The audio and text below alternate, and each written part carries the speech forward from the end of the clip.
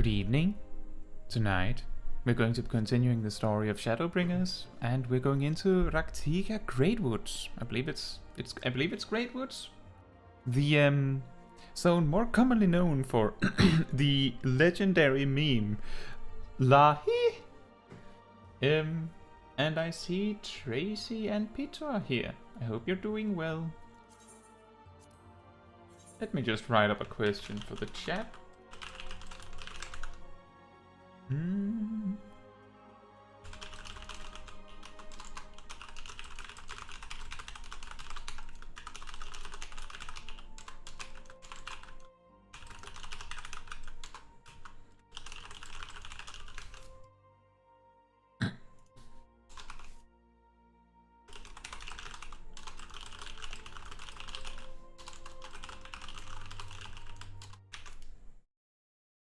That's a good one.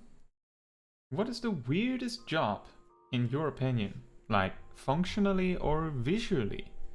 Either one works, could also be based on how they used to be. It's like if they have some really janky mechanic from Stormblood or Heavensward, that also counts. But in fairness, if you're going to say it was really weird in Heavensward, there's also a reasonable expectation that it was really weird compared to the other jobs in Heavensward. But still, I think it would just be interesting to hear. If you don't have an opinion on what is the weirdest, maybe you just have seen a weird mechanic on a job and thought, that's interesting. That also works. Do we have gear that you can upgrade to, Miss CC, who we don't get to see because Feul is here? Level 37. Nope. So, how long do you guys think our inventory will last before I have to clear it?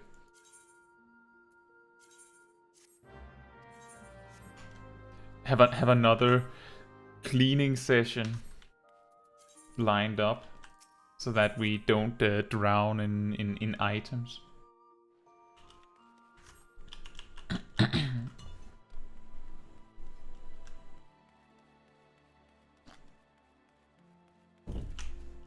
Here's a random weird thing about a job to get the...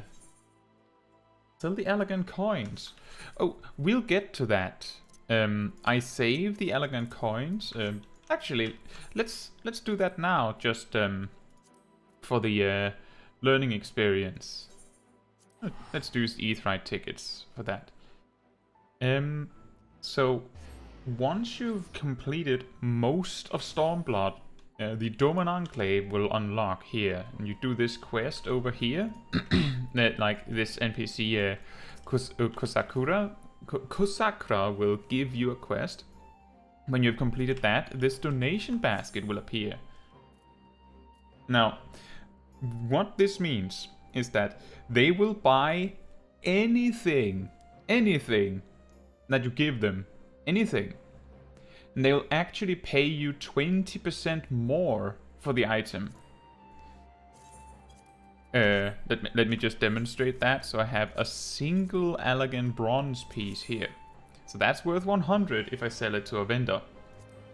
If I give it here, they're going to pay 120 for it. If you give them more things, they will actually upgrade this rate, and it caps out at 200%. So they will pay double for any item that you would sell to a vendor. The only caveat is that they have a weekly budget of 20,000, so they'll buy anything from you. And they will pay double for it eventually, but they only have 20,000 every week. So if you return here with your junk that you were going to sell to a vendor anyway, then these NPCs will actually pay you more. It's like a pretty small detail. It's not like huge amounts of money. I don't remember if I even mention it in my guide on easy money tricks. I don't think I do.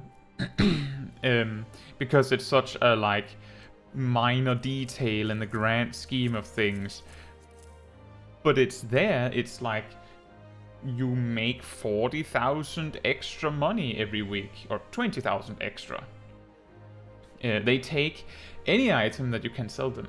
Literally any item that you can sell to a vendor, they will take for the vendor price.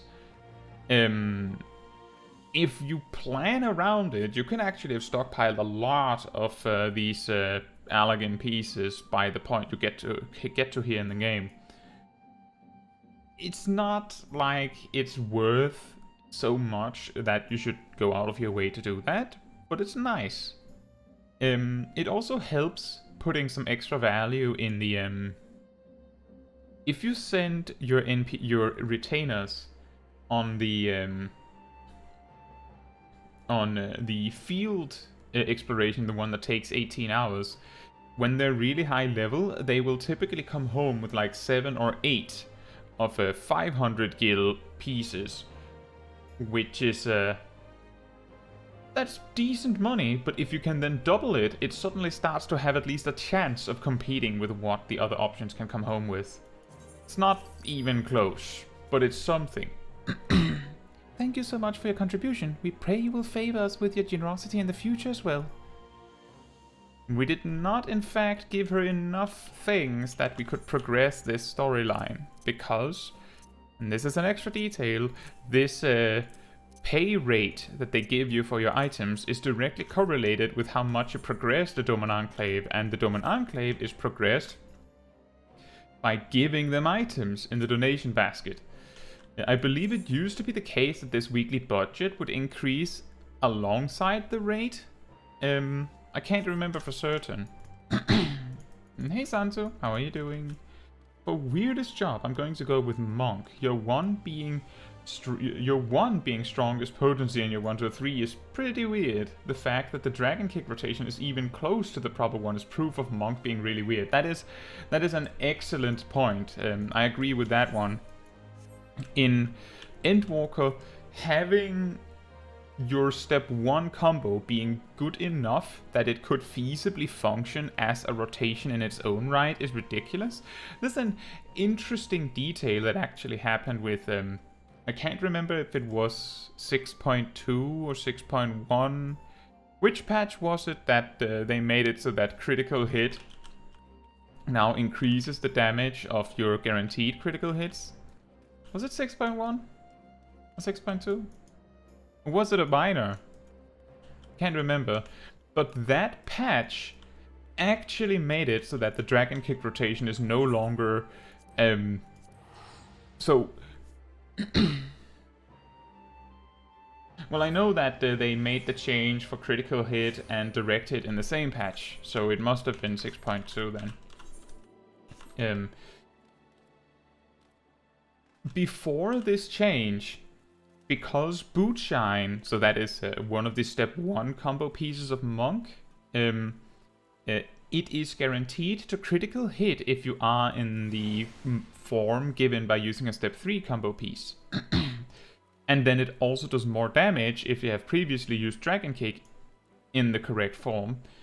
Bootshine being a critical hit guaranteed just means that it doesn't get affected by critical hit chance, or it used to be that way. But Dragon Kick does more damage than Bootshine, like it just casually does.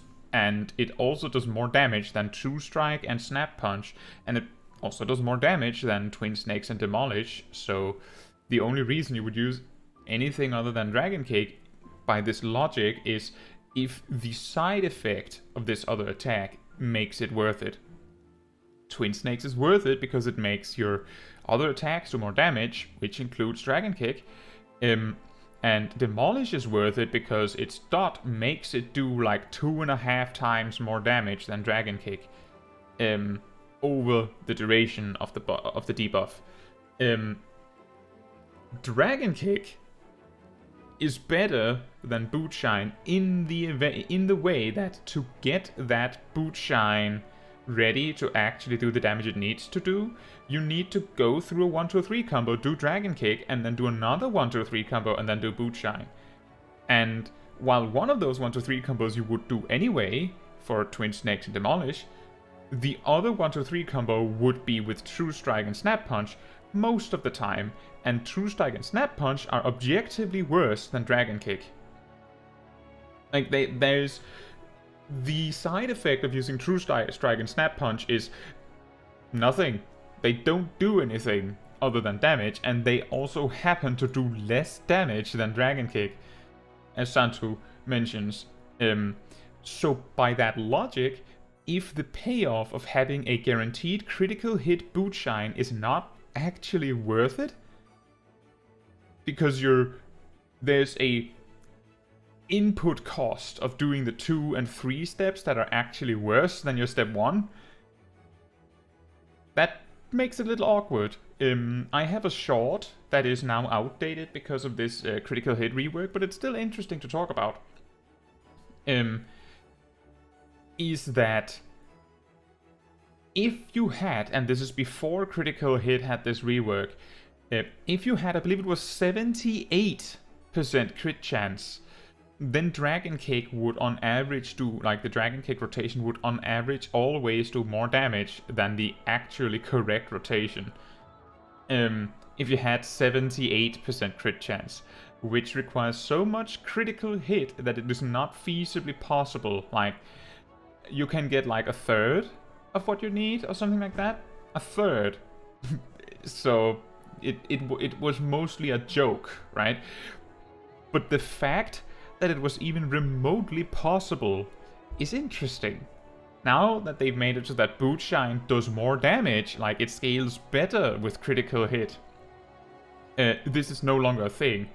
Dragon Kick will do like, the Dragon Kick rotation will do like 97% of the damage that the correct rotation will do if you're naked. If you're naked. If you're wearing gear with critical hit rating on it, like the critical hit stat, at all, then the normal rotation will do better. Like, it will increase in potential over the Dragon Kick rotation as far as I'm aware. So, the Dragon Kick rotation was funny, it wasn't optimal, it was only like almost viable, but it's funny that there was a potential that it could be more viable. And Santo mentioning doing like uncomboed Dragon Kicks into 6-sided star, being a good finisher in some cases, is interesting. I find the Monk the most interesting job, probably to optimization wise, but too much stuff to track for me to do like Ultimate or Savage on it, ever. Yeah, that sounds about right. I did mention the Dragon Kick 6-sided star sequence in a video also on a weird optimization tricks. And that is still really real. That, I believe, actually has been functionally viable since they got 6-sided star in Shadowbringers. The only change is that Masterful Blitz has been added as a potential bigger payoff sometimes. You have business with the Crystal Exarch, just say the word and I would be happy to escort you to the Ocular. Can I walk myself? No? Okay.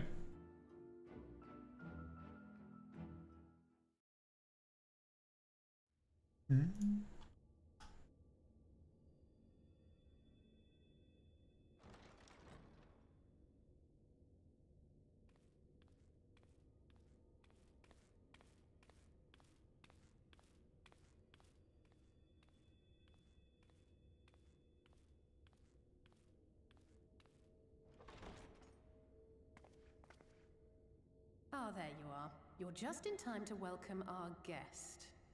We have a guest?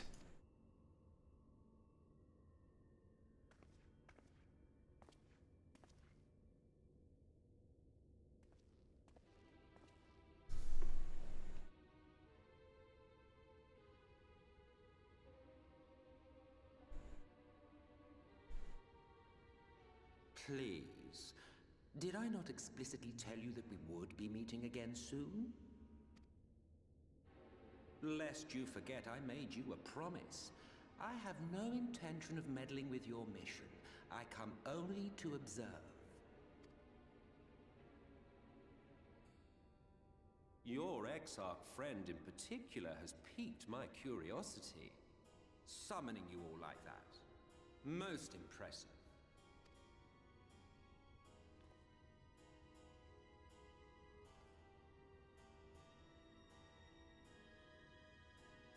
honestly expect us to believe you've come only to observe? Or that you might deign to lift a finger to aid our cause if called upon? Even if there were a sliver of truth in your words, I would never accept your help. Not in my darkest hour. Not after all the suffering your kind has wrought. So petty. I meant what I said, and I said what I meant. Wage your war against the Sin Eaters, put each and every Light Warden to the sword, prove yourselves heroes, brave and true, and I will be glad to embrace you as allies. Allies worthy of bearing the burden of truth. Surely such a partnership would be preferable to yet another round of fisticuffs.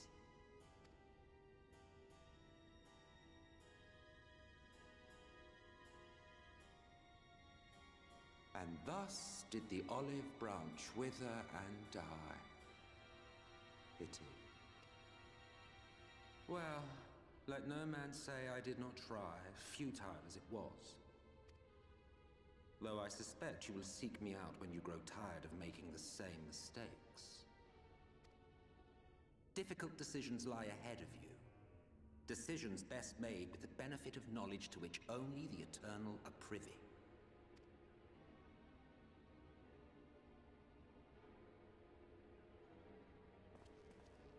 For now, I shall resume my shadowy vigil. Whatever you choose to do, make sure it's worth watching, would you?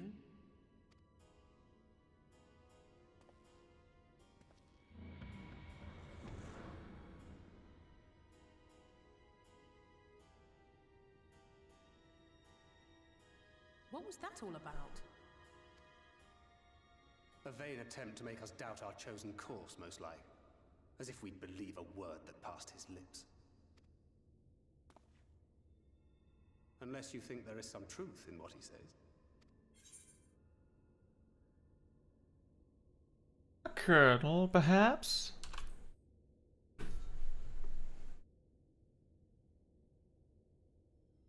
If he simply meant to lead us astray, he could have done so without revealing himself.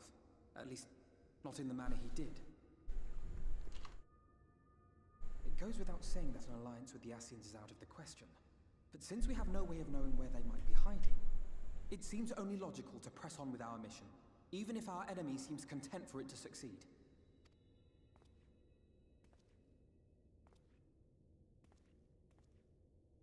Then let us discuss the Sin Eaters. I would begin by thanking you all for your efforts thus far. In striking down the Light Wardens of Lakeland and Ilmeg, you have accomplished more in your short time here than all of our forces managed in the last century. That may be, but the Wardens of Calusia, Amareng, and Rak'tika remain. Indeed, and their precise whereabouts are as yet unknown.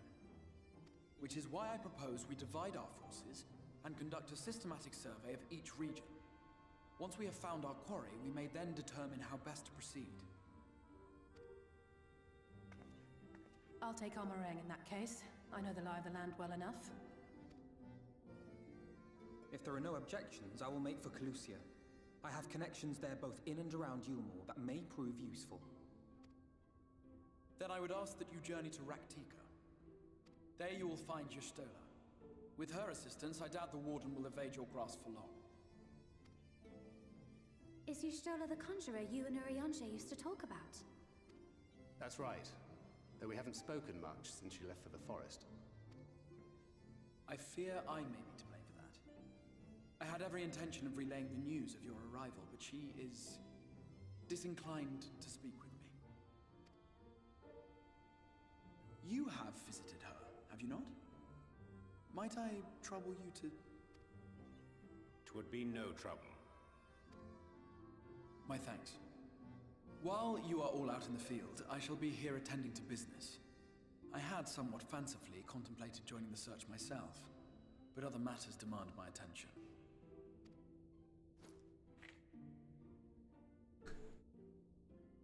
What's that? It's an invitation to Smash Brothers Ultimate.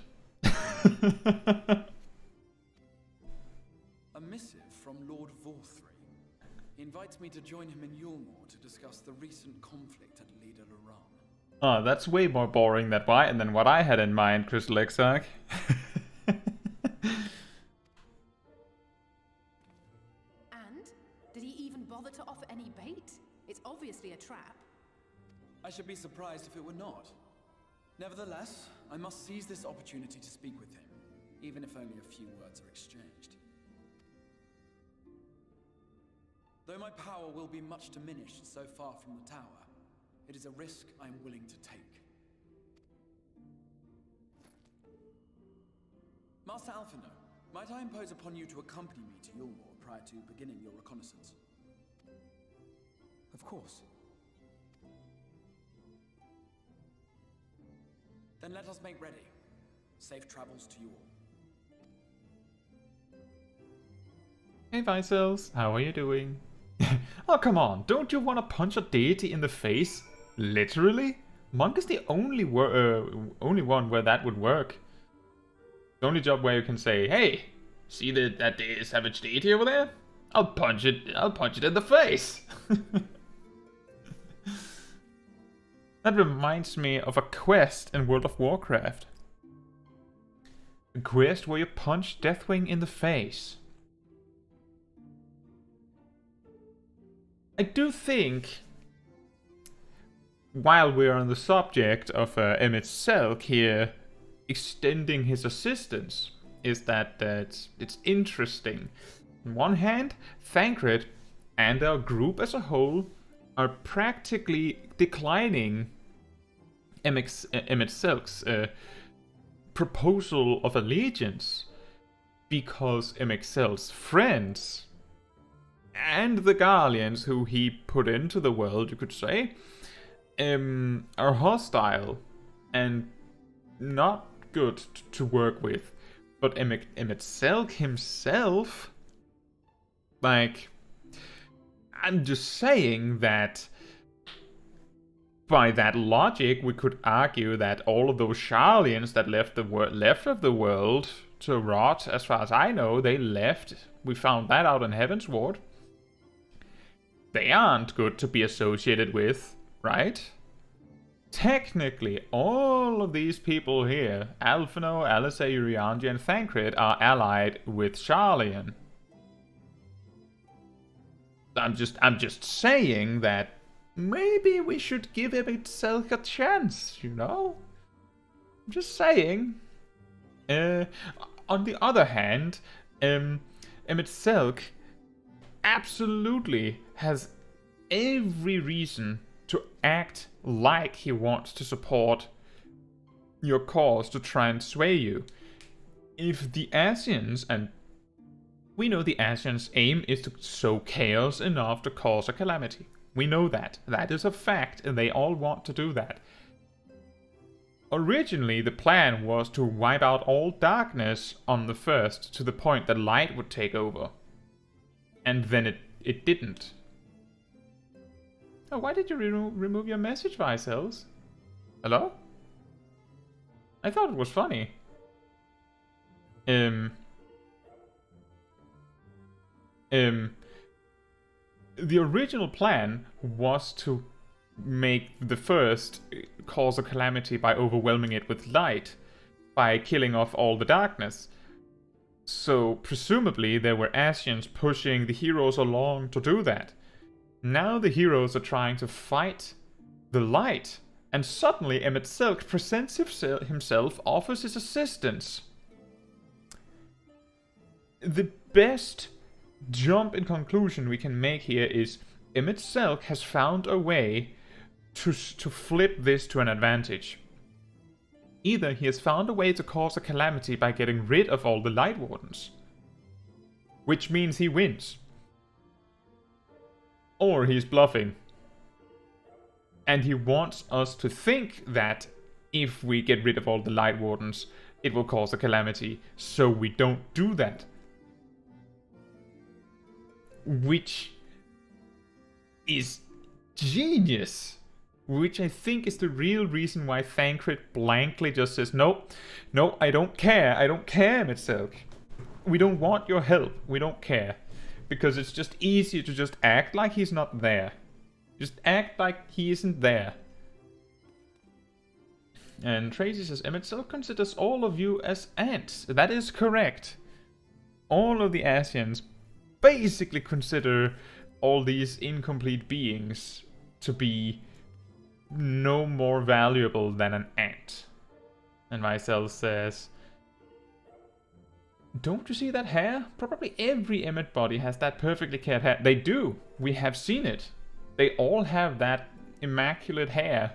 They're basically cloned into existence with the hair. Before you leave, I would make a request of you. There's a church, well, rather, the ruins of a church at Fort Job. Might I ask that you go there before seeking your stola? It was a place where people once gathered to worship the light. Alas, it has long since fallen into disuse. Yet within that hall there remains a tablet whose writings I believe may prove of use to your stola. At the very least, such a relic would make a suitable gift for your reunion. A most considerate proposal. Very well. Ere we depart to Rak'tika, we shall journey unto Fort Job that we might secure this relic. Ere we depart to Lahi.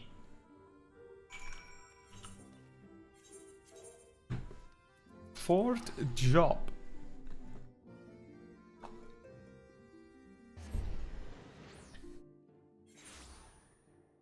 This is where you go if you need a job with 2 B's. Here amidst these ruins we will find the Church of the First Light, and within that hallowed hall the tablet we seek. Time is of the essence, my friend. Let us be quick. Is it of the do we have to hurry? When did that happen?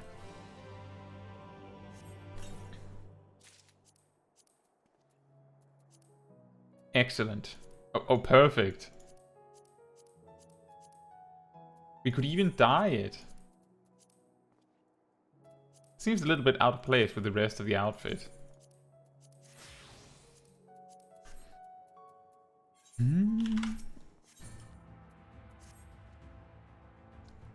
The height of Lakeland's prosperity, these sites served not as man's final bastion, but as testament to his ingenuity and architectural prowess.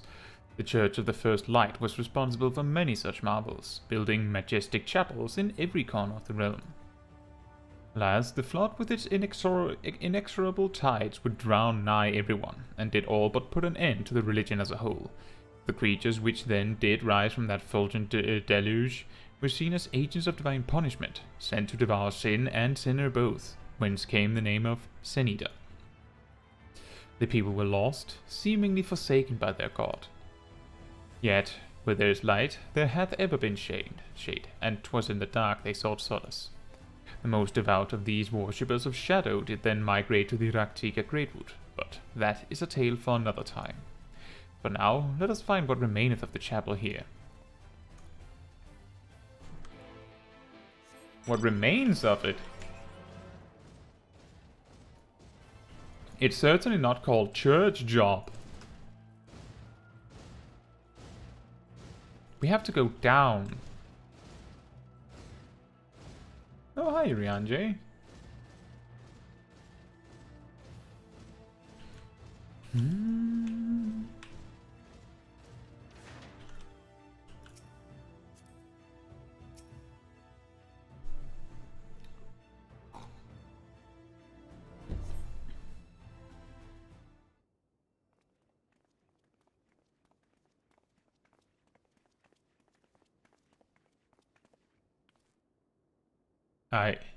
Aye, this is indeed the church we seek. It's surprisingly intact. What little is left of the churches I've seen until now has always borne the scars of decades of disuse. Helps when it's underground. Its subterranean construction hath done much to protect the whole from the ravages of time, yet the reason for its remarkable preservation may be deduced from its decoration. As faith in the light did wane, so rose reverence for the dark. And its followers did want for places of worship. To be plain, the standards which do adorn these walls belong not to those who built them, but to worshippers of the dark, the Knights Blessed, who subsequently migrated to Rak'tika, yes? Indeed, 'twas beneath the shaded boughs of the Rak'tika Greatwood that they finally found sanctuary. Often, many times, did Yulmor make spurious overtures of friendship unto them, but they are no fools. The Exarch knoweth full well that Y'shtola, in her seclusion, doth labour to learn all she may of the blessed and their past. 'Tis why he sent us here, I now see.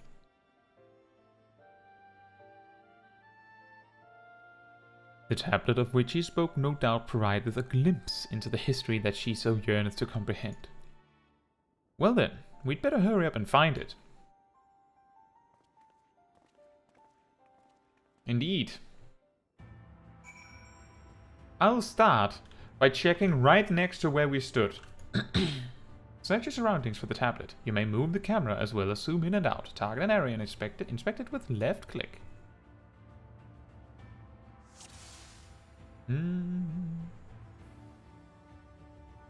Hi Peter, how are you doing? Oh, we can inspect Thancred! Can anyone tell me what this infernal tablet even looks like? It's probably not an infernal tablet.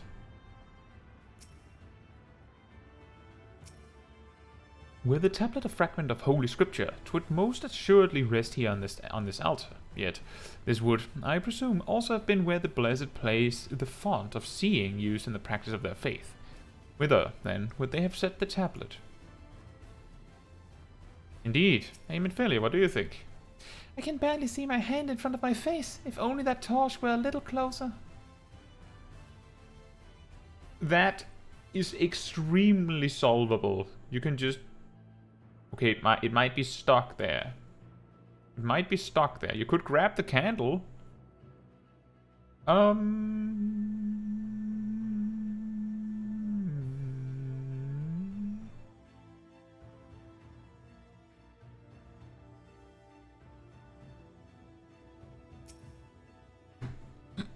That stood out a lot more than I thought it would. You have located the time-worn tablet. I found out what an infernal tablet looks like, Thancred.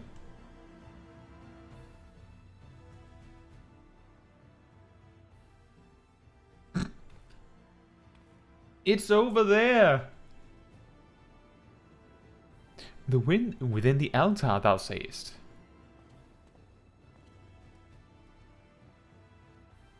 Enjoy myself.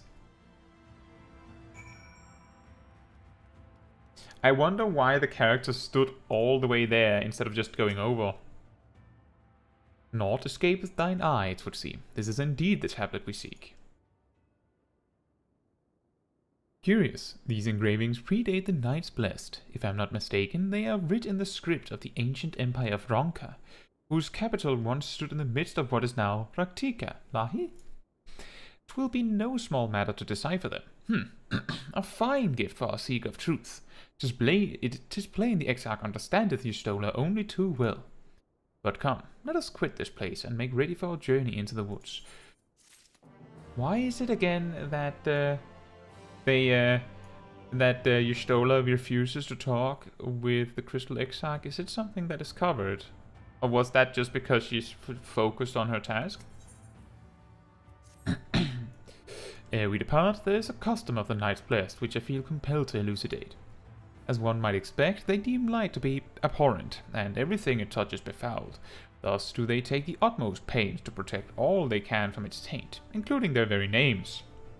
To speak plain, it is the belief of the Blessed that one's own name must ne'er be uttered in the light of the everlasting day. Yet, this commandment precludeth not the use of another's. Thus do parents protect their children, and, in rare cases, masters their disciples.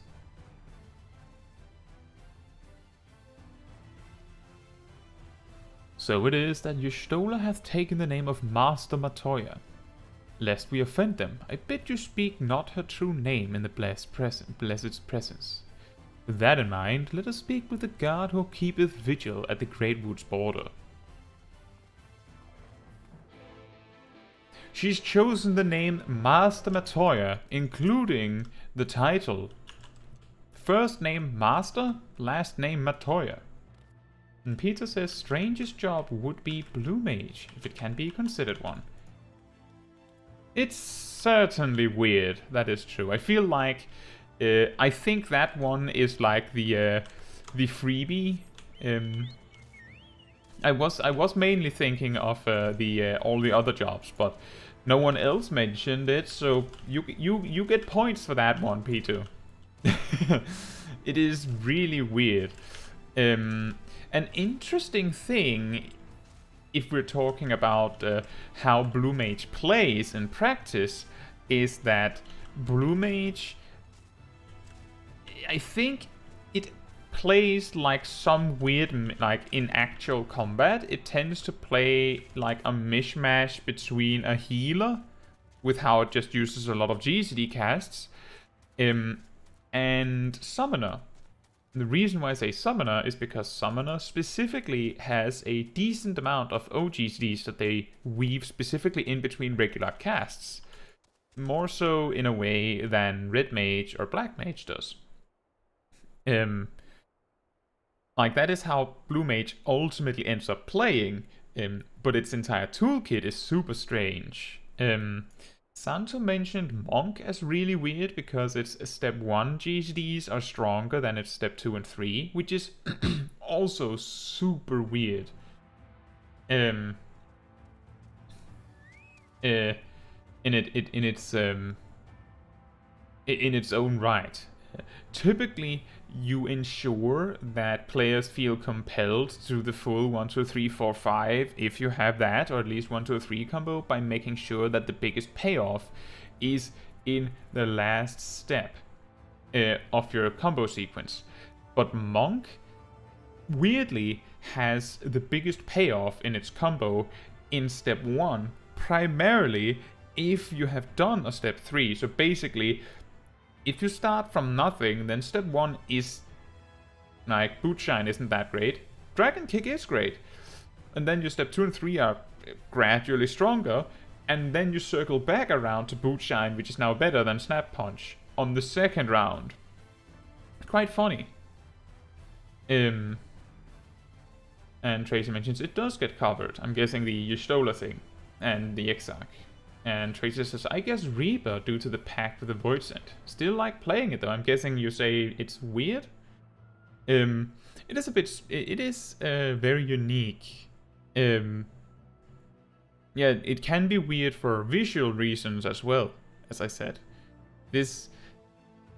An interesting thing with Reaper is actually in how it is represented.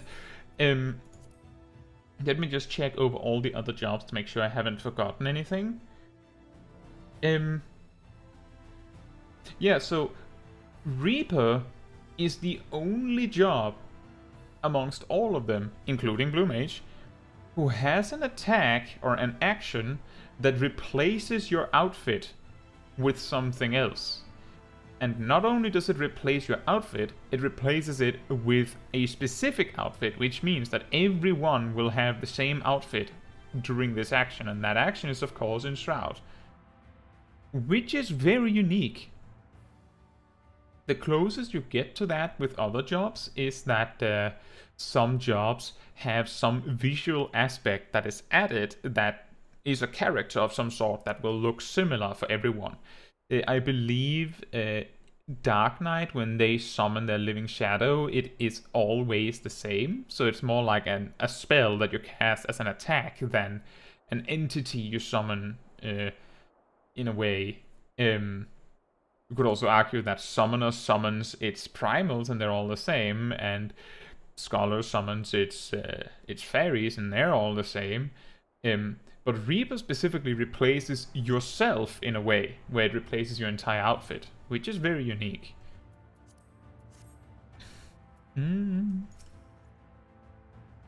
Well met, traveler. What business brings you here? Is of course, right this way.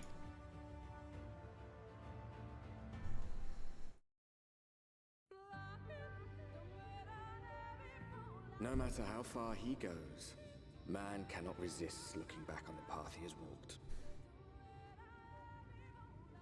The untold stories and secrets of the past can be more alluring than the promise of tomorrow.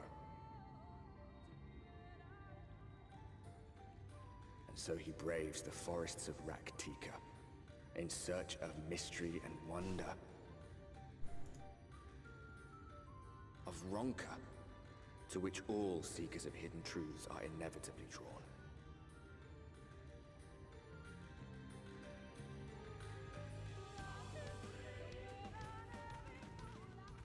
We have arrived. Vast though these woods may be, they are, by and large, uninhabitable. Not so the swamps of Sidia, however, whose sparse foliage permitted man a foothold.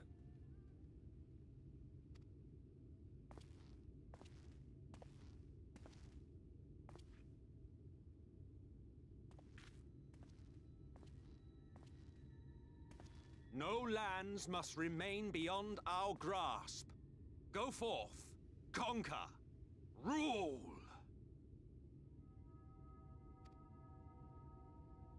Forgive me. A sudden pang of nostalgia for those halcyon days.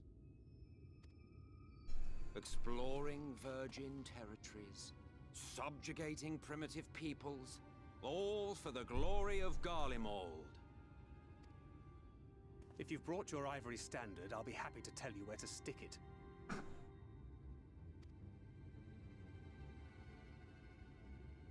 Can we not simply take a moment to enjoy the view together? Or would you rather I spied on you from the shadows?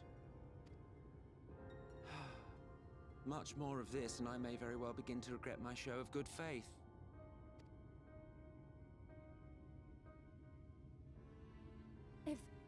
If you really want to stay, then help us fight.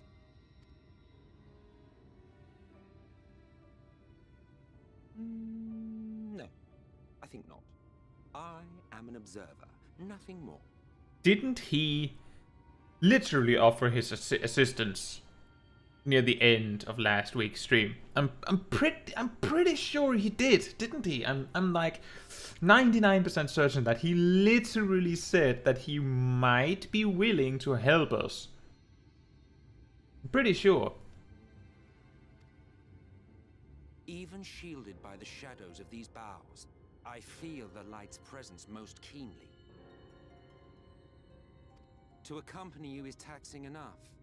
To fight is out of the question. I will suffer your company if I must, but not your commentary.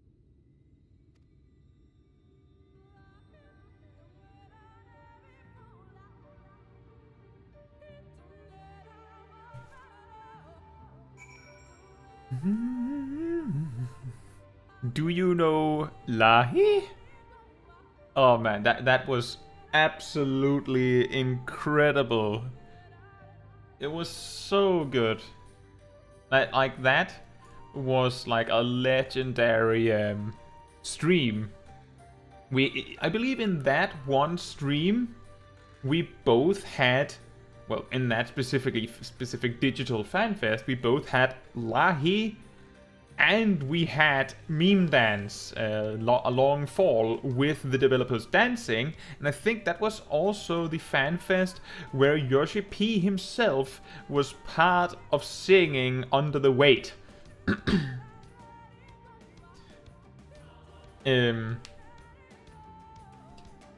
So I'm just saying, despite it being a digital fan fest and it might have felt a little awkward with, you know, an invisible audience, that is like something to remember for years for the player base. If you came into the game after Shadow, like in Endwalker, you might not know about this, but during the period where the world stood still, because of things in the world, as you know, they still held a fan fest.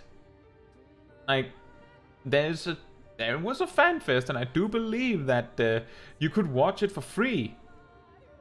And they did all that. It was very, very nice. And Tracy says he did say that, might being the operative word. He might help you. So will you help us? No. that is a good way of putting it, Tracy. Might being the operative word. I might help you. Will you help us? No. Nah. Don't feel like it. You ruined my motivation by being so mean. Which is fair. That is fair. Emmett just gets punched around by us being mean to him, and then suddenly we change our minds and go, now you have to help us, and then he doesn't feel motivated anymore. I understand that, I get that.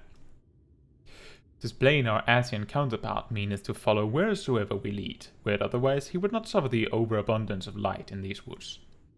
Verily, it pervadeth every corner, and so long as the Light Warden remaineth, the Sin-Eaters shall be free to prey upon these lands without surcease. If naught is done, 'tis but a matter of time before the blessed succumb. 2 years past, a swarm of Sin-Eaters did lay waste unto their largest settlement, killing a great many of their priests in so doing. Though some few did survive, they knew not how to go on. Wayward souls in want of a guiding hand, for mercy, Stola hath provided that which they sorely needed. They hath since endeavoured to restore their home, and thither shall we bend our steps to Fort Gone. That is an incredibly bad name for a place to hang out in, Urianger. Fort Gone? Really? Really? Okay then. Oh yeah, he did say that, right, Tracy? I might help you. Then again, I might not. I do believe he did say that now that you mention it.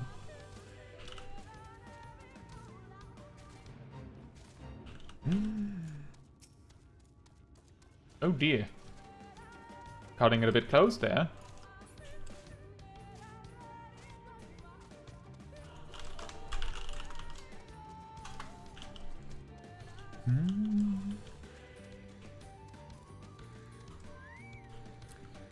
Emmett, how are you doing?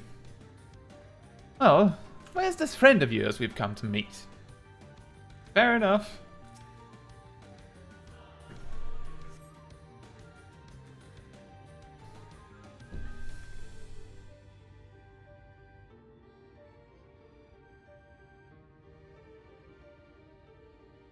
Go on, it is. I see little sign of recent activity, nor hath any meaningful progress been made with the reconstruction. Mayhap Y'shtola sought shelter elsewhere. Come, let us quit this place.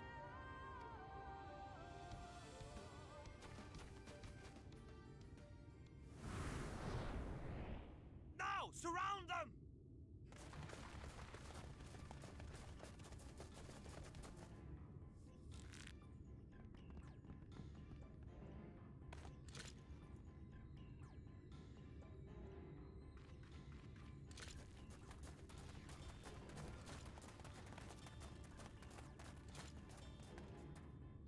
These Sin-Eaters, they're not like the others. There's a reason for that. Lower your weapons, please. We mean you no harm. How is it they can speak? It's a Sin-Eater trick. They mean to kill us all.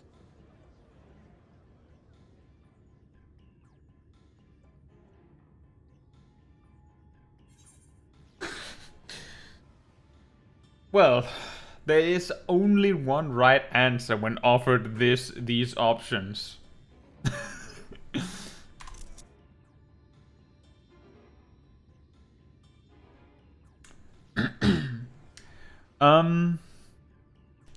Kupo?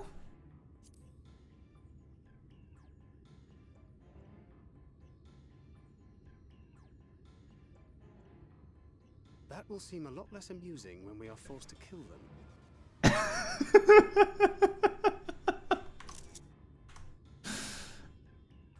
Smol Caetsu Chaiji confirmed. She's more like a candy eater, if anything. But if that is a sin...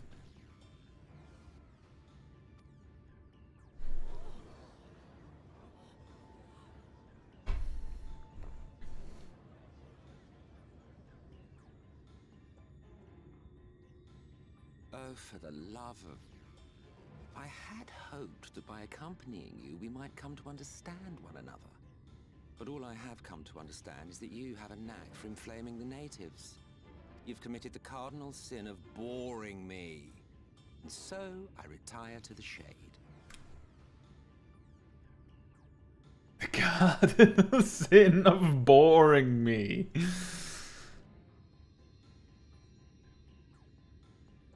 Good luck.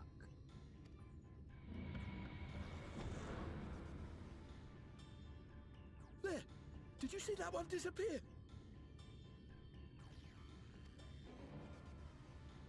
I think I preferred La Habrea.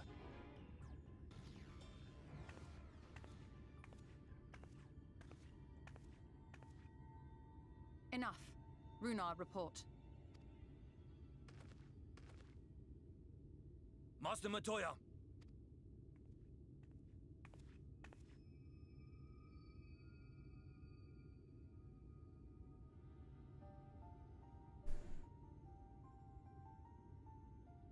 We apprehended them as you ordered, but are you certain these are Sin Eaters? The intense light of the ether I saw was unmistakable. If not Sin Eaters, then what?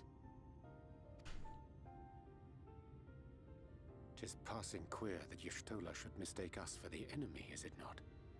Mayhap it hath been too long since last she beheld the radiance of thine ether. Master Matoya, hath time truly made strangers of us? Nay, I recognize you, Urianger, Thancred. And this is Minfilia of the First, of whom you spoke before. Just so. And knowing as thou must that we come in peace, might I prevail upon thee to have thy comrades lower their arms?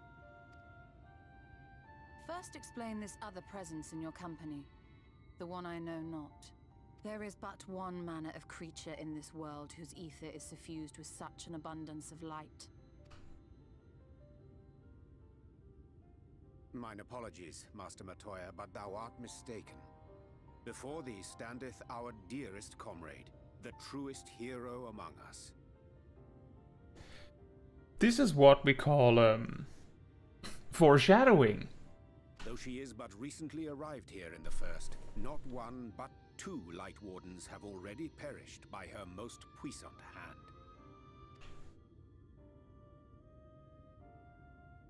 It cannot be.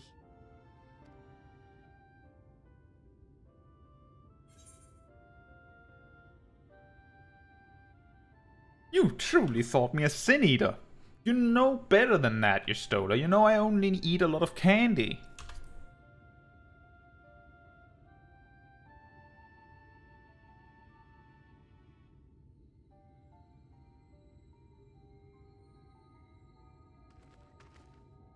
Master Matoya? Lower your weapons.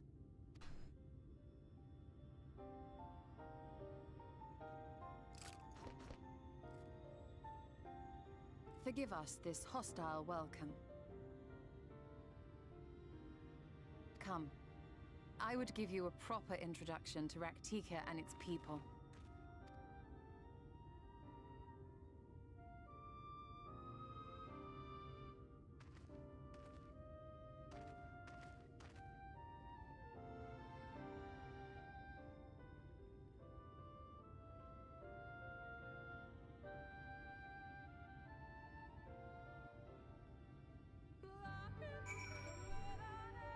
Peter says, let's trade them their land, some mirrors and cloths. And more importantly, is catcalling disrespectful when it's towards Y'shtola? I think it might almost be more offensive. Although I don't think she would care. And Peter says, maybe the light is too concentrated on such a little body. That is true, she does exactly this regardless of what race you choose to play. But I get the idea is that maybe it would be more concentrated on a Lalafell. I wonder if the concentration of ether is stronger in Lalafells, or they just have like less ether than other races because they're smaller? I don't know. It would explain some things, because I do believe that Lalafels, or their equivalent at least in Final Fantasy XI, were one of the best choices, if not flat out the best choice for a mage class, if that was what you intended to play. And in Final Fantasy XIV, I'm pretty sure if you're like looking at just raw base stats, I do believe that Lalafels have the highest intelligence and mind stats of all the races. At least one of them do, because there's, you know, there's two different ones. But let me be clear, while there is an aspect of gear optimization where occasionally,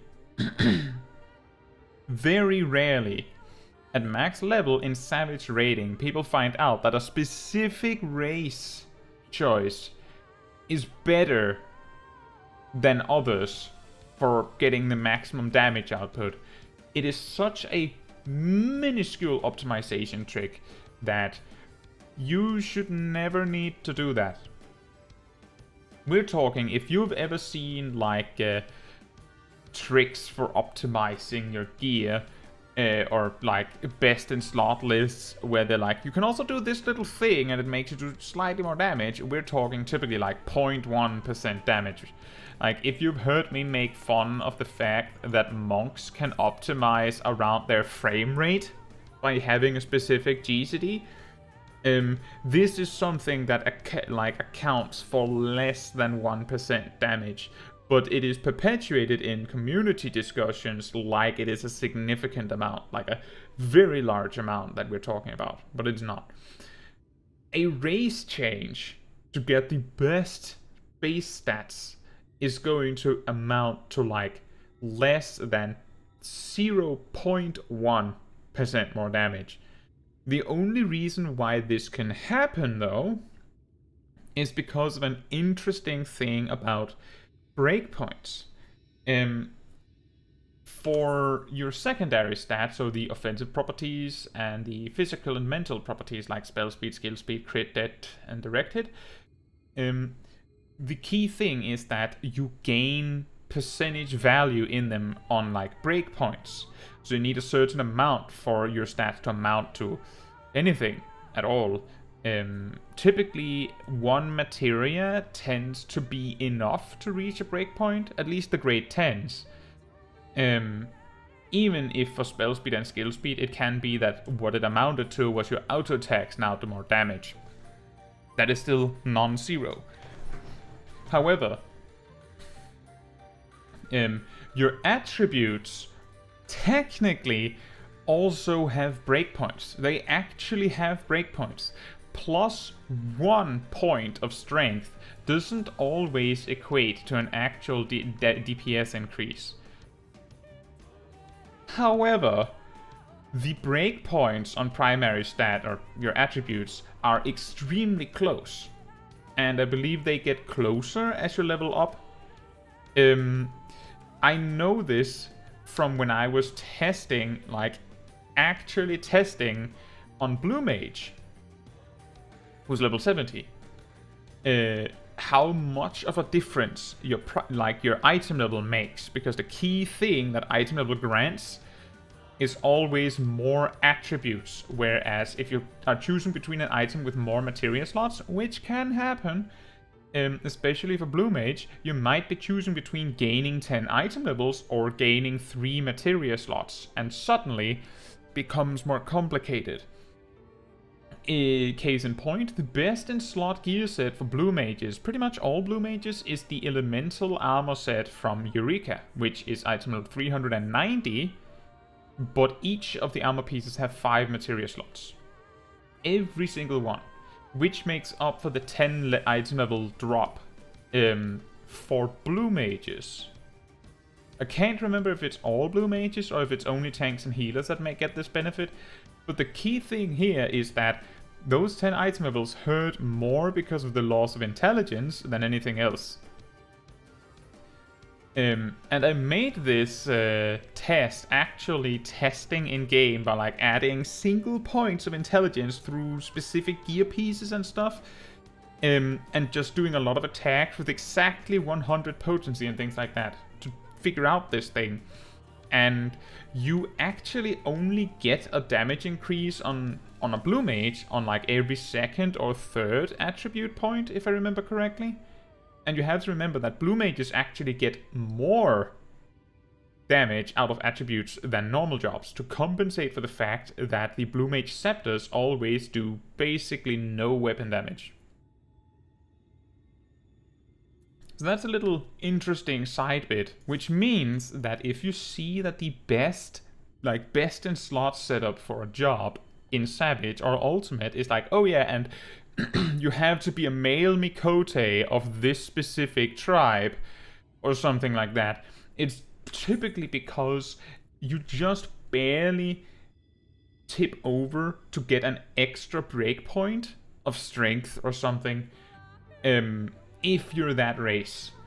But that breakpoint is going to equate to you doing 1 more damage. Not 1%, not 1 potency. 1 point more damage than you would have without it. Sometimes. So like 99.999% of your attempts it will make no difference. But that single one out of thousands of attempts, you're going to do 1 more damage than the person that isn't playing the perfect race. No one cares. But it is important to denote this, because some players, especially players that come from other MMOs, would be worried about this.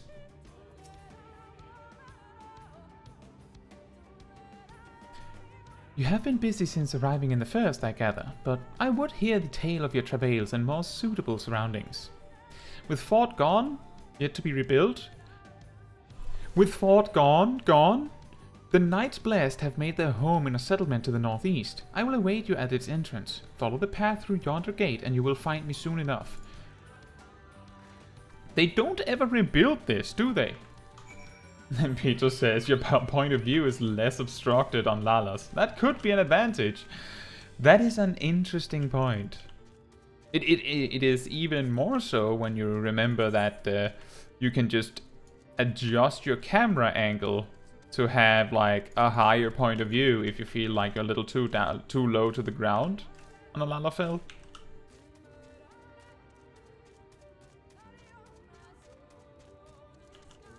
The key thing I would recommend if you start playing around with the camera tilt here is that it is very important that you can see your character's feet and what they're standing on. There you are. I was beginning to worry. Much like the Turleswood, this forest has a way of dealing with those who stray too far from the beaten path. But I digress. Let me show you the home of the Knights Blessed. And Tracy says, I will never play a Lala. Is there a reason why not? Is it just you prefer other races? Or is it because they're too small? You lose them on your screen?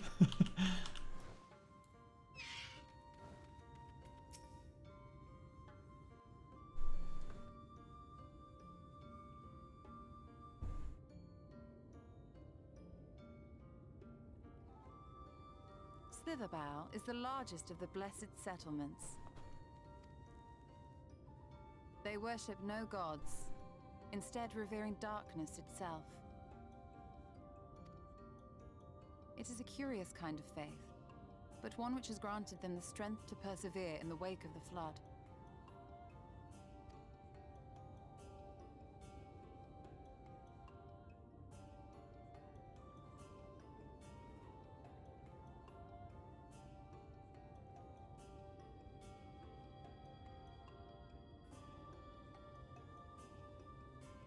I hope you weren't expecting a grand feast by way of welcome.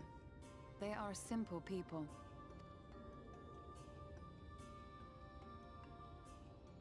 Now, I would hear of your travels away from prying ears. Come.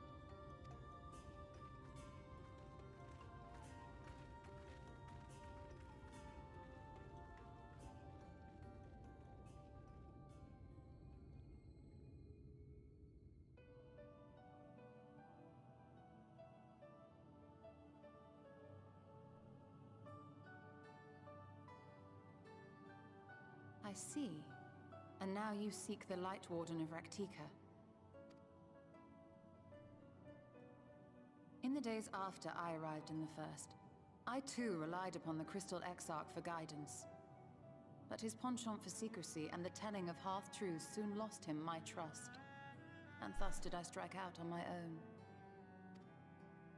My work eventually led me here to the forest, which I have come to know like the back of my hand. I cannot say with certainty where your quarry is hiding, but I am confident I can narrow the search. Well, go on then. Some few thousand years ago, this forest stood at the heart of the Empire of Ronka.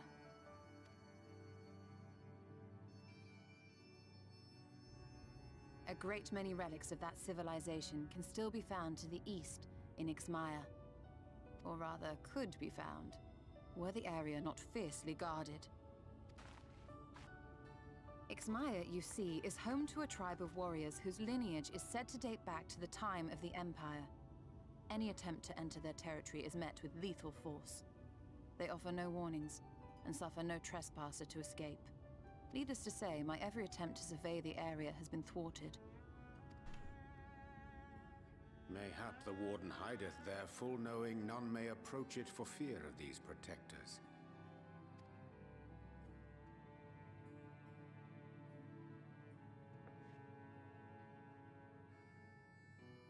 As for the tablet,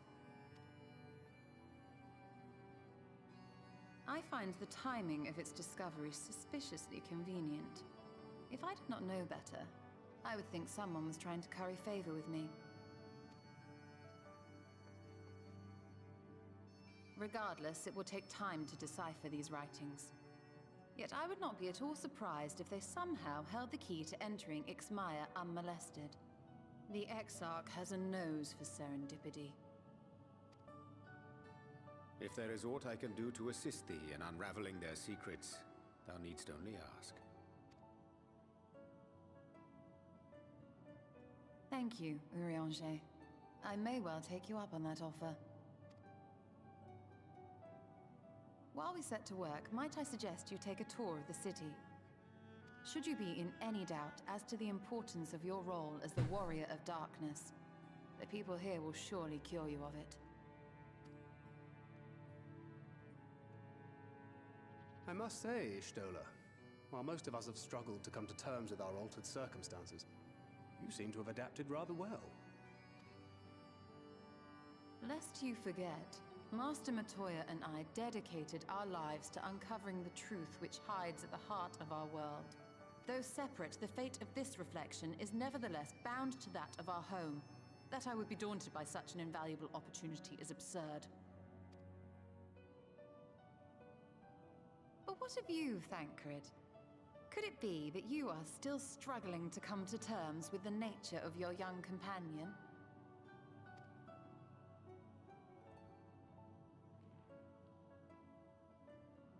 My struggles are none of your concern. Quite why you would speak thus and in this company, I do not know. Perhaps you left more of yourself back in the source than I assumed. If you'll excuse me. Yeah, you Stola, remember to, like, keep the burns for the enemy, right?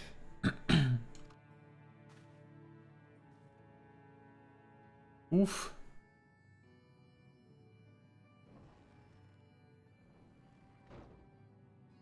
He understands that I'm not the same. That I'm not her. Understands, perhaps, but does not accept. The question being whether he ever will.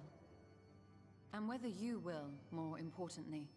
As difficult as your circumstances may be, they are yours, not his. 'Tis you and you alone who bears ultimate responsibility for your life.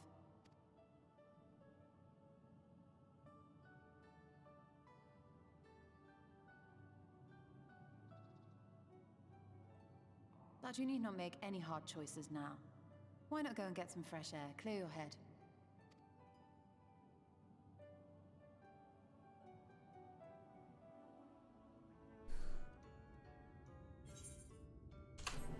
Paints.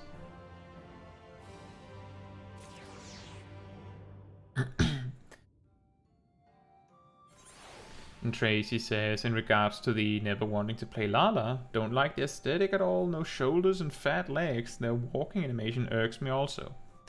That's fair.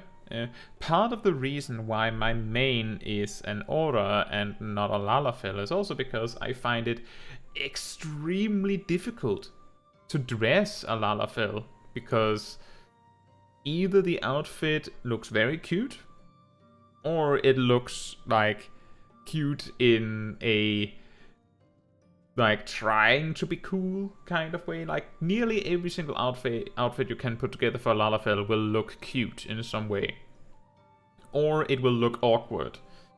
There's a lot of things that I feel like looks weird on a Lalafell, so I totally understand that makes it very difficult. But I do think that Lalafells are extremely cute. I give most Lalafells that I pass on my main a good pat on the head.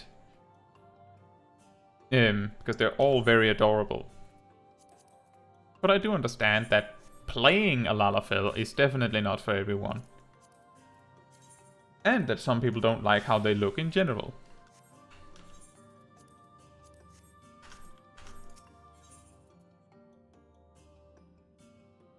I do think that Y'shtola really needs to choose her spots. Her bringing that up with Minfilia right there, it's like they should have taken that one in private. But I guess she took offense to Thancred pointing out that she was doing quite well for some reason. I'm not indifferent to Thancred's troubles. Nevertheless, I will not apologize for holding him to a higher standard after all these years. He has ever been a man of considerable resolve, and that is what I will continue to expect. Though it hardens me to know that some of us remain ourselves in spite of our present circumstances. I can but imagine how Alice and Alphino have changed since arriving here in the first. They've changed outfits. Change is part of life. We can but hope it's changed for the better. I actually think after that burn, Y'shtola, you deserve this one. Perhaps you should be concerned with how you have changed. Yeah? I realize I'm not as I was on the source, but I cannot say I regret the decisions that allowed me to come this far. Returning to the matter at hand, I really must begin work on deciphering this tablet. In the meantime, perhaps you should take a look about Slitherbow. If there's anything you need, pray speak with Runar at the plaza. Gee, thanks! I'll remember that. Next time you mistake me for a Sin Eater.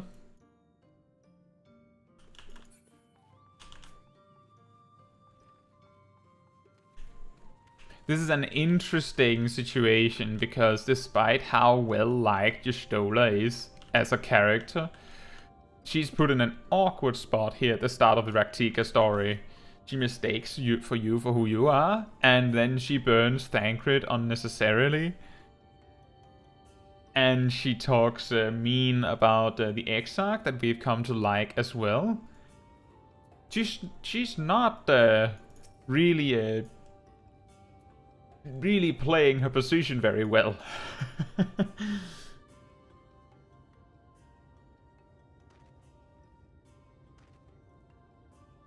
Welcome, friend. Welcome. My apologies for less than hospitable greeting earlier. Oh, it's okay. Y'shtola led you on that one. Yeah, I haven't forgotten. Tell me, what is your name? From where do you hail?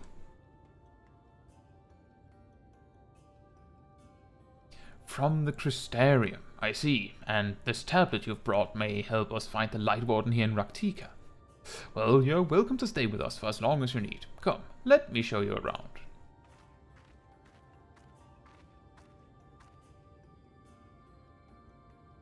Would it be alright if I joined you? Of course, of course. Anything for the guests of our dear Master Matoya. Thank you. She means a great deal to the Knights Blessed, doesn't she? If not for her, we may have all perished in the Great Fire. With our priest slain and our home in ruins, we were at the mercy of the Sin Eaters. It was she who drove them back, and with her sage guidance, we were able to rebuild. Before long, she became a central figure in our community, a great oak within whose shadow many have come to find solace. That is not to say that there were not those hesitant to grant an outsider such authority, myself included. Perhaps it is the smile in her eyes when she speaks of the sunless sea. I feel whole again, now that she's with us, and I have no doubt the others feel the same. She's as much a part of the Night's Blessed as any of us, and we are grateful for all she does in service to the Dark. But you did not hear this from me, yes? Now, you should know there are certain customs we ask guests to adhere to, so long as they reside within Slitherbow. To show reverence to the Dark? In a word, yes, but fear not, it is not too involved. Let us begin with something simple. Follow me.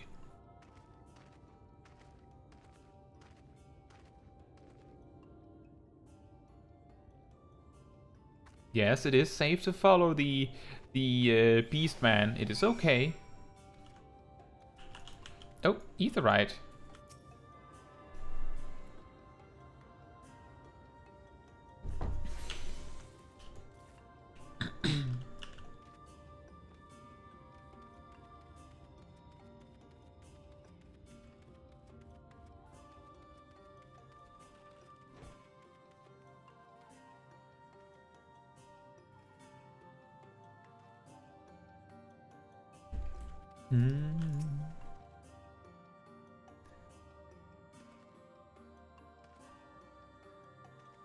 Should you see any of our people come to this chamber, they have likely returned from a journey beyond the borders of Rak'tika. We use the water stored here to cleanse ourselves of the light's impurity. Okay, a simple and perhaps peculiar custom, but it is one of our most important. Would you two kneel for just a moment that I might rid you of the light's impurity?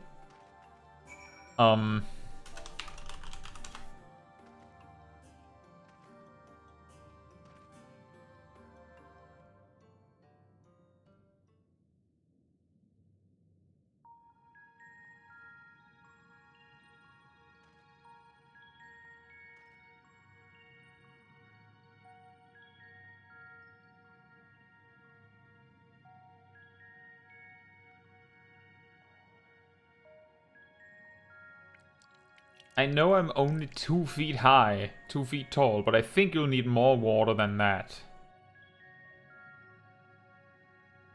As Runa lightly sprays you with water, your skin begins to tingle.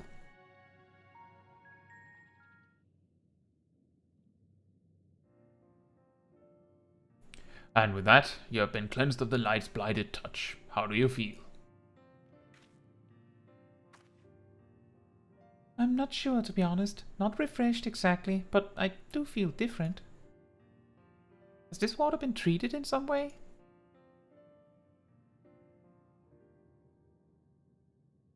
Only blessed by our priests. They are practiced in the arcane arts. As such, it is said their prayers imbue the water with a faint, dark energy. They summon carbuncles in it. A prickling sensation? No one has ever spoken of such a reaction before. I wouldn't say it was an unpleasant sensation, but I too felt something strange.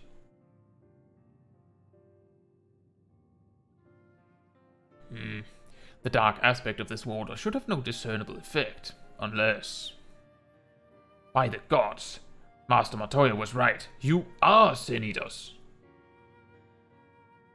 I jest. What you felt was likely no more than the chill of the water. Perhaps now would be a good time for you to acquaint yourselves with the people of Slitherbow. For that, I must teach you a customary greeting. Alin Tuta, in the language of Ronka. It is one of several ways one might say, good evening. The world is not as safe as it once was, and this greeting lets us quickly discern friend from foe. Is there a handshake or gesture we should know too? I would hate to offend anyone. Yes, what you do is you do a fist bump, and then you like do a backhanded high five, and then you do the low five, and then you do the full Mandeville dance. Like from start to finish. And then you say Alin Tuta.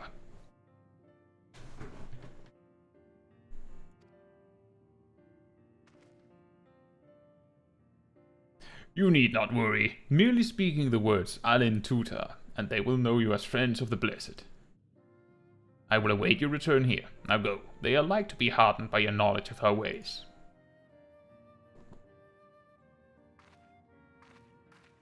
With the chat mode in say, enter Alin Tuta to greet the villagers of Slitherbow.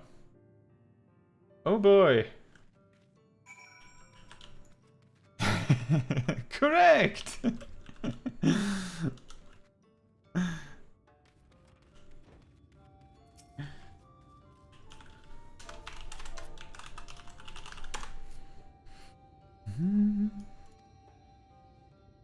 The elderly woman smiles warmly.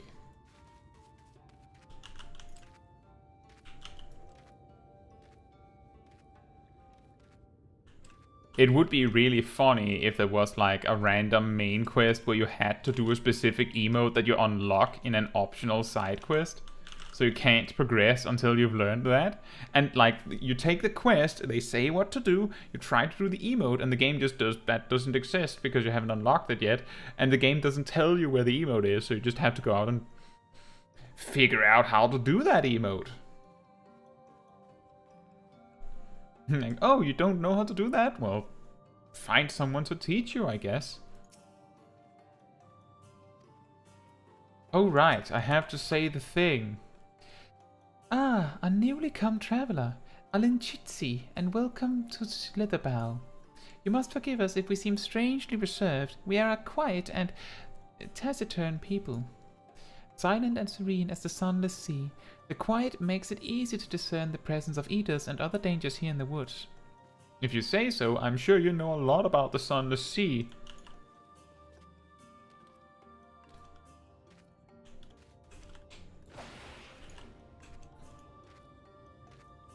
Calling it the sunless sea and everything.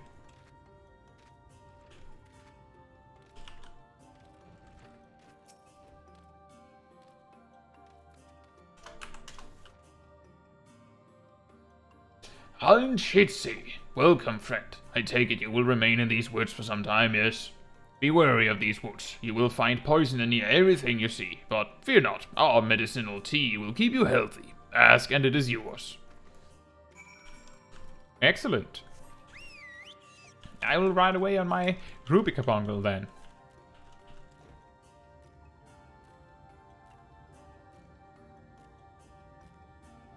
Ingvar.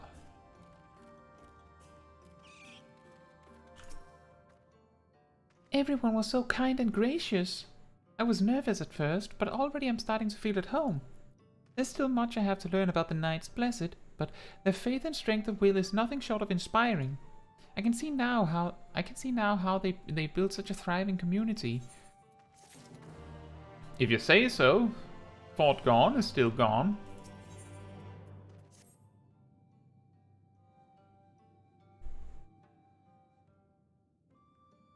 Ah, you're returned. Very good. No doubt they were glad of your company. It has been too long since we have had visitors. Remember, if you have any questions, or there is anything you need, do not hesitate to ask.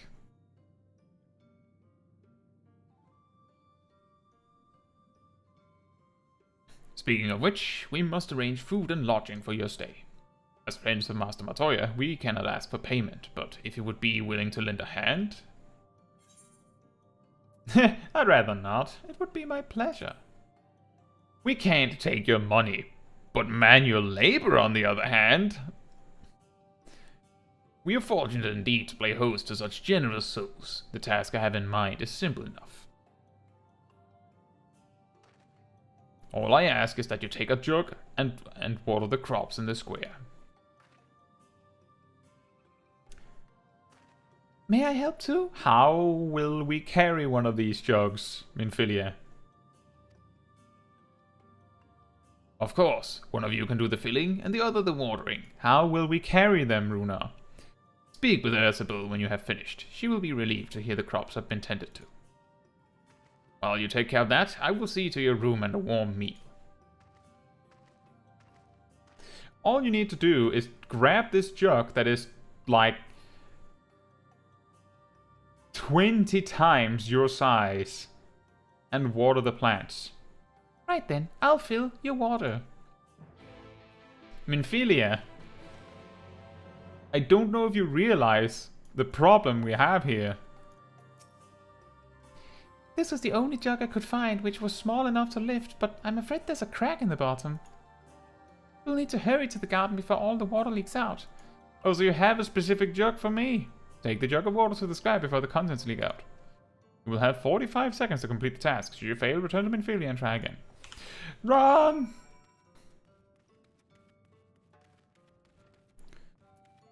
Da-da-da-da.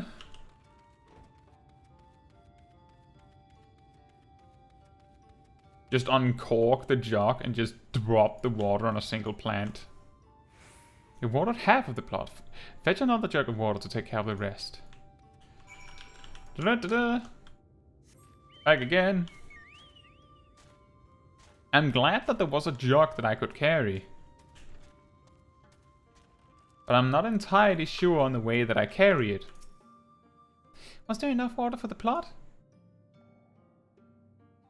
Only half? I see. Well, let me refill the jug for you. Take another jug of water to the square before the contents leak out. You'll have 30 seconds to complete the task. Should you fail, return to Minfilia and try again.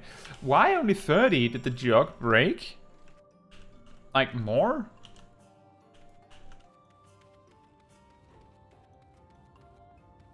I'm really not sure on this way to hold the jug, by the way.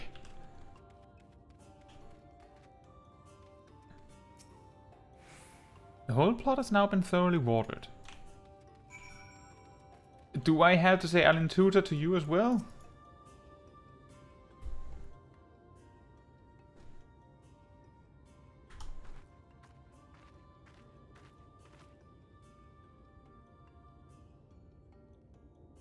Well met, travelers. I observed you earlier speaking with the others. Have you need of something? We water your plants. You watered the crops? Ah, my apologies for not noticing sooner. I've been rather distracted of late. I looked directly at the crops and didn't see you. Watering the crops was always Todia's duty, but she's no longer with us. We have since taken to sharing the duty, though never with guests. You are most kind. Is there anything else we can do to help? We could plant something if you like. There's no need. The plot is small, it is true, but it provides us with enough to survive. We ask for no more.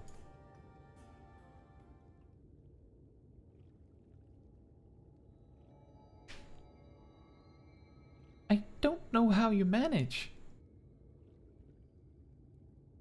Have the blessed not considered leaving? Life would surely be easier almost anywhere else. I can understand why you might say that, but the easiest path is not always the right one. Tell me, do you know our history? How our faith came to be? A bit. Yes, I believe so. The Knights Blessed was initially formed by those who lost their homes in the wake of the flood.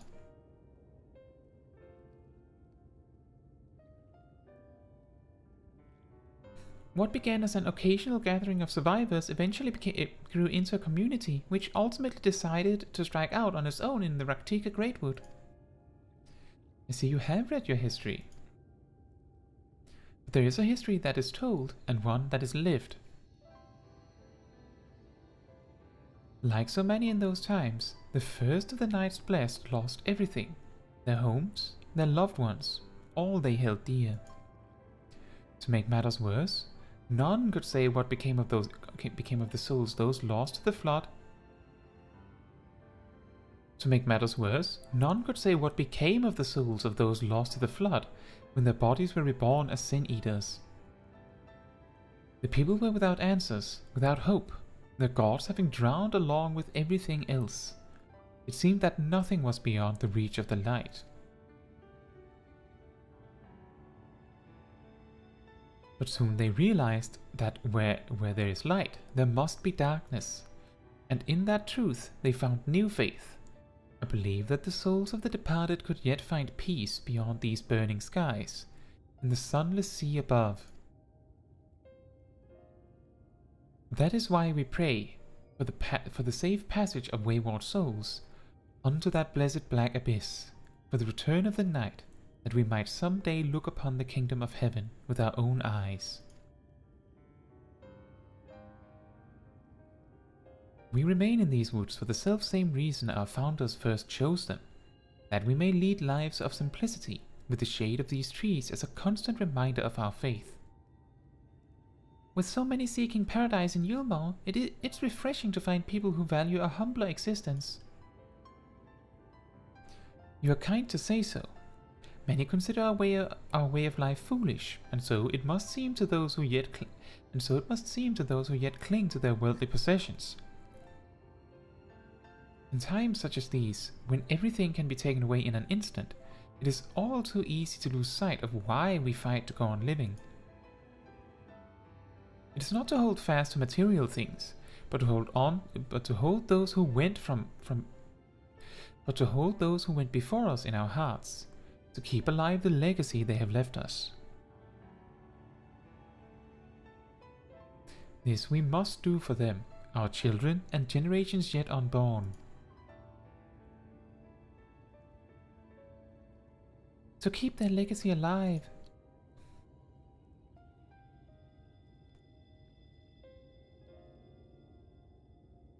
Poetic.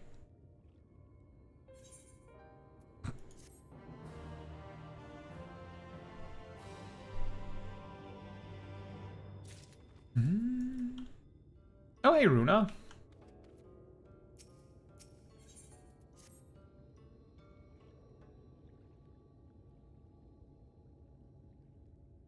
Done tending to the crops already?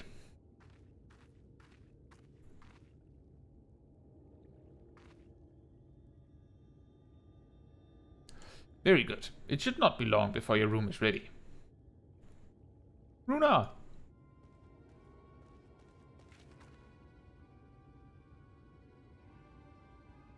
Well? In the woods! Sun Eaters! I fear they may have the touch. Do they have the power? Where?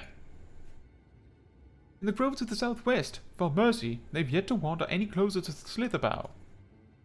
Then we have no need to engage. Inform the guard that no one is to set foot outside the village until they have moved on. But, sir, what of Todia's heartstone? It must be retrieved before the service. Of all the times that for Sin Eaters to appear. Are you just going to leave them alone? Under normal circumstances, we would not hesitate in striking the beasts down, but if they indeed have the touch, they might indeed have the power, and I will not risk them corrupting one of our own. What was that you said about a stone? A few days past, Todia, a child of the Knights Blessed, was slain by the Sin Eaters. We succeeded in retrieving her body, but in our haste we failed to notice her necklace was gone. Strung to it was a pendant of jade, her heartstone. All the Knights Blessed are given such a stone at birth. It is the most valuable possession one can own.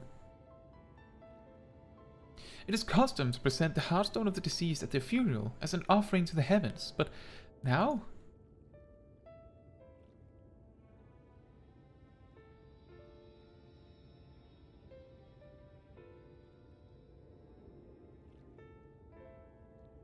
What if I could find it for you?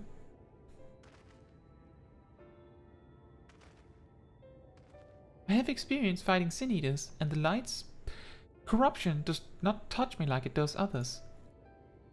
Master Matoya called you Minfilia, did she not? Are you truly the Minfilia, descended from the Oracle? Yes. Even so, I dare not ask you to risk your life for the Blessed. I understand how you feel, but I can't stand by knowing that your people are in need and I can help. Please, let me do this.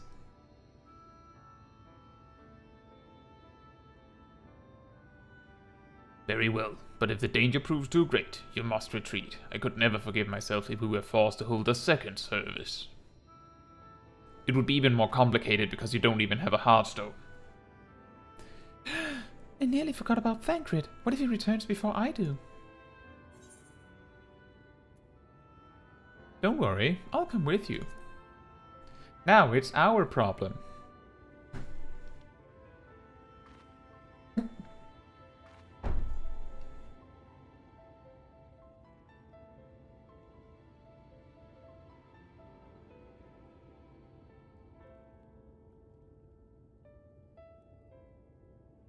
Thank you. With you at my side, I'm certain we can deal with them in no time at all. Go swiftly, and may the shadows keep you both.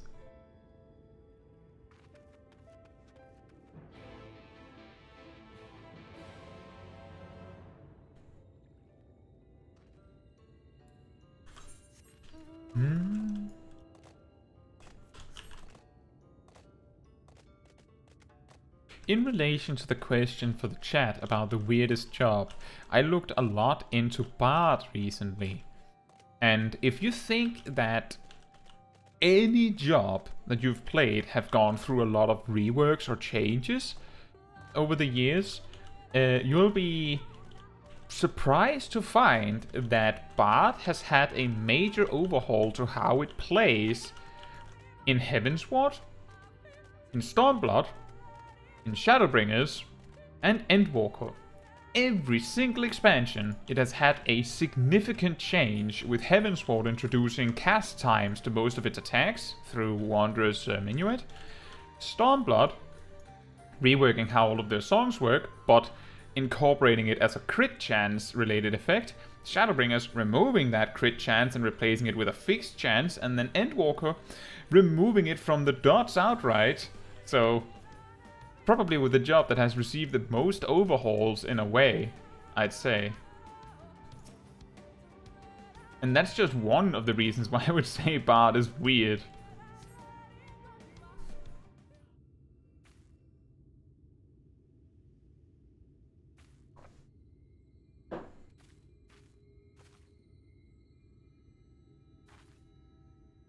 There, the Sin Eaters. That does look like one with a touch. And a horn, apparently.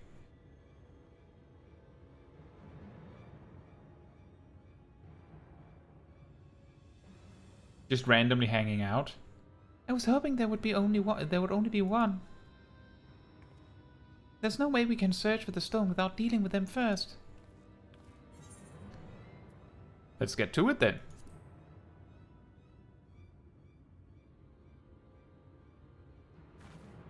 What? Shouldn't we make a plan first? Oh, there are only two. I'll draw one of them away. You can deal with the other.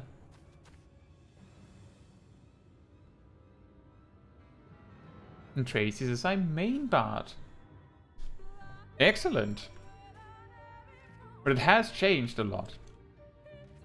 I will say for the better, the way that their repertoire mechanic functioned in Stormblood and Shadowbringers was very awkward a lot of the time, because it meant that you needed to like spread out your dots on a lot of enemies to make it work, and it was bad in each their own way. In Stormblood, you had nearly no procs at all when you weren't very well geared, because you needed your dots to have a critical hit for it to work. Which meant that if you had like 10% chance to critically strike, that was not very good. Typically bards would have over 15% due to a buff they could apply, but still, it was more the idea that when you just reached level 70 in Stormblood, you had very bad gear, of course, so your crit chance would be terrible. But in the end of the expansion, your crit chance would be excellent. So the experience of playing the job only got better as you got better gear.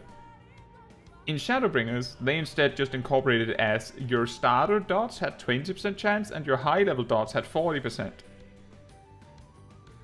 which still meant that in low level it felt kind of bad, and at high level it felt really good.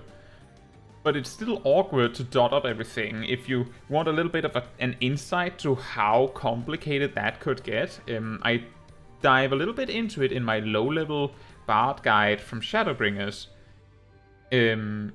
Because it's like a whole like probability calculation how many dots you should spread on the enemies.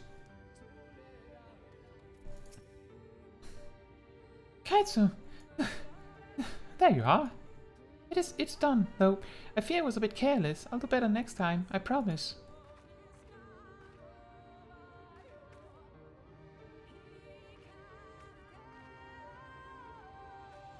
I'm fine. You needn't worry about me. More importantly, we have to find that heartstone.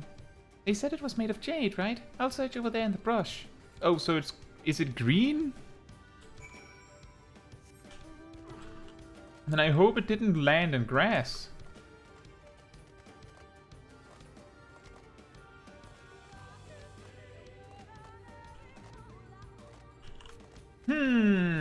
I wonder where the heartstone could be. There seems to be no trace of the heartstone here. Ah, of course.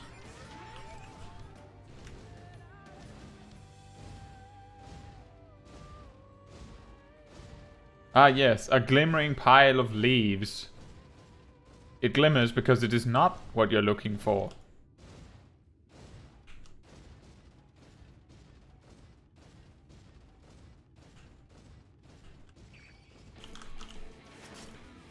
But the fact that that Bard has had this weird evolution also gives players that have played Bard for a long time more insight into what works for the job and what doesn't, you could say. One thing that has been suggested as a way to balance and make the job more interesting, and I say balance because part of the reason why ranged physical jobs tend to do significantly less damage than melee jobs is because of their mobility. So one of the suggestions tend to be make it so Bard can't run all the time, give them cast times. But all the Bards that played in Heavensward will immediately be able to tell you that that is a terrible idea.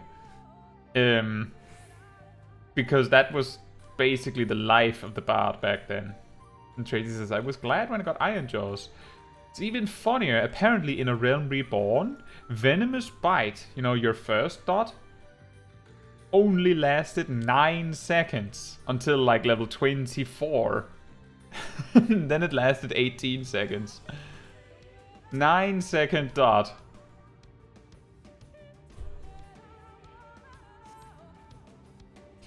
You brush away the leaves and uncover a brilliant green gem.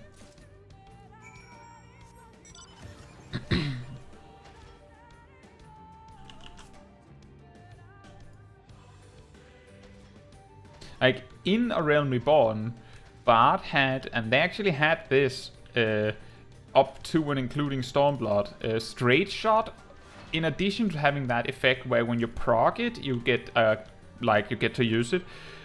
Back then, it was that your next straight shot was guaranteed to be a critical hit.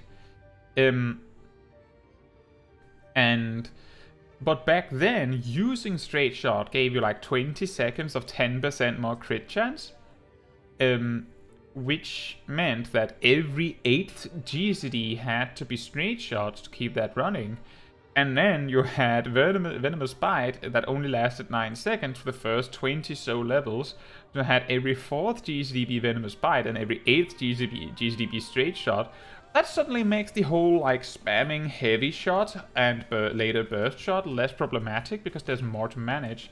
And as Tracy says, now it's 45 seconds. It's quite a climb. Did you have any luck?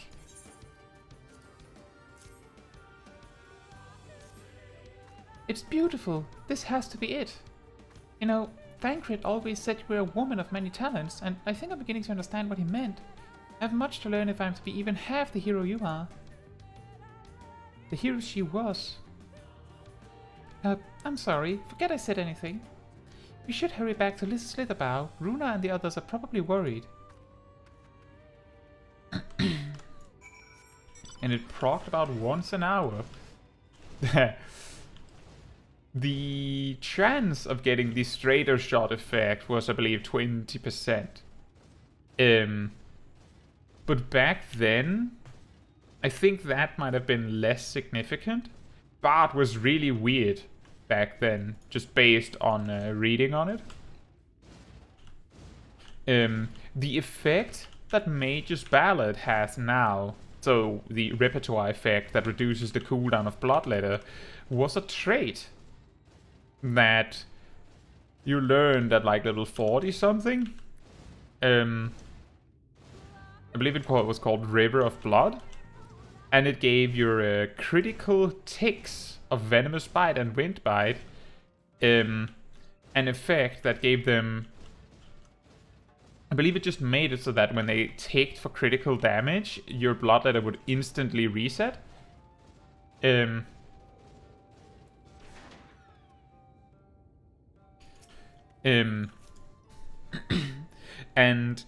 what you may find interesting is that this carried over to Heavensward, and then in Stormblood, when they reworked how your songs worked entirely, they just took the effect of Rivers of Blood and just made it the Mage's Ballad effect.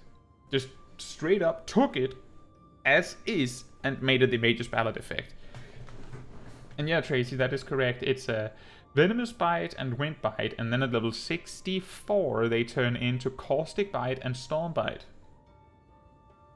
In Stormblood, in addition to Caustic Bite and Storm Bite doing more damage, Venomous Bite and Wind Bite only lasted 18 seconds. So upgrading to Storm Bite and Caustic Bite actually increased their duration to 30 seconds. And then in Shadowbringers, they changed it so that they all last 30 seconds, but Caustic Bite and Storm Bite had twice the proc chance for your repertoire effects. And then in Endwalker, they removed the dodge from the equation and made the repertoire be directly impacted by you using the song. Which is both good and bad. It's complicated. It's simpler. Whether it's better, it's hard to say. Thank goodness you're safe. I'd begun to fear the worst. A keepsake once belonging to Todia of the Knights Blessed. By all that is dark, you found it. It's green. We can proceed with our service as planned. These blessed gems serve not only to protect us in life, but to guide our spirits onto the sunless sea in the hereafter. If you say so, even should we be felled by the Sin Eaters, so long as these gems are recovered, our souls are ensured peace in the dark. Excellent.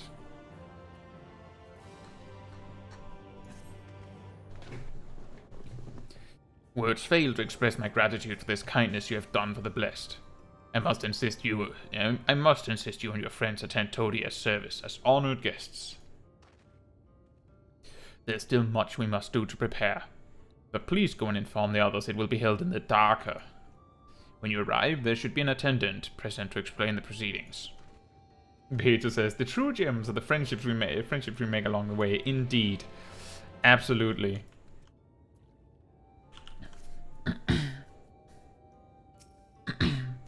Caetsu and I learned so much about the Knights Blessed while we were away. And we helped them recover a lost heirloom out in the woods. I know I wasn't supposed to leave, but they really needed our help. There were Sin Eaters and... As long as she accompanied you, but do try to be more careful. Your injuries could have been a lot worse. How did you... Let's just say a little bird told me, and it's telling me now that Caetsu has business with us. Is it my owlet? Is something the matter? You asked us to attend the service. Of course we'll go. It's being held in the Darker, is it? We'll take care not to be late, I promise. And Tracy says, I didn't start playing until the Shadowbringers expansion, so didn't have to deal with a lot of that. The thing that I think makes it difficult to say whether Bard was better or worse for the simplification of the repertoire mechanic is that now, if there's 3 or more targets you can completely ignore dot placement, like completely. There is no reason for you to care about it. You can just go on to your AoE spam as far as I know. In Shadowbringers and Stormblood, and presumably in some capacity Heavensward and maybe even A Realm Reborn, but I wasn't there for that, and more importantly, the way the job worked was so different that it would be impossible for me to guess. But at least in Stormblood and Shadowbringers, multi-dotting, just like tab targeting through all the enemies and applying your dots to them, was somewhat viable, even on a really, really high enemy count. Because if you had enough enemies with your dots rolling, then every single tick, Rain of Death would be available, which did nearly the exact same damage as your Quick Knock.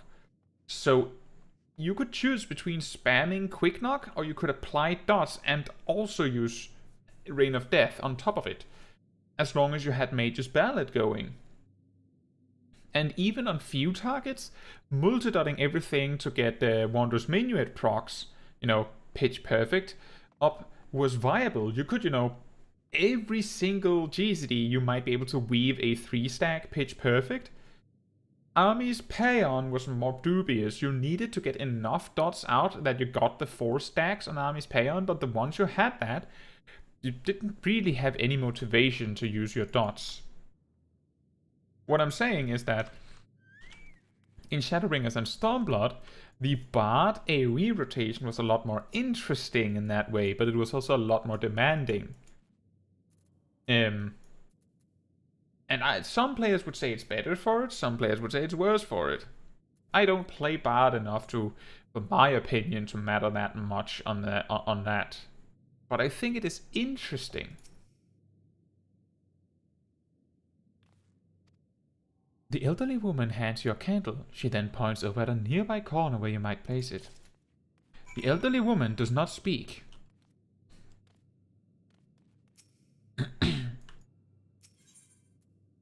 A handmade candle of the Night's Blessed burns an eerie blue when lit. Thump.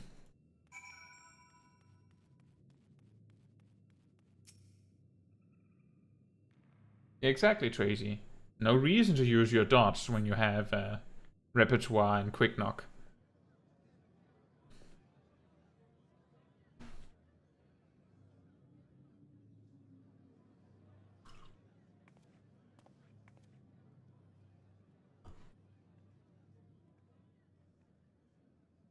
It seemed only right that we show our faces. May we join you?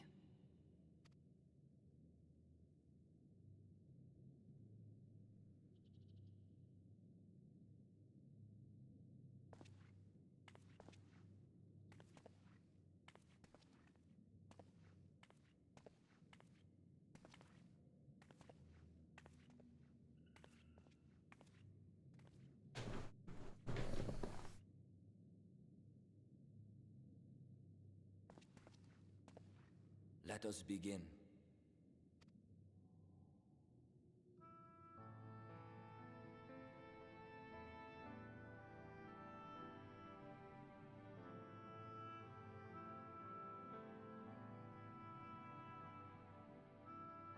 I thank you all for coming to pay respects to our fallen daughter of the night.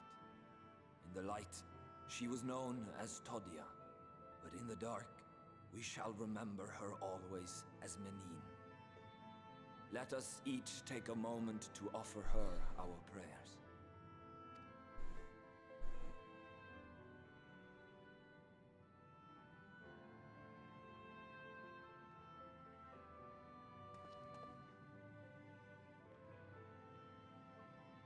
We entrust her now to the night's sweet embrace. In darkness will she be free from pain and suffering, now and forevermore.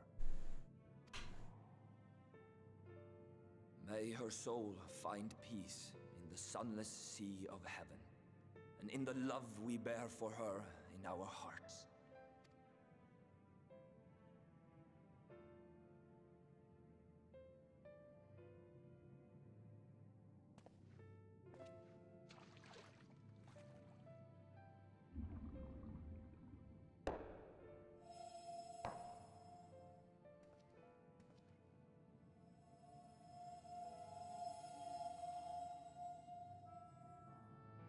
That vessel represents the night sky, the sunless sea of heaven.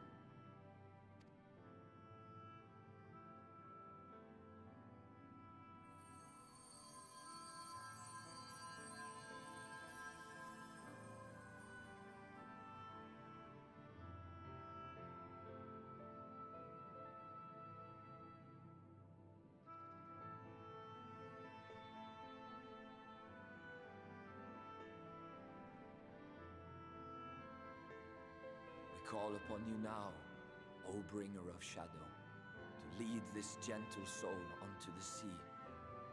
We call upon you, O warrior of darkness, to deliver her unto paradise everlasting.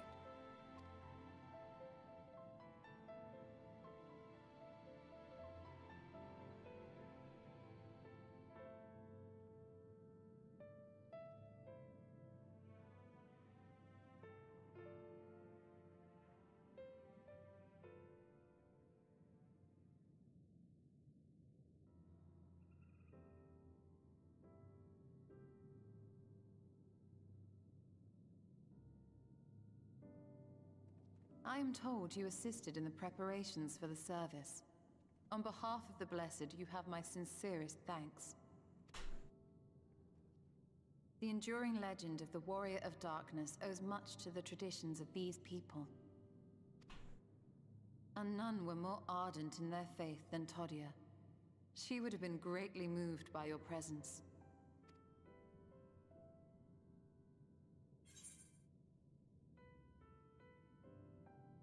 No, I don't. You know I don't deserve such reverence. All I need is candy.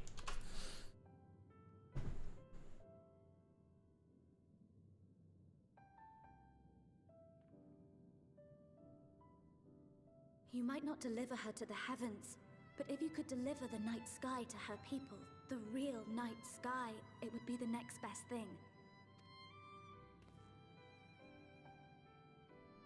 Their prayers would finally be answered.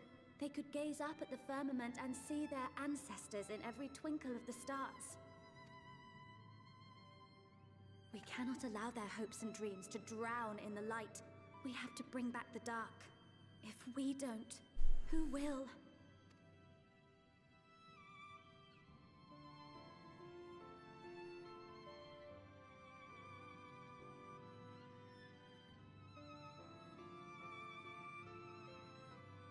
Forgive me, thinking of all those we have lost.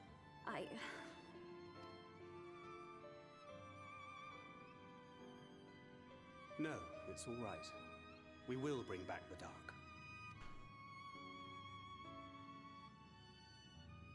Mayhaps sooner than later, in fact.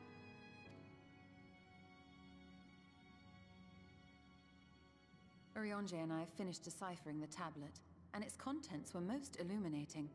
Let us reconvene in my chambers. We have much to discuss.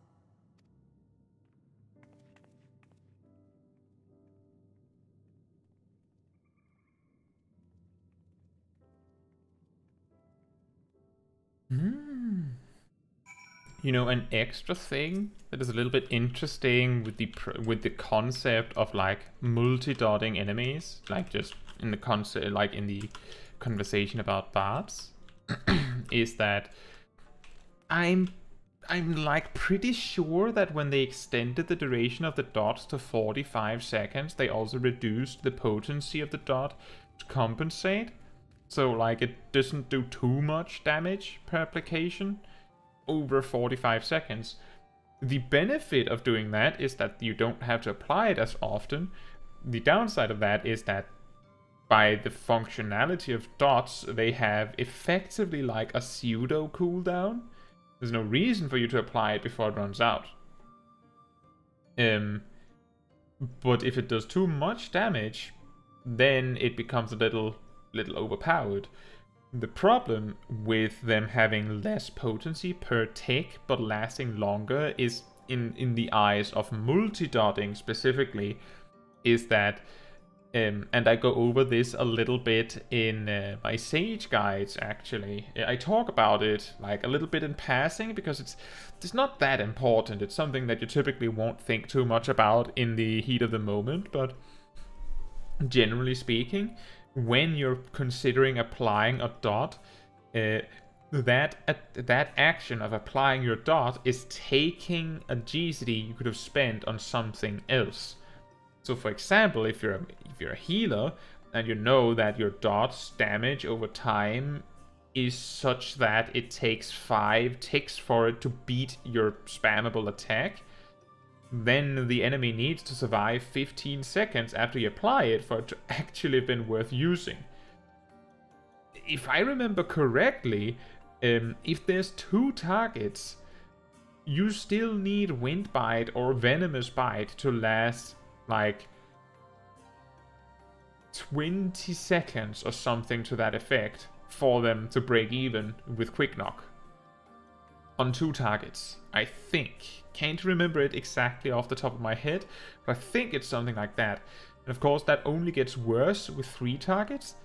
Very quickly you approach the, oh, they have to survive 45 seconds, you say. And that in its own right is not a problem. If there's 2 targets in a boss fight, then usually you can dot up both of them and you're good.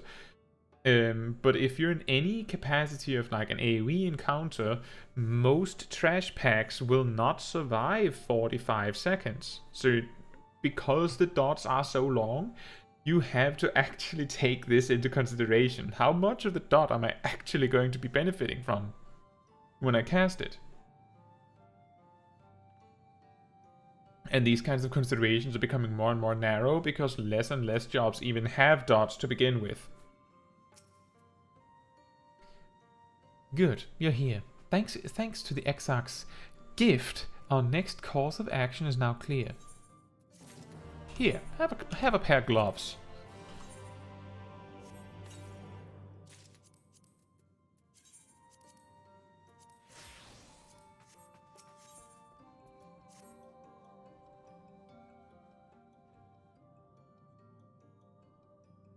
Let me begin by first explaining the origins of this tablet. I initially believed it might detail the history of the Church of the First. Much to my surprise, it dates back to the end of the Ronkan Empire, and was likely written under the direction of the reigning ruler. It was a time of strife and unceasing war with neighboring nations. With each passing day, they yielded more and more territory to the enemies. In their desperation, petitions for aid were sent out to their allies. This was one such petition. And you think this ancient petition will somehow help us get into Ixmaya? Indeed we do. For etched into this tablet is a method by which one may prove themselves an ally of the Ronkan Empire. Provided we are able to decipher such instructions, we may entreat the rune's protectors to grant us safe passage. The problem, however, is I presently lack the resources to decipher them in their entirety. We have but one recourse. There exists a stone monument inscribed with ancient Ronkan text and translations into a more modern dialect, which came into use after the fall of the Empire. I'm confident it will suit our purposes. Where can we find this monument? Here in Sitia, quite close to Slitherbow, in fact. The good news ends there, however, for it is in the possession of a rather radical faction of Dark worshippers, the Children of the Everlasting Dark. If I am to study the monument, I must infiltrate their encampment. I have no intention of taking longer than absolutely necessary, but I will nevertheless require time to transcribe the text I need to ensure that I will have enough. To ensure that I will have enough, I am afraid I must ask you and Thancred to assist me. And before you even ask, the answer is no. If we're to remain unseen, our group must be as small as possible. Alright, I'll stay here until you return. Will you though? We won't be long. If anything should happen, you keep her safe.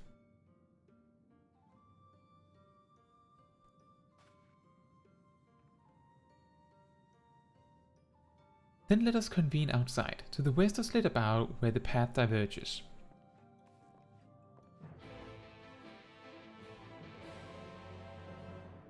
She looks so weirdly guilty.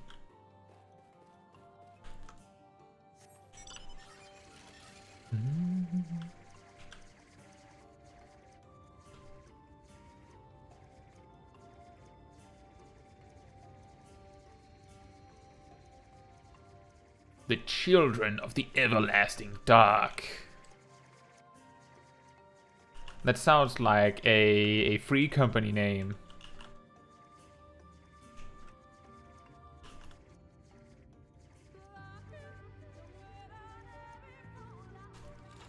On the other hand, Lahi sounds like a free company shorthand that I have seen multiple times now.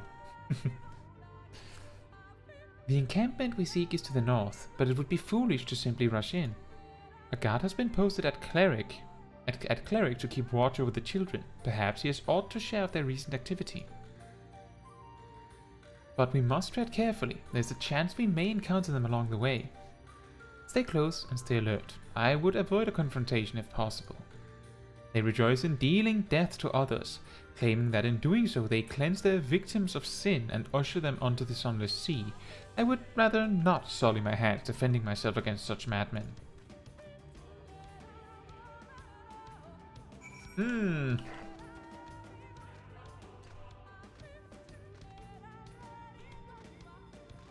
It's interesting that they like to push others into the sunless sea like that, but they don't kill themselves. Like, if they care that much about getting there that fast. Fascinating.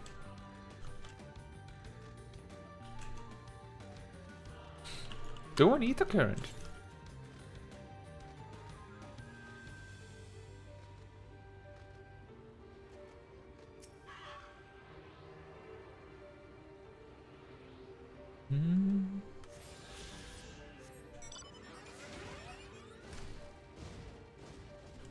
A blessed watchman. Do you need assistance? Do not interfere with our work.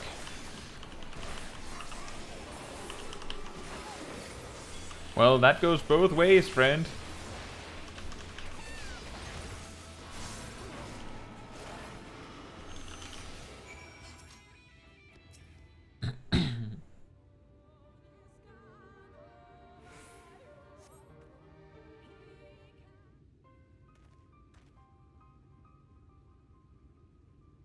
By the blessed dark. Thank goodness you are unharmed. We would have arrived sooner, but we too had a rather unwelcome visit from the children. You are an acquaintance of Master Matoria then? My apologies.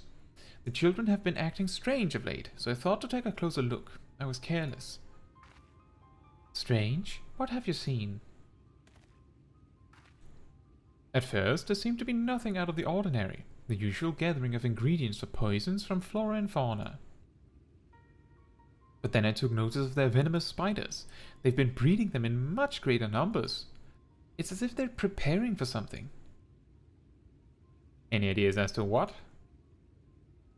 Could be anything, really. If it meant the end of the Blessed, nothing would be too cruel or violent for them. But perhaps we can use their present preoccupation with spiders to our advantage. If we were to introduce a threat to the nests where they keep them, the children would be compelled to save them. Bees, for example, are a natural predator of spiders. Set them loose on the nests and we would have our opportunity to sneak into their encampment. What a mischievous plan! I like it. With a bit of smoke, we should be able to subdue a few colonies long enough to secure their hives. Have you anything we might be able to use? We should have smoke bombs at the outpost just over there. Then it's settled. Grab a few smoke bombs from the outpost and search about for beehives. I imagine the bees won't take too kindly to your visit, but once they're knocked out, take the beehives and bring them back here. 2 will suffice, I should think. You do that, warrior of darkness. We're too busy doing other things.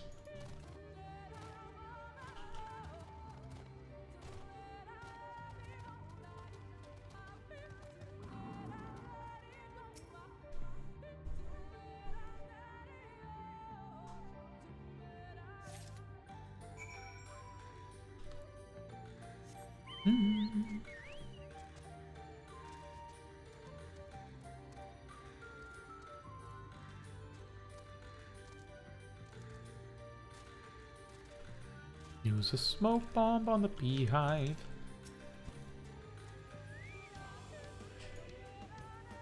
Oh, I thought it would be like ground targeted. That was why I was clicking it early.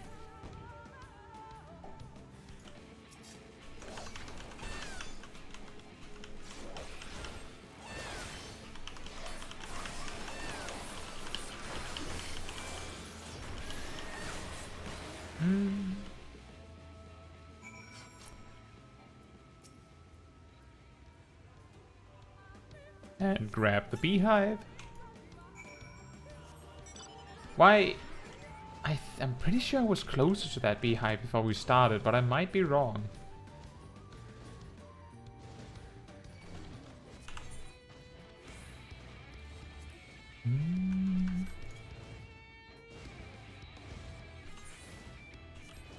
Oh yeah, we're only 9 levels ahead of the main quest now.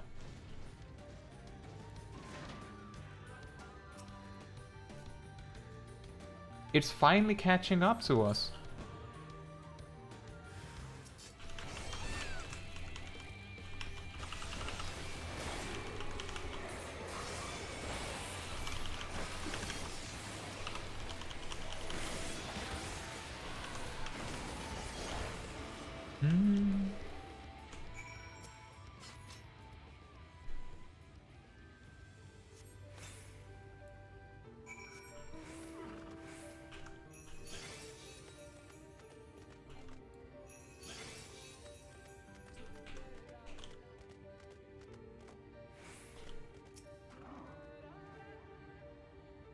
The guard returned to Slitherbow, but not before offering his thanks.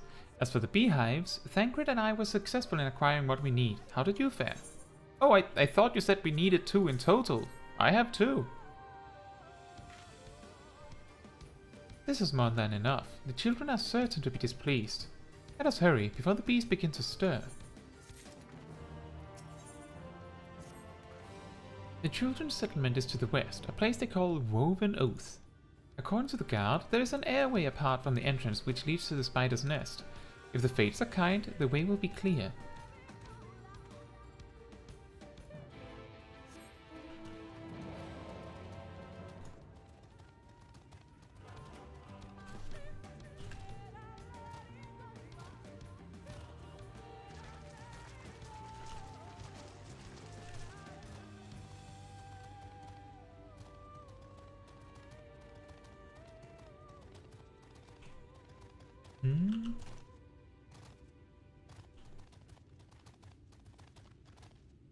I think, based on my notes, that we're like halfway through the Rak'tika story by now. Just about halfway. Let's see. Nope. Not exactly. We're closing in on being halfway.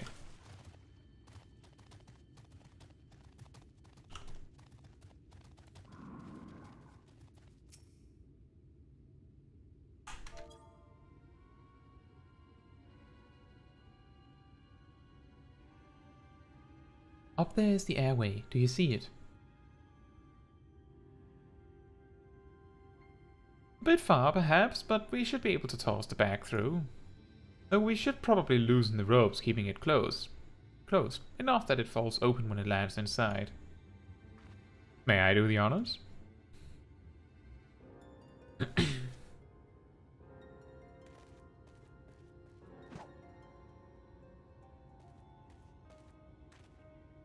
That should do it. Now we wait. What is that? Bees! By the abyss! They're everywhere! Help! Someone help! We have to save the spiders! It sounds like our plan is working. Still, it is quite likely not all were drawn away from their posts. If you should come to blows with the children, I'll see to it any signs of struggle are concealed. Failing that, I'll create a distraction to buy Y'shtola more time. Should anyone get past me, it falls to you to guard her. Your concern is appreciated, but I sincerely doubt it will come to that. Why do I get the feeling you enjoy the idea of my loafing about bored in the shadows? Come now, Thancred. The shadows are a fitting place for a warrior of darkness. Now, if you both are ready.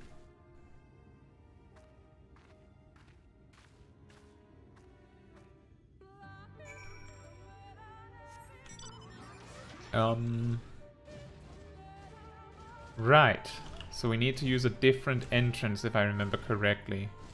Even though it looks like there's an entrance there, that is the airway, which is useful if you have flying, but otherwise is only useful as an exit, if I remember correctly. Excuse me, excuse me, excuse me, just passing through, excuse me. Oh no. Ow. Excuse me.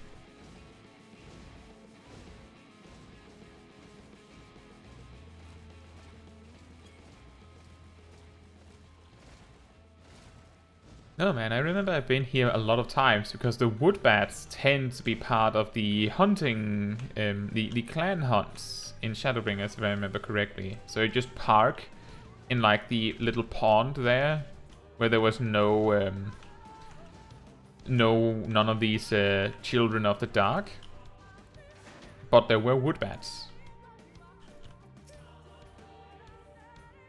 The Font of Seeing suggests that this is a chamber for prayer. At the very least, they would not place this near potential distraction from their worship. Perhaps the monument is further in. If I remember correctly, this is a very interesting cutscene that we're leading up to.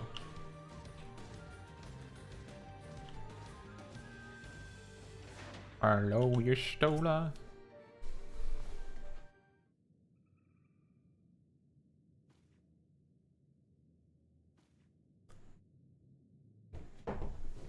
Yes, this is it. I will be but a moment. Keep watch of the entryway. On second thought, would you mind examining the murals of these walls while I look over this? At a glance, I can tell they are old, predating the founding of the Blessed and the Children, in fact. We're not like to come here a second time. It would behoove us to learn all that we can.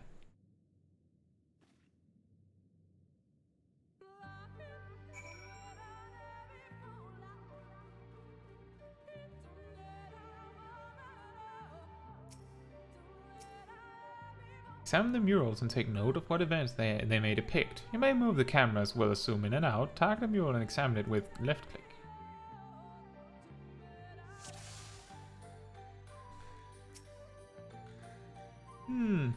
The mural appears to be ancient. A warrior in the middle stands triumphant over what appears to be a creature of shadow, while the figures surround the warrior rejoicing in their victory.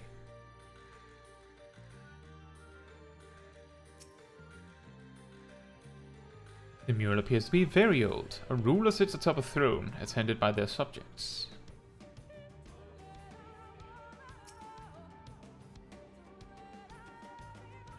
The mural appears to be fairly old. A knight shields himself and their comrades from an encroaching darkness.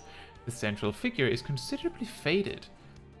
If you have done any of the role quest lines somewhat by this point, you will immediately recognize that this is the ranger of the party, this is the black mage of the party, this is the healer, the little Alafil, and here we have the paladin, and in the center, the particularly faded one, we of course have Artbird. You would also be able to recognize this if you remember if you can like recognize the silhouettes of the Warriors of Darkness back in Heavensward. Very interesting. I don't think I noticed that when I went through the first time. I didn't really think about that.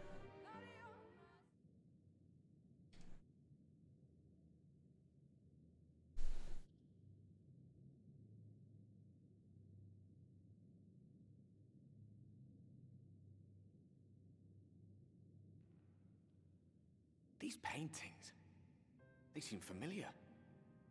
Depictions of heroes throughout history. The Age of Gods, the Empire of Ronka, and this.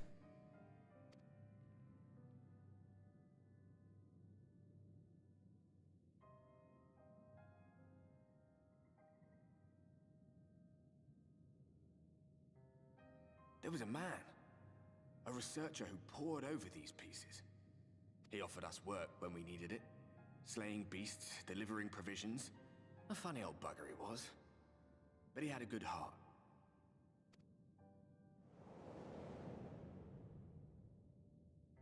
He believed this first painting dated back to a time of myth and legends. A tribute to the heroes of a long-forgotten era.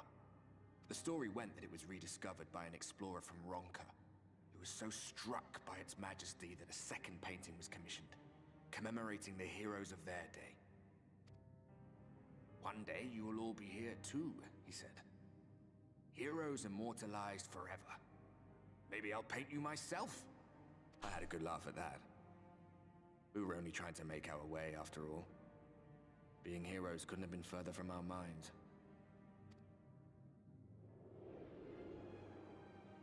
But it seems he actually went and did it.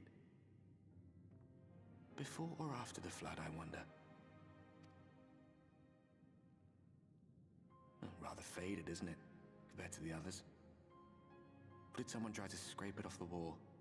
Well, maybe the man himself once he came to his senses.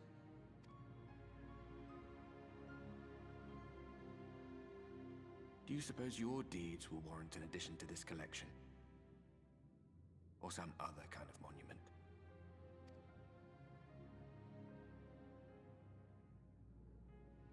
There you are.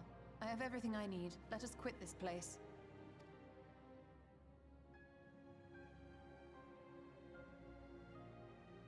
Is something the matter? We should go. The others are waiting. You sort of interrupted my conversation, you stoler.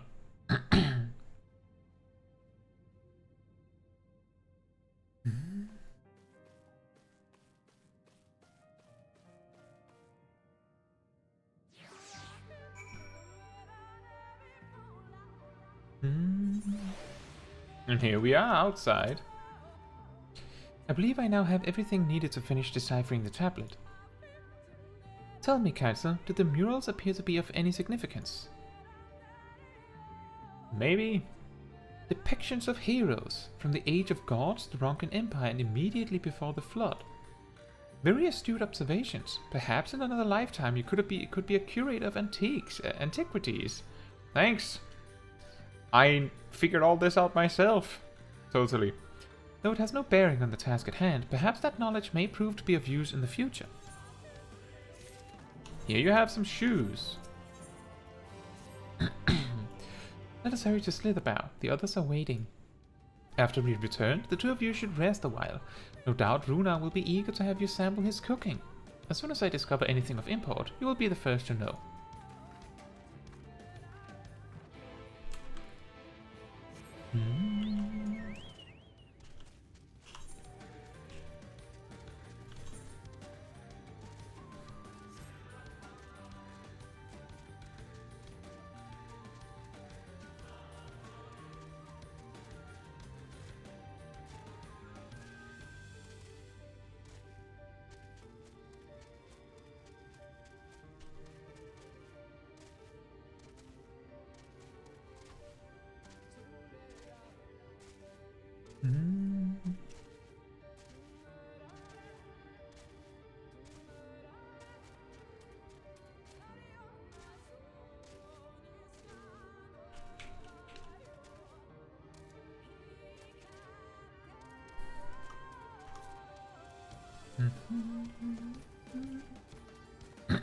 This is a nice song.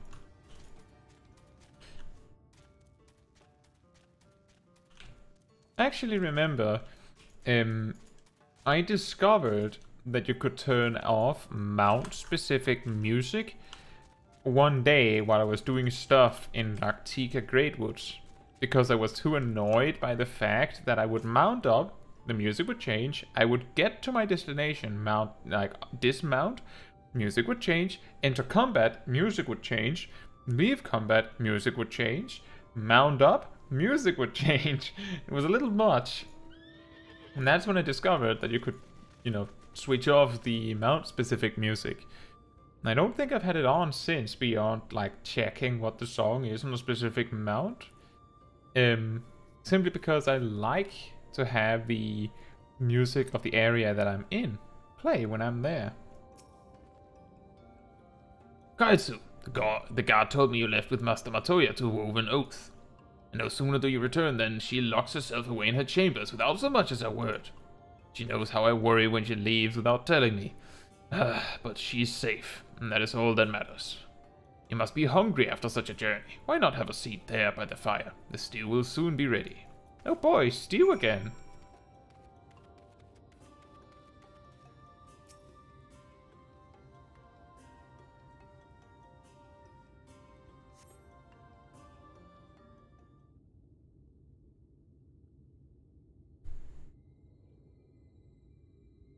Why am I sitting on the floor? On the ground?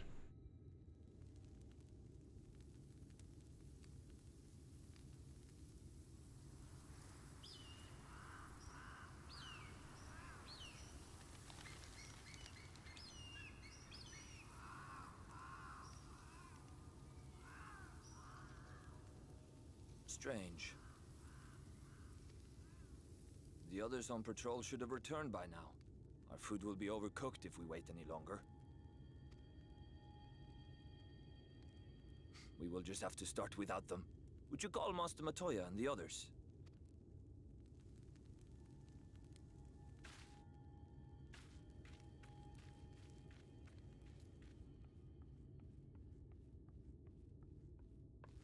I tire of these games, Urianger. Why do you pretend you cannot see it?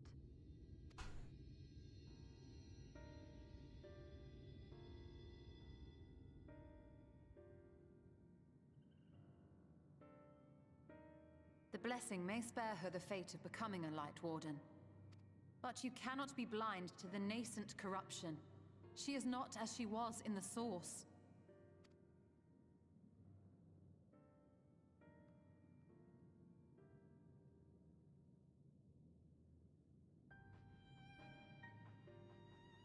Though I have no proof, I fear that the light which poured forth from the Wardens was not negated at all. I fear it was absorbed, that she has been suffused with their light.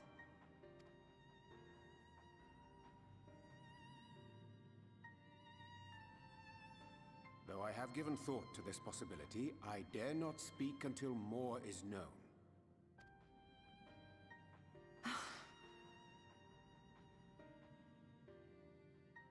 By the time you deign to enlighten us, it may be too late, if it is not already. Urianger, I know full well, after all these years, that you have only the best of intentions.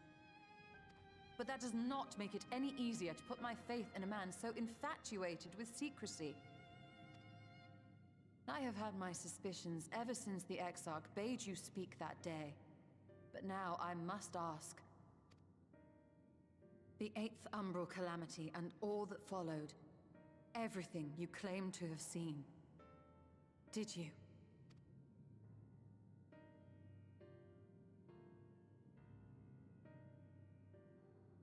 Help! Someone help! The Ilmorans have come for us! We're under attack!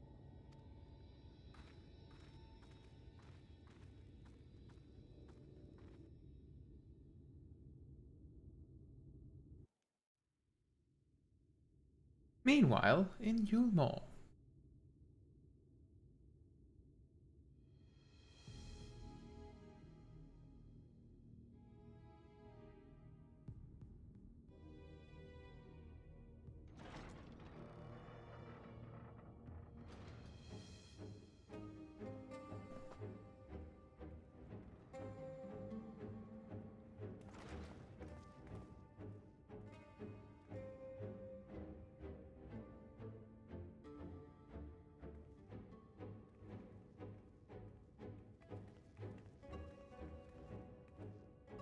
Lord Forthry, how good it is to see you.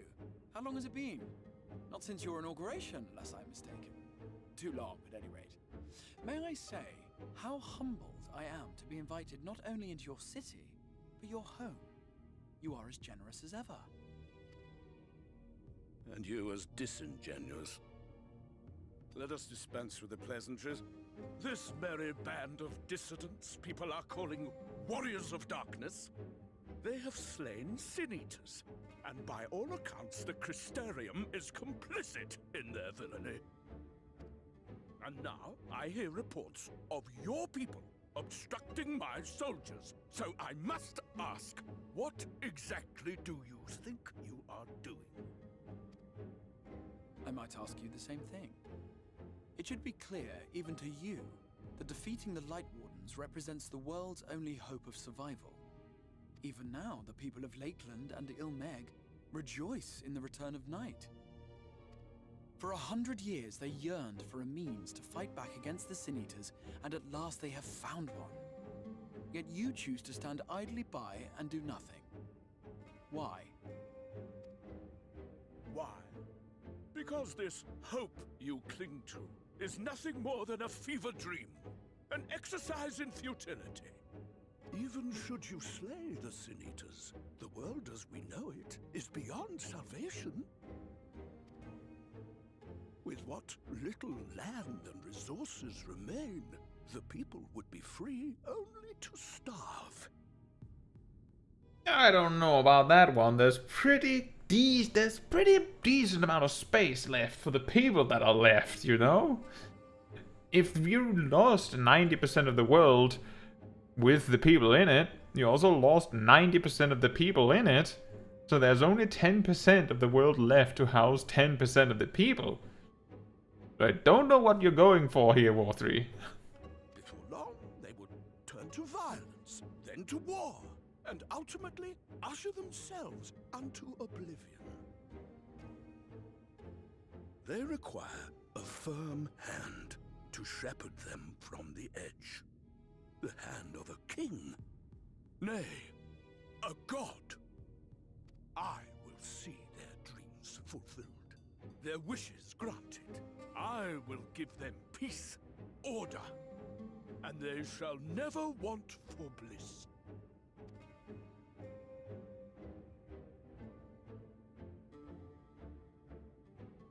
Men are fickle creatures who entertain vague ideals without the faintest notion what they cost. But a little fear can go a long way towards helping them realize what it is they truly need. Sanctuary. And they shall find none in this world save that which I afford them. That is why the Sin Eaters exist. To unite the world under my dominion. A paradise fit to grace the 8th Umbral era. What was that? A minor epiphany, nothing more.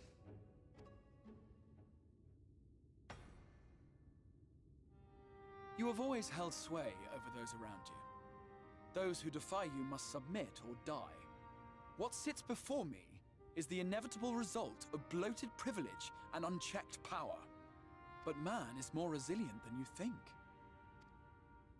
His achievements are not the product of violence and bloodshed, but compassion and understanding. This calamity is but another crisis to be overcome. And we will, once we eliminate the Sin Eaters. You poor deluded fool. These people care not for the morrow. They care only for the now, and the contentment they lack. What good is a paradise to them if it is 1,000 years in the making, or even 100? You underestimate them, Lord 4-3. They see further than you think. I have beheld it in the blood and sweat and tears of those who would sacrifice everything for a future they may never know, that their children may never know. I have beheld it in the hopes and dreams of those who came before, which we bequeath to those who come after, that they might in turn build upon the foundations laid by our forebears. These are the bonds which hold man and his world together, not your gilded chains, and I will resist your every effort to shackle him. In summary, You will continue to support the villains hunting my Sin Eaters? With tremendous enthusiasm, for I have faith in the future they would build.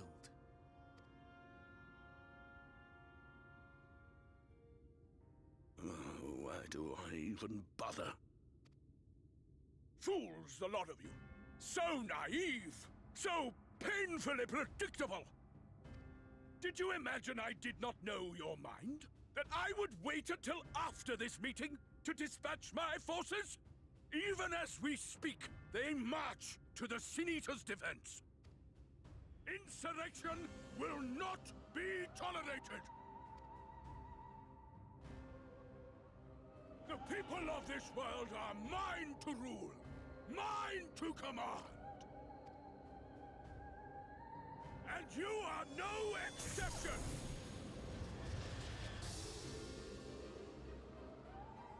What? How did he... Insolent swine! I will not stand for this! Do you hear me? What? You tricked me? That's not how this works. Only I trick people.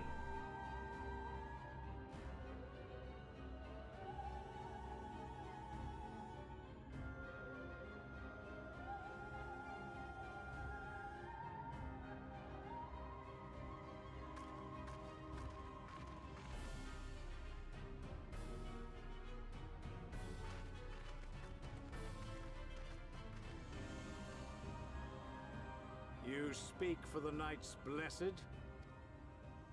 I do. I presume that is your doing. If you've come to parley, I must insist that you first return him to us. You're in no position to make demands.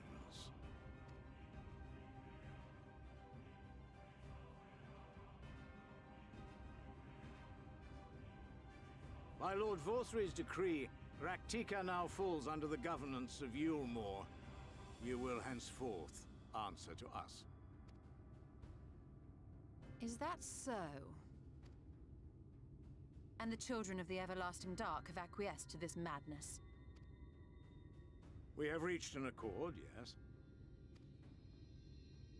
Too many times have the Knights Blessed shunned Yulmore's overtures of friendship.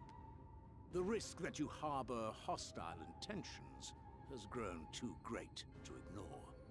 Therefore, his lordship has claimed dominion over this forest and bestowed executive authority upon the children of the Everlasting Dark. In his wisdom, Lord Vorthry has agreed to recognize ours as the only permissible expression of dark worship. It's one true faith. You and your false creed are a blight on these woods. A foul, unholy corruption that must be cleansed. Little wonder the Warrior of Darkness visits both Lakeland and Ilmeg, yet shuns Rak'tika. Your perverted teachings hold blessed Shadow at bay. What an interesting jump in conclusion, right?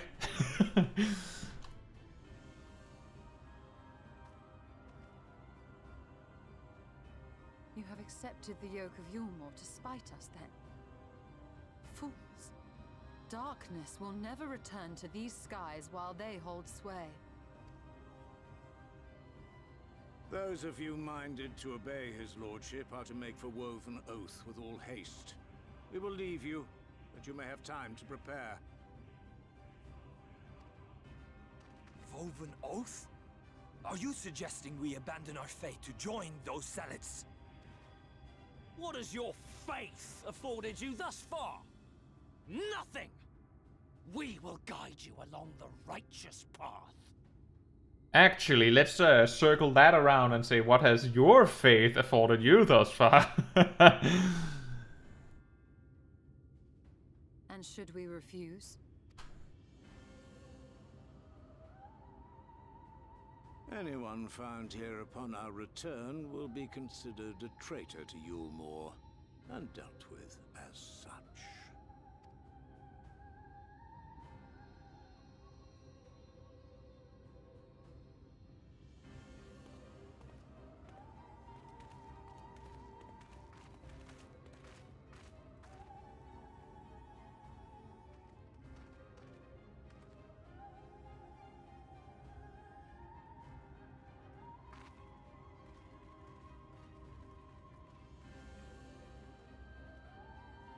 We will discuss these developments after I have tended to our casualty.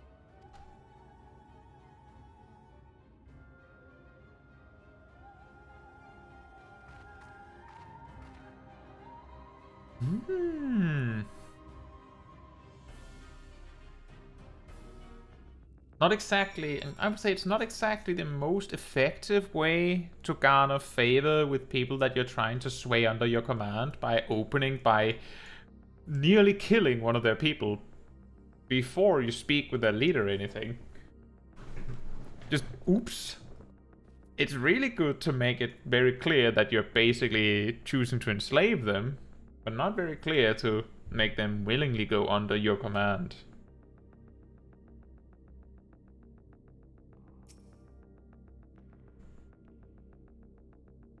And Tracy says, and his toys go out of the pram again. No, my toys! My things! As he bangs on the floor with his giant hands. The guard hath been afflicted with the most terrible and efficacious poison. We have attempted all manner of healing incantations. Alas, his condition remains unchanged. At present, we can but slow the poison's advance. I pray it will afford us sufficient time to find a cure.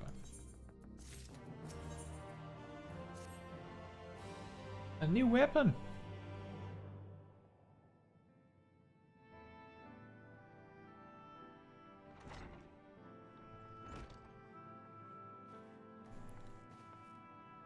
How fareth the young guard? The poison spread throughout his system long before he was brought here. At present, there's naught we can do but try to ease his pain.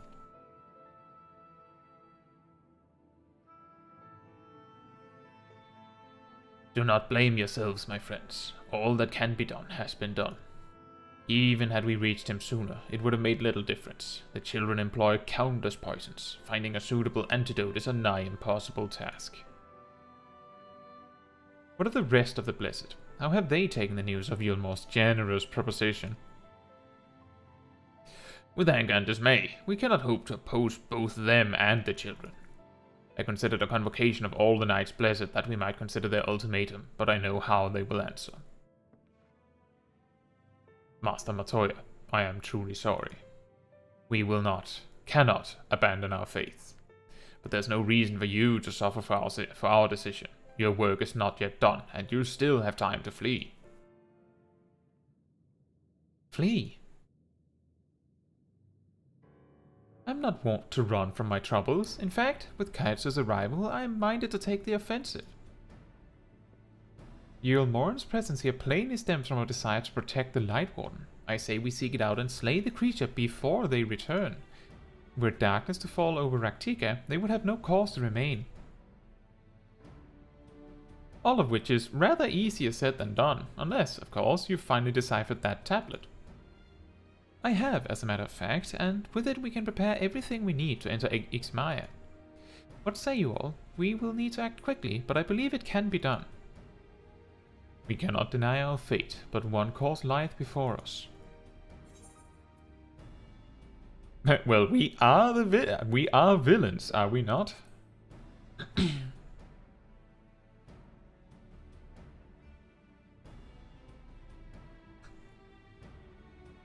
Sure.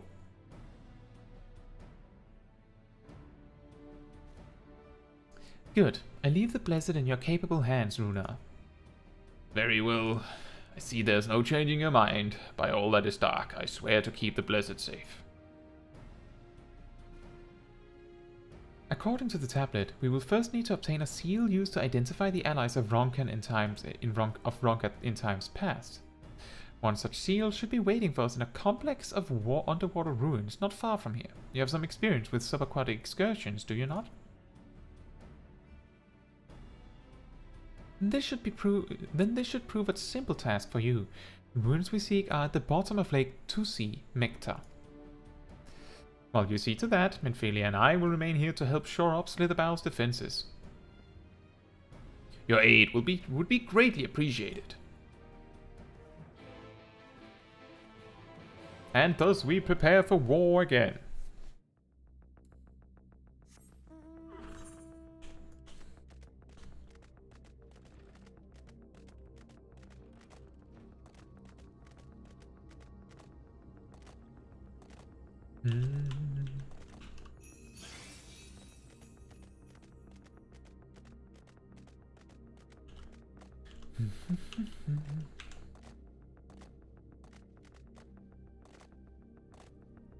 A Pegasus.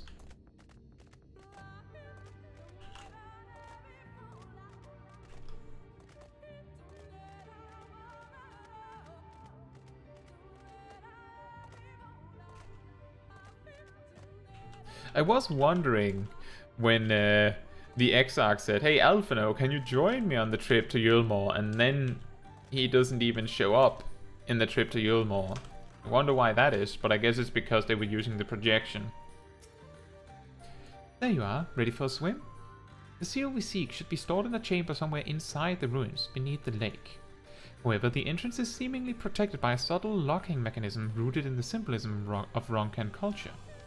The Ronkans sought to live in harmony with nature, and considered certain animals to be sacred.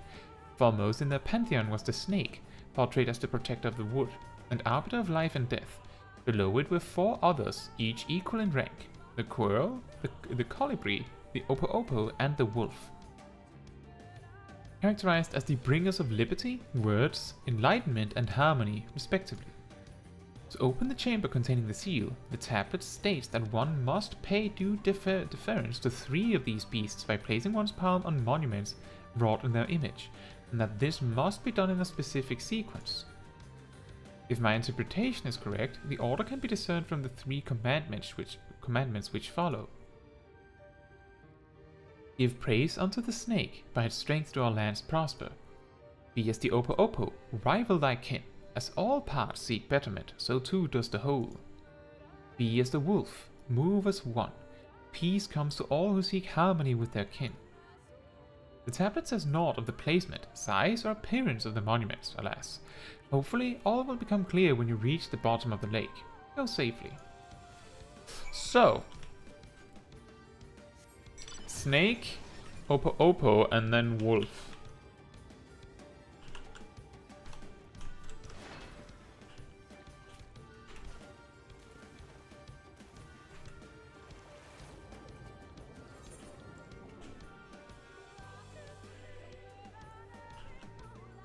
If we can find the entrance.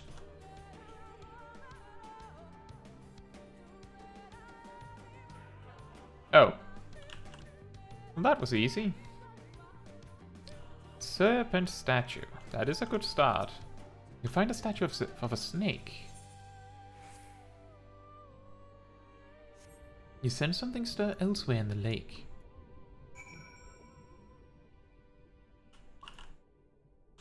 Alright then.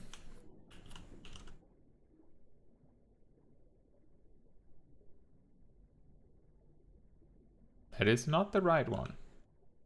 That is the one. You find a statue of an opo-opo. You sense something stir elsewhere in the lake. It is interesting that they specifically place a coral statue in the way so that if you didn't pay attention, you will get it wrong.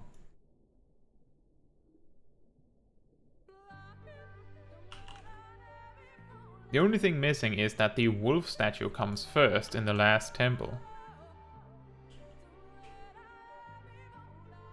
Does not.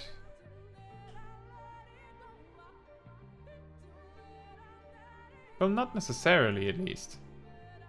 Depends on how you enter. Which one you see first. You find a statue of a wolf.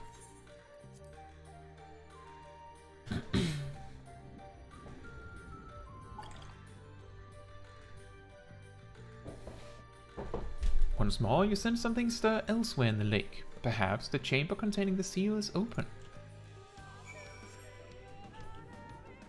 Perhaps indeed.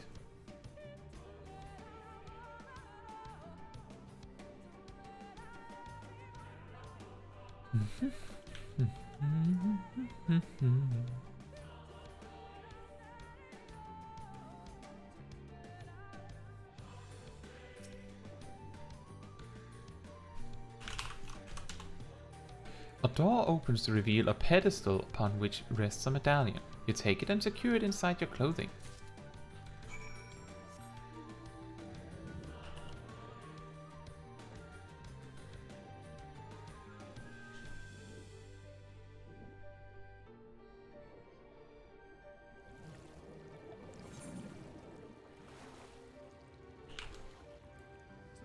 Well, based on my notes, we're about halfway now. So assuming we keep the pace, we should be able to finish the Rak'tika section of the story tonight. No problem. Did you find it? A small medallion bearing the image of an owl, the insignia of Ronka. This medallion, it bears the owl insignia of the Empire. There can be no doubt. This is the seal of Ronka.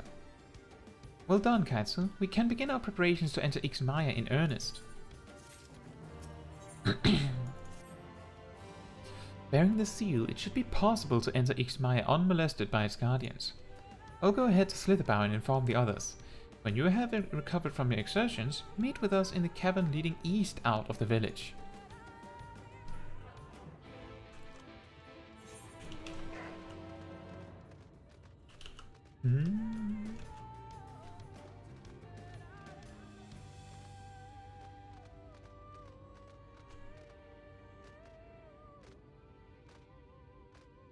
Very fitting that we reach the other halfway through this part of the story. And Sansa says, I think Shadowbringers is a bit slow at the beginning. At least the Lakeland section. Rak'tika is really where it picks up. That makes sense. I feel like the Lakeland section is... It's a little bit like how the first long while of Stormblood is you getting acquainted with the areas, and the first bit of Heavensward is also you getting acquainted with the areas. In fact, the Heavensward story is so slow to like really pick up in like combat, in the combat department, that the level 51 dungeon is optional. Like, you completely skip the level 51 dungeon because they spent so much time building up the story. Which is not a bad thing. You might be right. I think Shadowbringers also feels even slower to pick up. Specifically because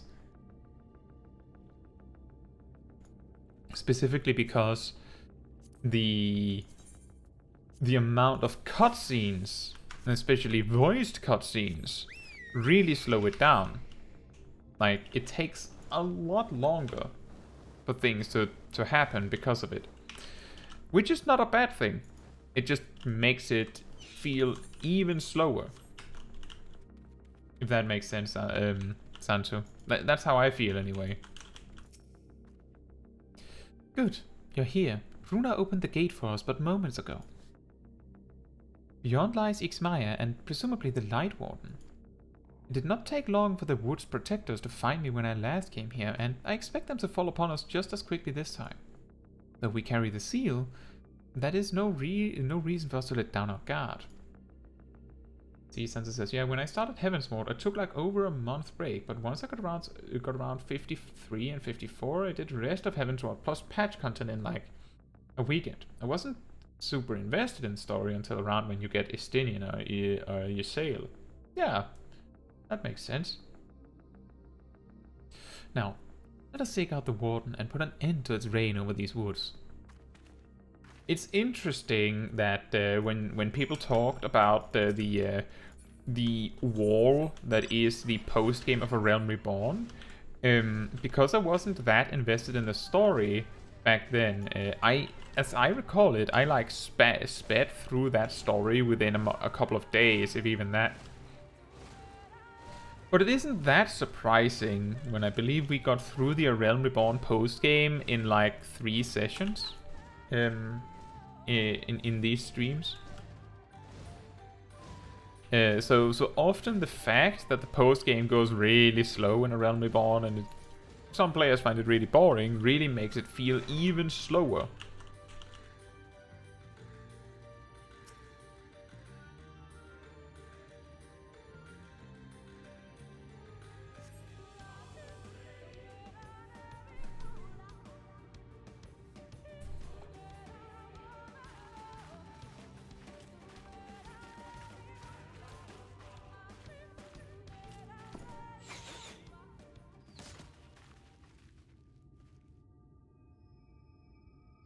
It would seem we have found them.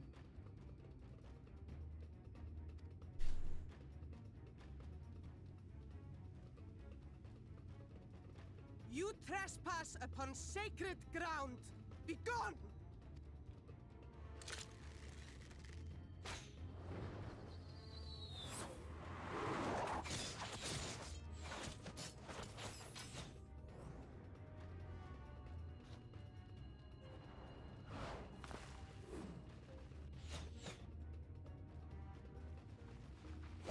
Wait!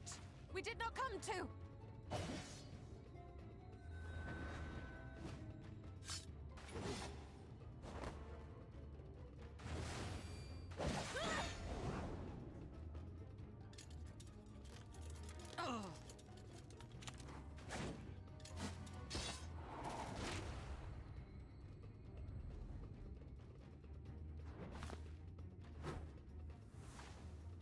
Stop! We mean you no harm.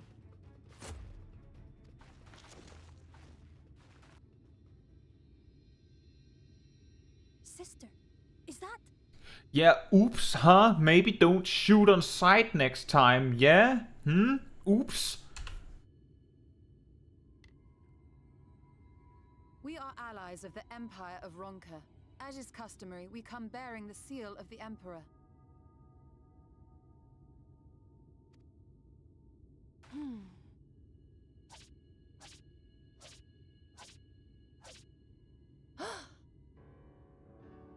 It appears to be genuine. Then perhaps there's yet hope. Perhaps. We acknowledge your seal, but we must be certain of its authenticity. Follow the azure flowers to our village. There we will judge if you are friend or foe. Try not to stray from the path. All right?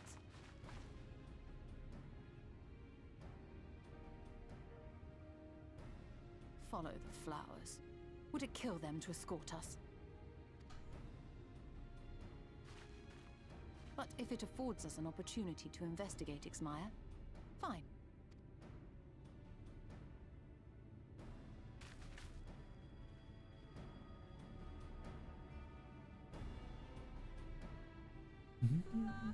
Tracy says, for me, the slow part of Shadowbringers is in Amrang and the stupid trolley. Oh yeah, that weird side quest bit. That is true. We haven't reached that yet, so I guess that's why I haven't considered it. The reason why I deem like the first bit of an expansion to be really slow is because that's typically where you have like, oh, like Heavensward, you get introduced both to the Sea of Clouds and also the Falcon's Nest area and all that. In Stormblood, you kind of get introduced to both the peaks and the fringes and Rhalgr's Reach before something starts happening. And in Shadowbringers, you get introduced to both Armorang and Colusia before stuff starts happening. But technically, both of those stories have stuff happening in them. It's just that they both culminate in the stuff that happens in Lakeland afterwards.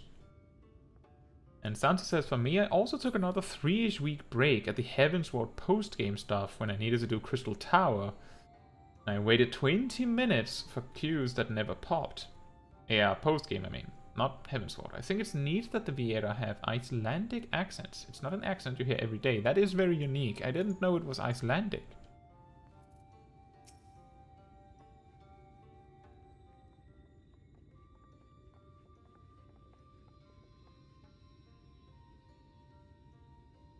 I would have the seal, that we may confirm its authenticity. Straight to the point, I see. Very well.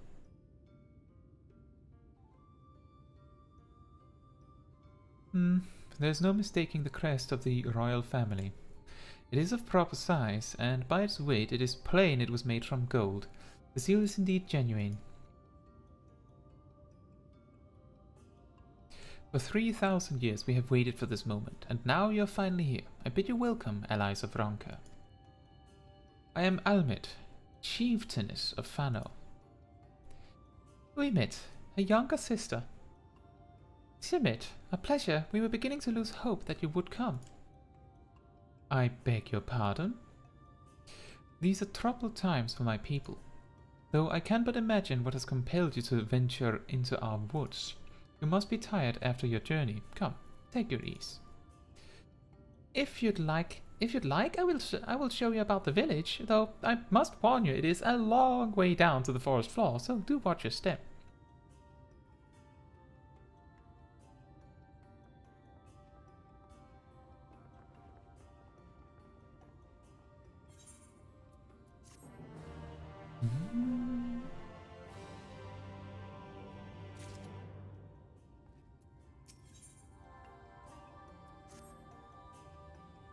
This way, what is your name? Caetsu! And this is a common name nowadays? How times change? Imagine if I had been named Simit. I wonder if she would respond differently. How times change. But I digress. Come, and be sure to watch your step.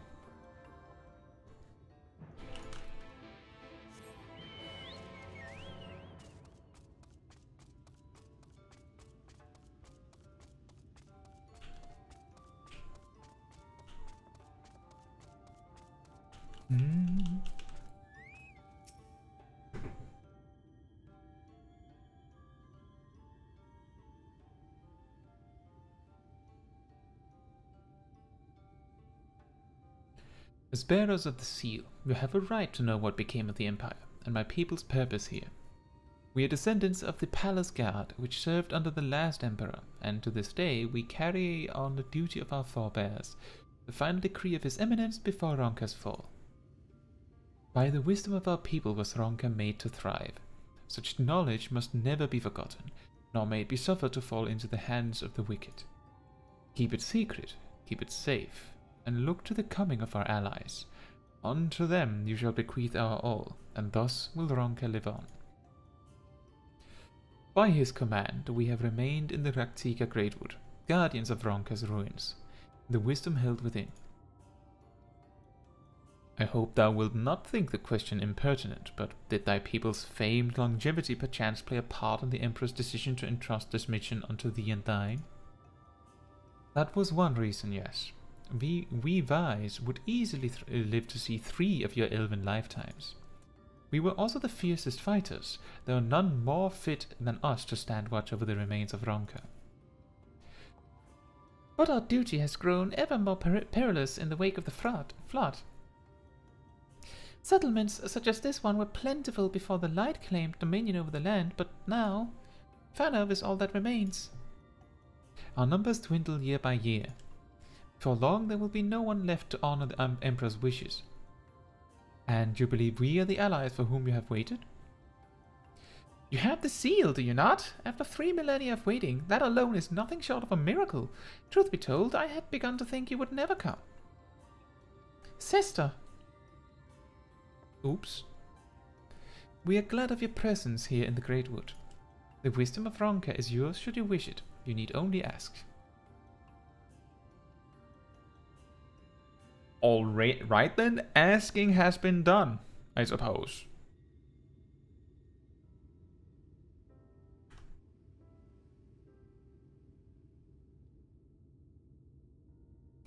You come in search of the Light Warden. My apologies, but I do not know where it makes its lair. We met, do you recall any sightings of this creature? Not these past 30 summers. 30? But that would mean... How old are you exactly?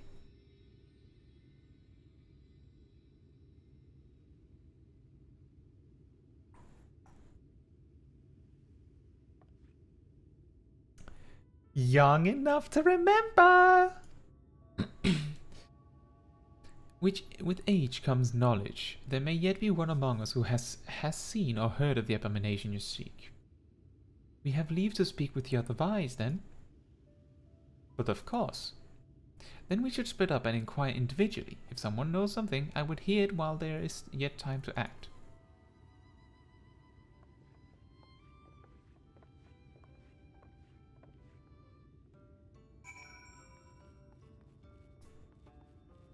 Oh boy, Aetheryte. Get me that Aetheryte. I'm not going all this way twice. Yoink.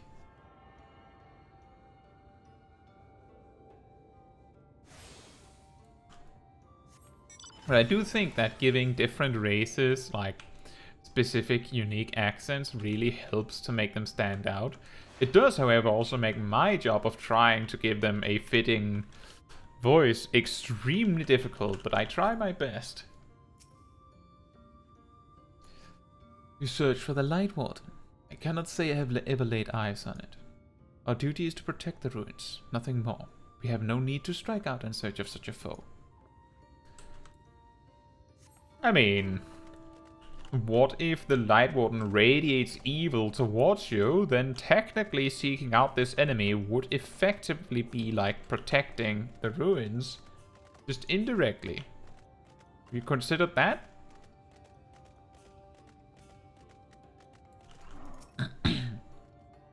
It is not my intention to pry, but your voices carry far. I know what it is you would ask of me.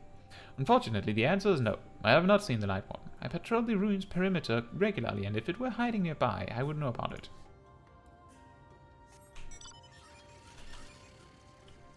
Hey Lawrence, how are you doing? Lawrence says, I think Pajali and Vieira are very similar. Both live for a long time and have ties to nature. That is true.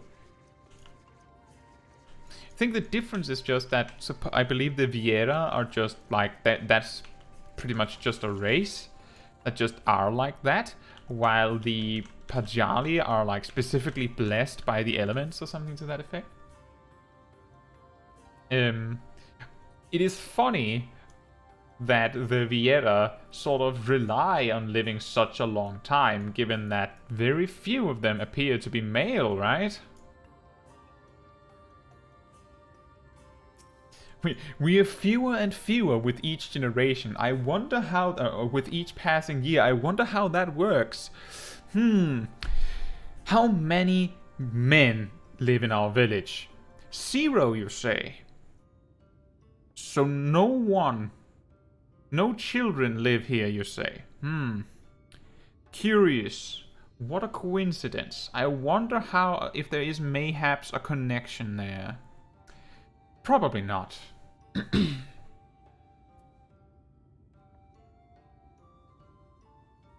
An outsider? But how?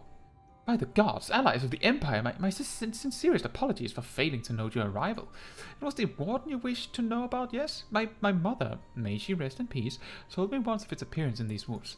Before settling here in Fanov, she lived in a village near Rak'tika Falls until it was destroyed by the Sin Eaters. While out on patrol one day, she spotted a swarm of the abominations, one of which was different from the rest.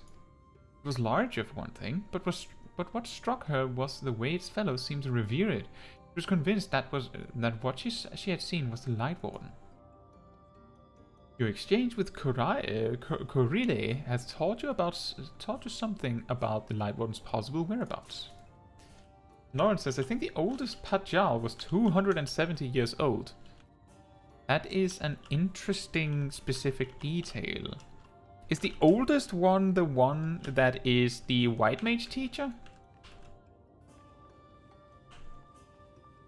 That is just a guess, because I actually don't remember or know, to be completely honest.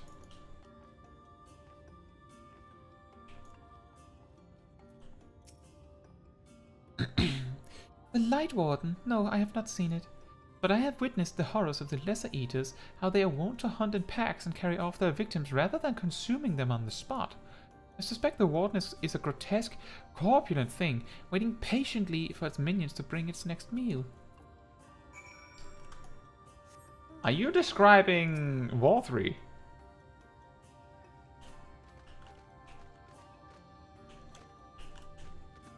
Because that does sound accurate to War3. But I think we're in the wrong place for that to be the answer.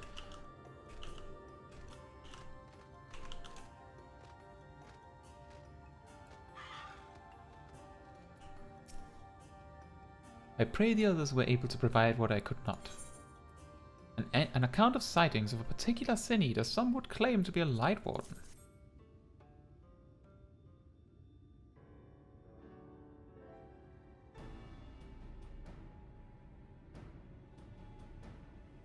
Near Rak'tika Falls. Why was I not told of this?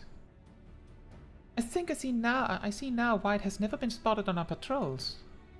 I have never heard of this Rak'tika Falls. I can but assume it lies deep within the woods of Ixmaya. Just so, but the tunnel which leads there collapsed after a rather bloody battle with the Eaters, and has not been passable for many years. We made several attempts to clear away the rubble, yet each time we were driven back. In the end, we were forced to give it up as lost, thereby making it a suitable place for the Ward to take sanctuary. There's perhaps one way to enter, though it would be at great peril to you and your companions. The Kitana Ravel, a temple to the northeast. It has been sealed for centuries, but within is a path that leads to the falls. Can it be opened? For the allies of Ronka, it can. First, we must go to the Kabul Astropolis. Once the flow of magic is restored there, the path through the Kitana Ravel can be opened. This may sound a simple task, but there are certain obstacles which prevent us from attending to it ourselves, and we know not how to overcome them. The Emperor never granted our forebears leave to look upon the secrets we are charged with protection, that we might not be tempted. The means to do so were withheld from us. We can but show you the way, the rest will be up to you. It would seem we have our work cut out for us, then, shall we? Did you have to ask?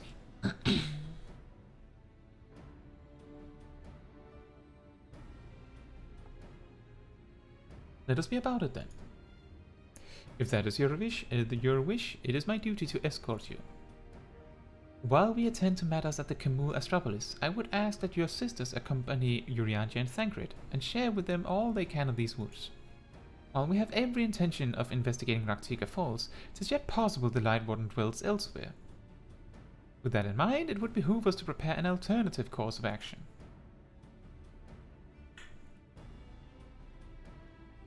Uimet, Simit, I leave them to you. Yes, sister. Should our present course prove false, doubt not but that Thancred and I shall find any and all possible paths forward. A chest piece. Lawrence says, yes, if I remember correctly, he, the White Mage teacher, is currently the oldest right now. The one I talked about is the oldest lifespan recorded. Ah, okay. That is always also interesting to hear about. Oh yeah, there was someone that was really old. You missed him. It adds more to the world. You could say that not every single spectacular thing in the universe happens specifically concentrated in the time frame you exist in. Makes it more interesting to have something to look back to. I will be right back, and then we continue.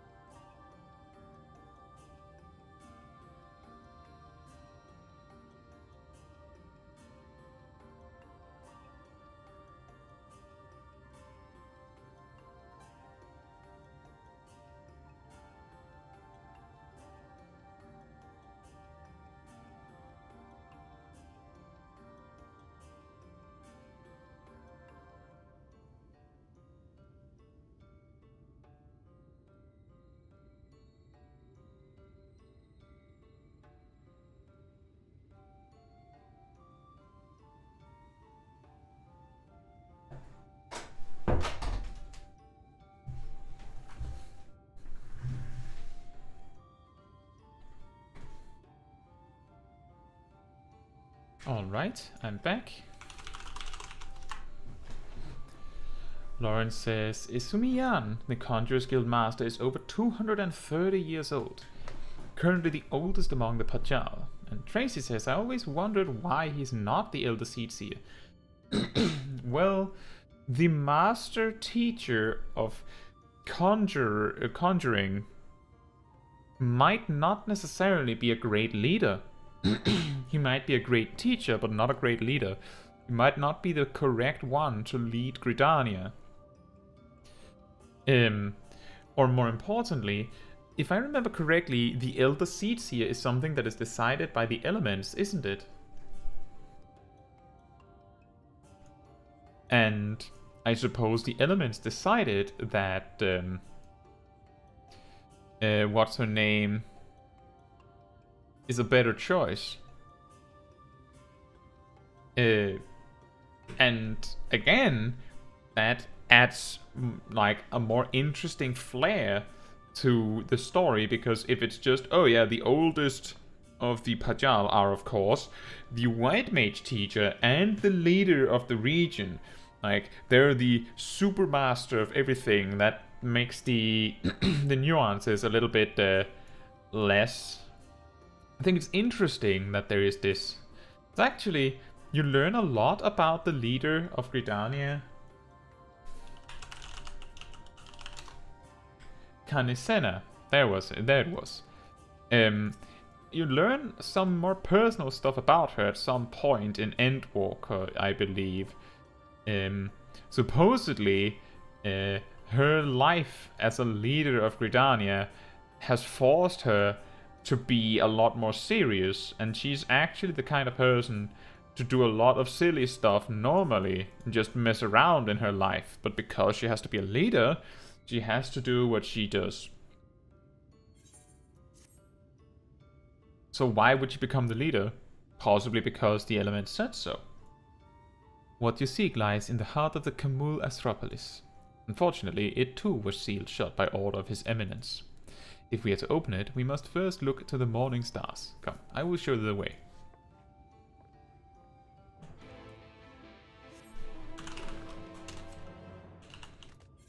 I will show the way disappears and puts a dot on my map. Go there, I suppose.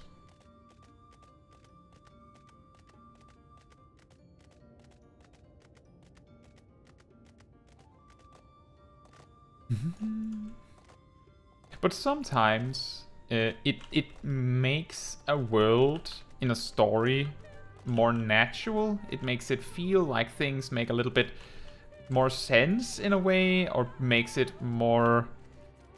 I don't know how to say it. It makes it feel more real when sometimes the leaders of places... the leaders of places are a bit random. Akira, welcome to the stream, says, this may sound a bit selfish, but can you make a scholar guide? There's barely any on YouTube. Pretty please. It's a bit old, but I do actually have a scholar guide. Both for low level and high level. The low level one is from Shadowbringers, so there's some things that don't apply, but the high level one actually starts by detailing the changes that no longer apply in the low level part. And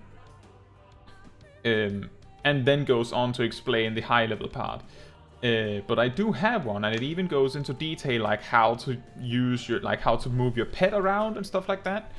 That is not to say that I will not make a scholar guide. That is more to say that it takes time to make the guides, and reasonably we can probably agree that if I asked what guide to make first of all the jobs in Final Fantasy XIV, there would not be a unanimous agreement on what I should start with. So I will get to it eventually. In the meantime, I actually do have a scholar guide, and if you're finding it difficult to find it, then that is certainly something I can help you with.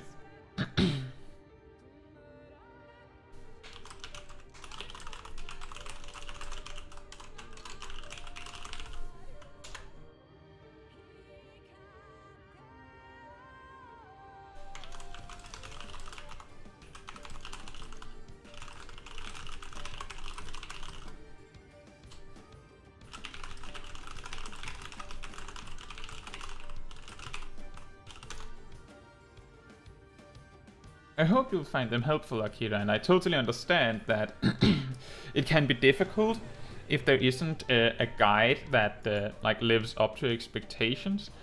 And healer guides especially can be really difficult to make, because with a DPS guide, it's just, you know, well, this is a damage rotation, this is the opener, and then you just do these things to make everything magically work, and then it just, you do the big damage numbers. And maybe you offhandedly mention, oh yeah, you have this defensive cooldown, use it like this. A tank guide even is also a lot about doing the rotation, and then, oh, you use your defensive cooldowns like this. But a healer guide is like 25% of it at most will be like, this is how to attack.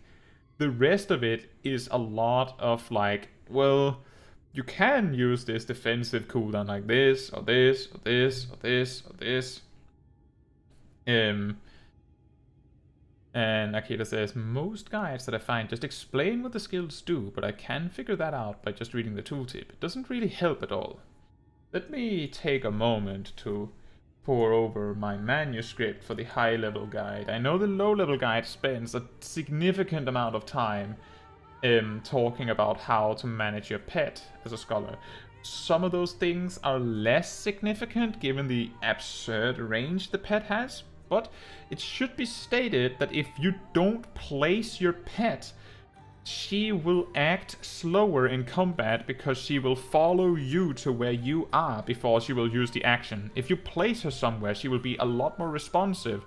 So if you take, what you should take away from the pet movement section of those guides should be, it is good to place your pet if you're staying somewhere. And placing it if you're staying there for just a brief moment is still good because it makes your pet more responsive. That is really what you should take away from it, even if the Shadowbringers guide might focus more on you need to place it in the center of the arena because otherwise you might have troubles reaching everyone. That is much less brutally significant now, but beyond that it is still helpful to place your pet somewhere. See...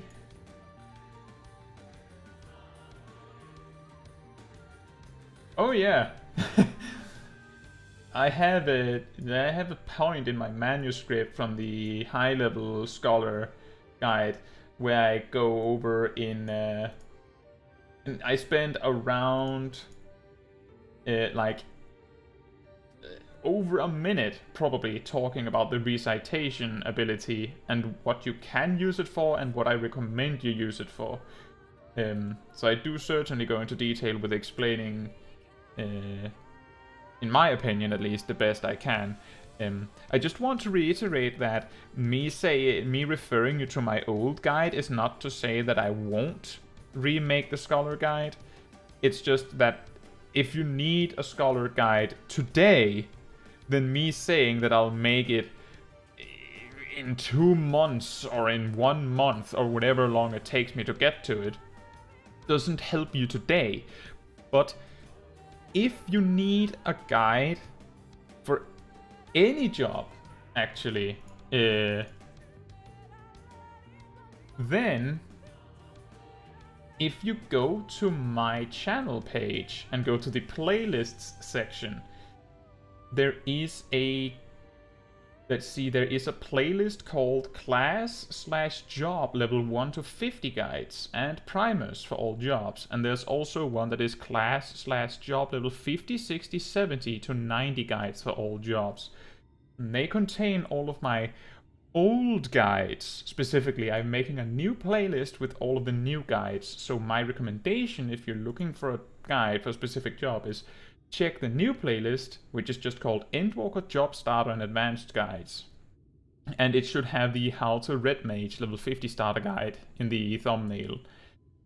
If it's not there, then there is the 2 other guides. The first one will show a Gladiator to Paladin, a Realm Reborn guide in the thumbnail, and the other will show a Summoner guide level 50 to 90 guide in the thumbnail.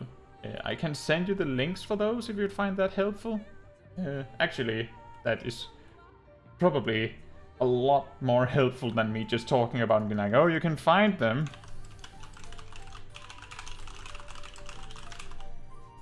Whoops.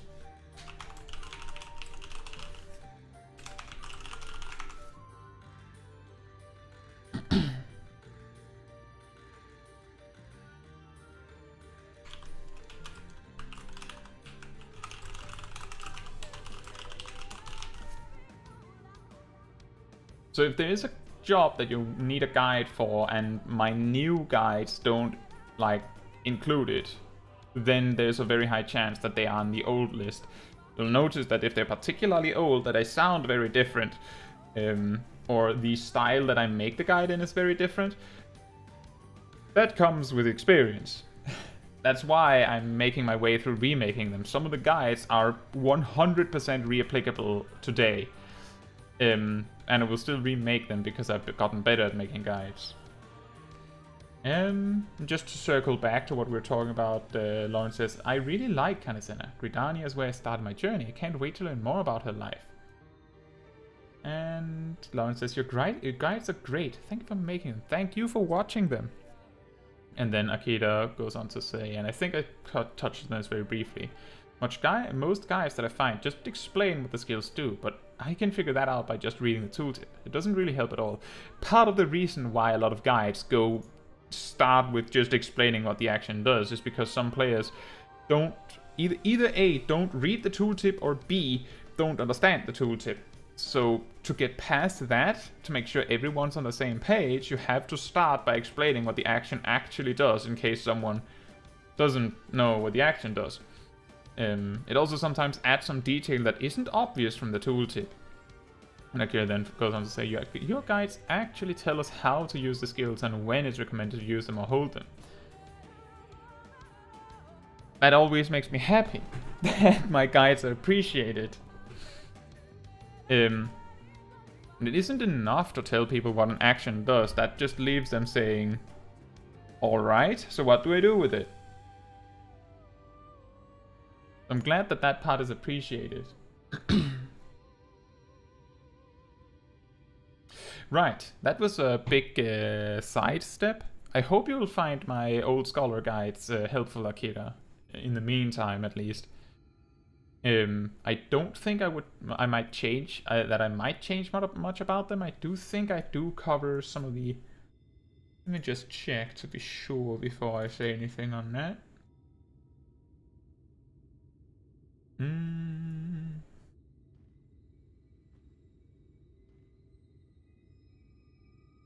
Oh yeah, I even cover the part about skipping energy drain in quote-unquote optimal openers if you're not confident.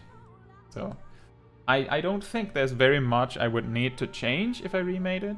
It would just be that I could make it better, I think. You were able to keep up, I see. Well done. Yeah, I have short legs. Ahead lie the Morning Stars, 4 monuments built in tribute to the Guardians of Rak'tika.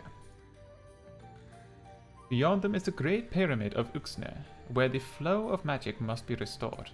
It is said that the monuments are themselves the keys to opening the pyramid. Though I know not how, that is for you to discover. Another puzzle. Wonderful. I would have a closer look. Actually, on that one, Akira, I very, very recently talked with someone that also watches my guides. He approached me in-game, and he mentioned that, and he's, by the way, a Savage Raider who's progressing on P8S, and one of the jobs that he is practicing is, well, he's an Omni Healer main, and one of the jobs that he said he found my guides especially helpful for was my Astrologian guide, which is also the old guide, of course. So if you're lacking an Astrologian guide, you'll be happy to know that I also have an old guide there. Like, basically what I'm saying is, I have covered all jobs. If there's a job that has a particularly massive amount of changes in Endwalker, I have actually remade the old, like the low-level guide, and then made a high-level guide. And now I'm remaking the guides again. But I do have guides for all jobs. In a similar style to what So what I make now, it's just that I've gotten a lot better at editing some things and gotten better with the style that I want. But you'll be happy to know that I do have an astrologian guide. And it also goes over things like the card 2-minute burst and the also the 1-minute mini burst where you play just one card. So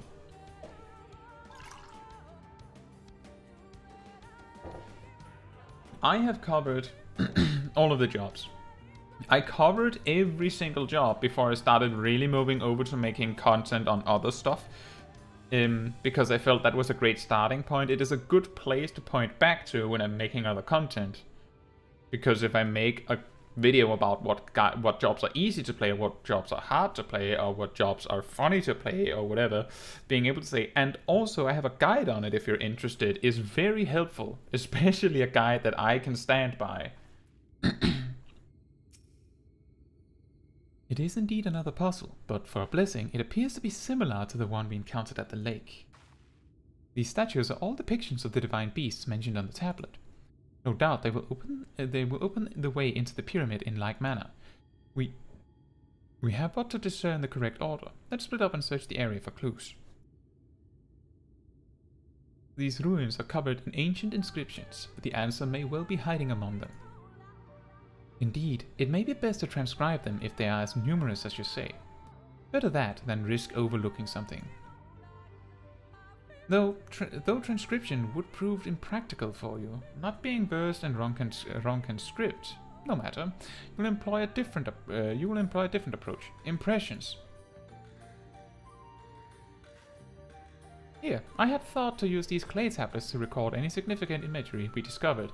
They will serve you just as well. Take impressions of any inscriptions you find. We will start at the base of the pyramids. You begin at the top. When you have finished, return here and I will translate your findings. But it is good to know these things, Akira, because I don't know which jobs are in greater need for a job remake. Like, from my perspective, the most outdated of my healer guides now is probably my white mage guide. But when I asked in the a member post specifically, Sage was requested over white mage, so that's why I made a Sage guide first. Of the healers, remade a Sage guide. A simple tablet made of clay used to preserve the inscriptions of ancient relics.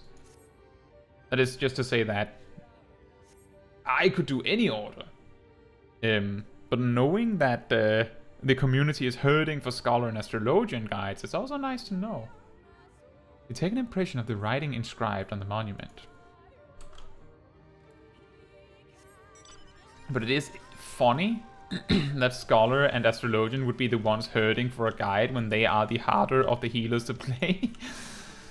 It's not. It does make sense. It's easier to make a white mage or sage guide if the jobs are easier to play. Case in point, me releasing a video talking about the hardest jobs to play in Final Fantasy XIV and including machinist on said list, and then promptly releasing a machinist guide.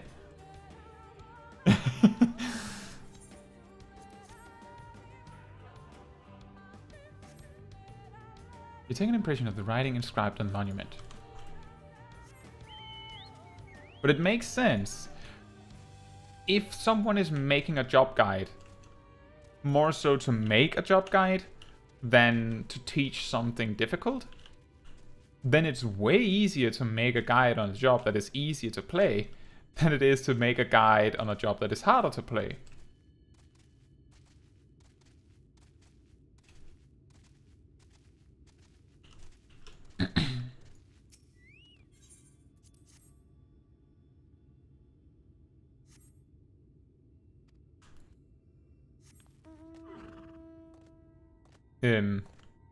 Although, I don't know, I feel like choosing to throw yourself at making a healer guide at all already gives you a lot of difficulty because you have to deal with all of the nuances of healing.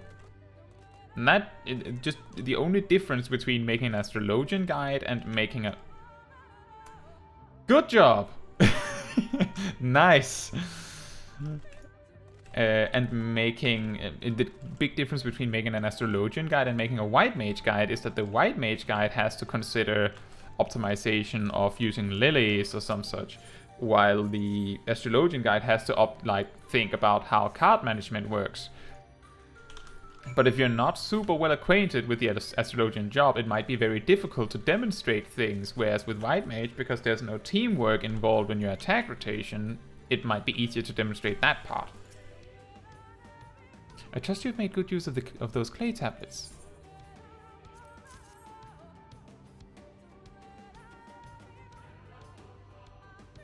Well done. A moment while I decipher what you've found.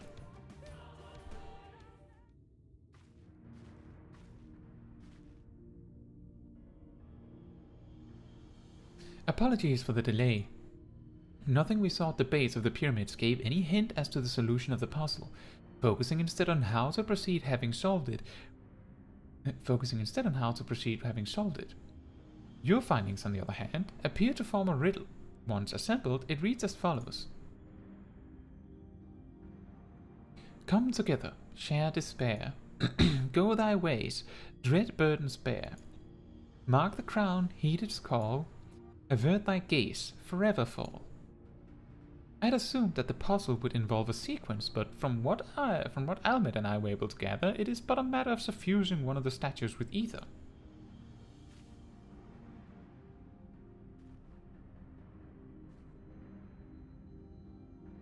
One of them, you say? The question being, which one?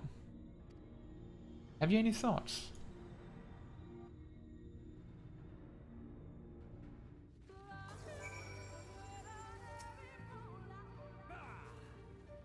Given your talents for finding solutions to vexatious problems, I think it best that you choose the statue. What say you, Caetsu? Sure.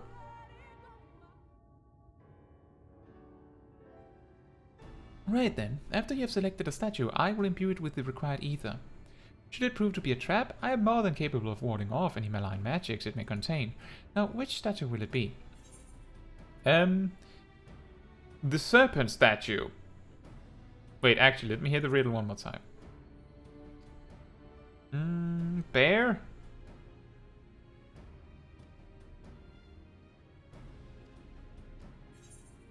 But there is no bear. Something about a crown? Let me get... maybe the owl. Alright, I pray this works.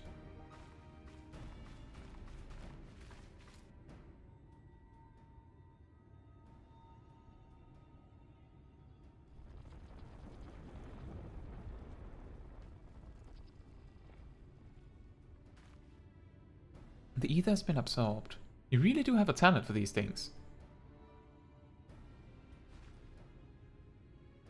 I'm guessing that the hint was supposed to be the gaze of an owl, but I thought about crown and thought like bird in the sky, and colibri is technically also a bird. But we already had heard of that one, and the owl is also the thing on the coin.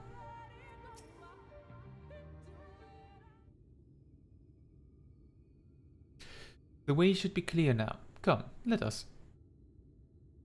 Someone approaches.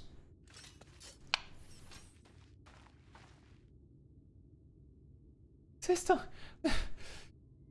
Sister! Simit. What are you doing here? What has happened? Yulmoran soldiers! They've entered Ixmaya! Yulmoran soldiers? And what of the blessed? Nothing specific, but it seems the Yulmoran had little interest in Slitherbow or its people. According to our scouts, their general and his men made all haste for the gate to Ixmaya upon finding it. Together with Thancred, Uimid and some few others have engaged them at the border. You are to return and assist Uimid at once. They are not to set foot near the ruins or Fanath. We will see to matters here and return as quickly as we can. Understood? Yes, sister. Be careful.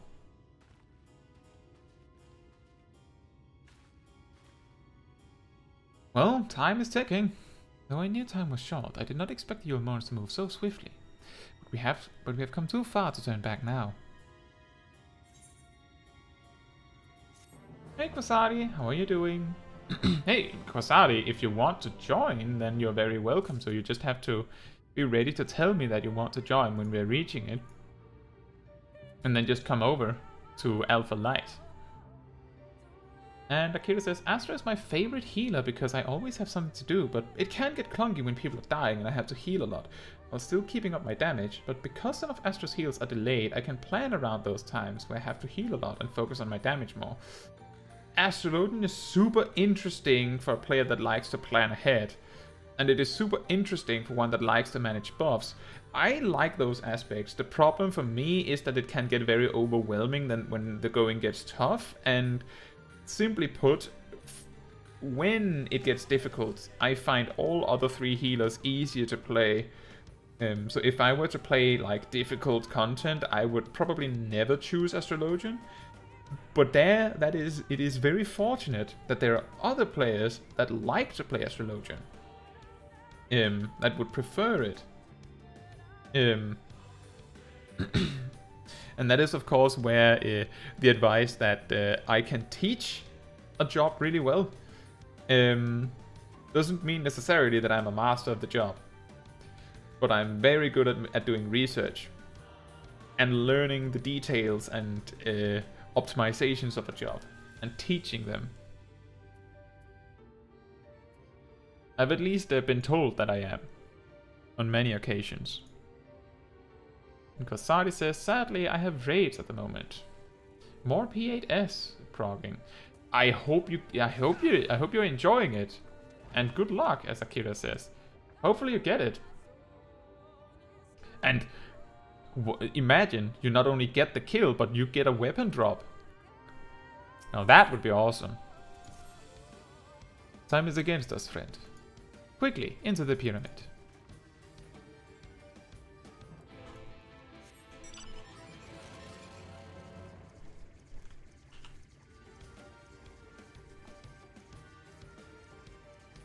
But yeah, I do mention this on most streams, is that if your character has access to the dungeon or trial that I'm doing on the stream, and yeah, I do genuinely mean on the stream, like if we're doing daily roulettes, you're welcome to join for those too.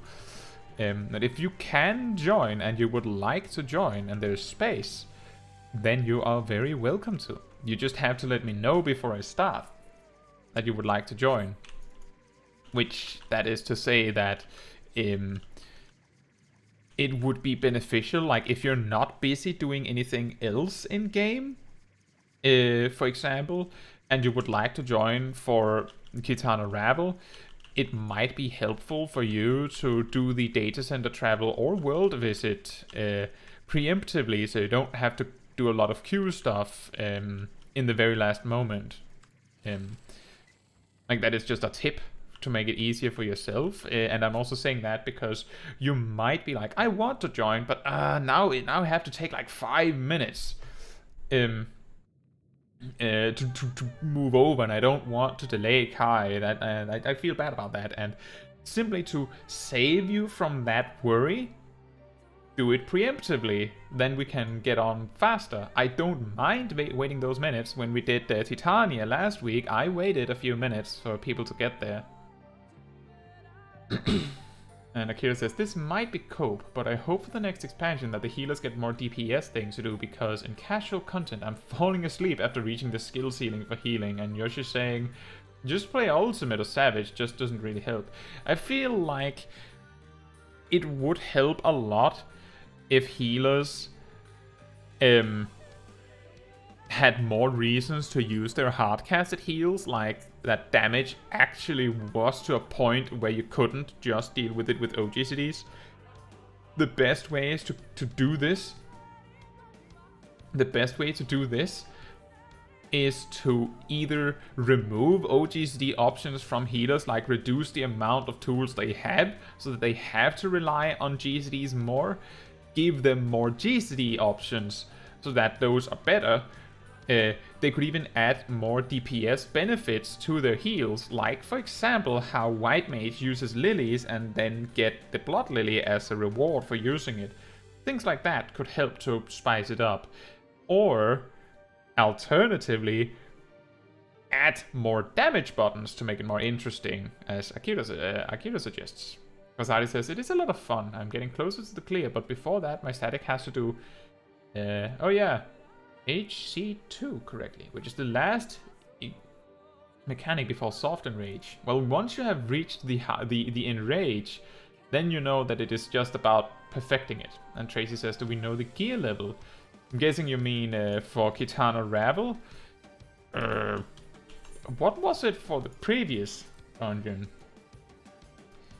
I would assume that if you have an item level of over 400 on your gear, that will be good enough.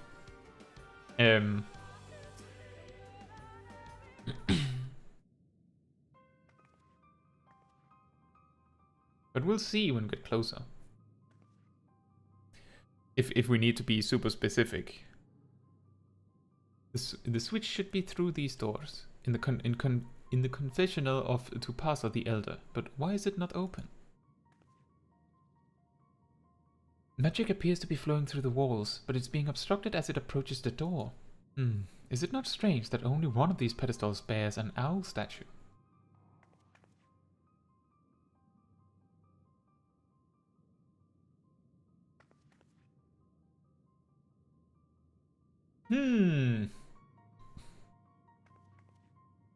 Go find the owl statue. I mean, strange indeed. The second statue was likely hidden to keep the door sealed. We can cover more ground if we split up. Almed, take the chamber to the south. Caetsu, the one to the east, where the statue definitely is, so you have to carry it back. I will search the chamber to the west, where the statue definitely is not.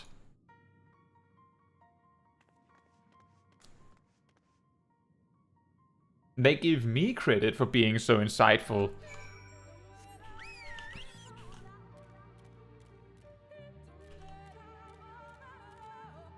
Y'shtola is such a genius that she manages to send me specifically where it is.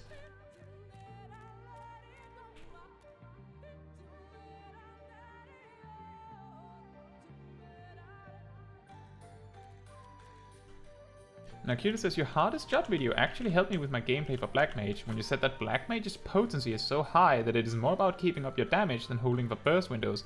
You know, this is actually an interesting little side bit that I feel like might be worth talking about.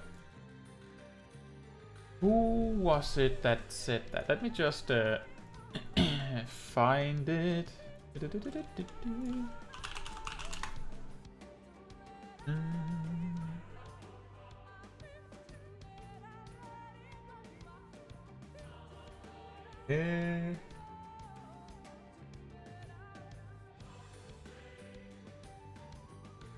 Right.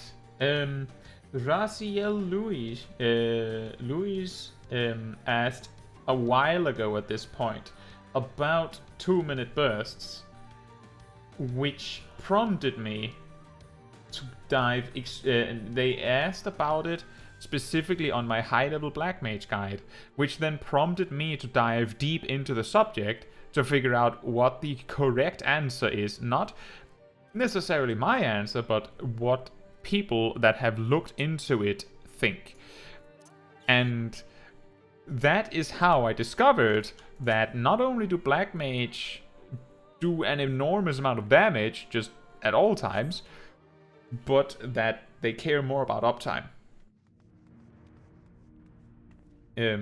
So I would have discovered this eventually when researching for the hardest jobs guide anyway, but what prompted me to look into it originally was someone asking. Like someone asking, how exactly do Black Mage work around the 2-minute burst? Should I keep my polyglots and stuff like that? Should I line up so that exactly on the 2 minutes I have 3 Umbral Hearts ready to go and all that? And the answer was kind of no. That it was more important to keep the burst up, as I say in the hardest job video. And now Akira says, because I struggled with knowing where I should use triple cast or swift cast, and it made me hard focus on my rotation instead of worrying about mechanics. Indeed. I've looked everywhere and... Wait, is that...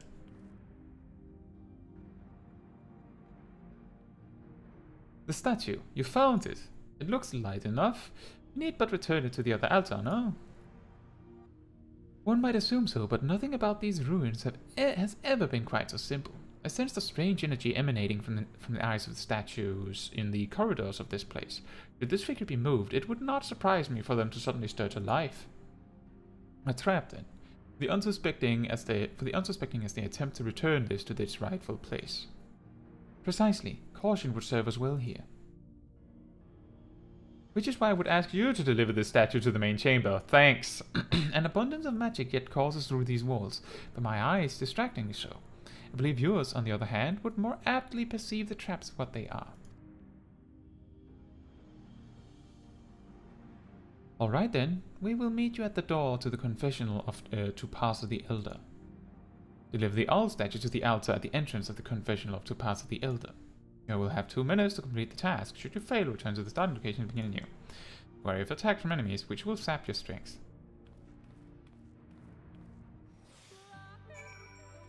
I agree, Akira.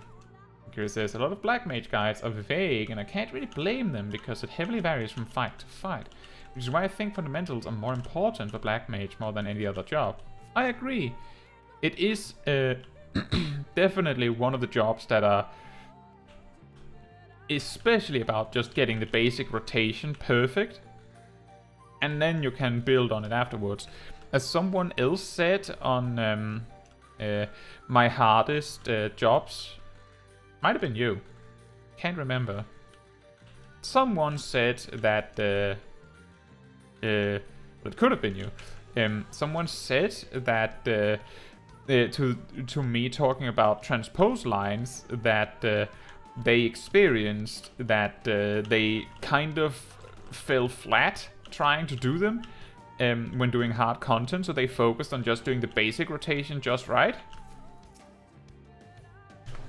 which made it a lot easier than trying to like get fancy when dealing with hard mechanics. As you say, Akira, it is more important to get the fundamentals right. Yes, you can do more damage by stockpiling your triple cast for the 2-minute burst. Yes, you can do more damage by stockpiling polyglots for the 2-minute burst, but incidentally, if you have to skip one cast, you probably have lost more damage than putting your polyglots in the raid burst window would ever give you. And that is basically the fundamentals of why that is. But I'm glad to hear that it helped you figure out what to focus on as a Black Mage. That is really good. The statue is returned, but was that enough? I believe it was. I can see ether flowing to the door now.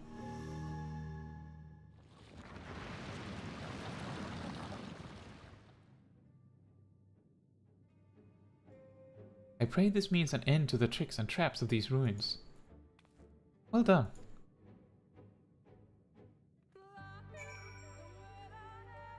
Oh, right. Thought we were going in. You're but one step from entering the Kitana Ravel, but I must warn you, this last step is without question the most perilous. Overcome this final trial, and the path forward will open to you. A path laden with more puzzles and traps, I'm sure. Did the Emperor always take such pleasure in wasting the time of his allies?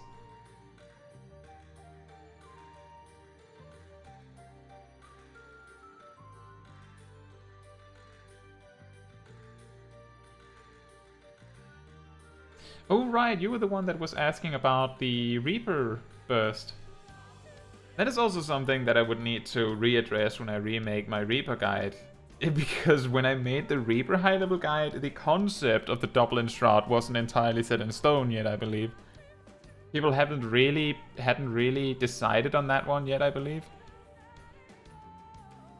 Let us end this, Caetsu, while time is yet on our side.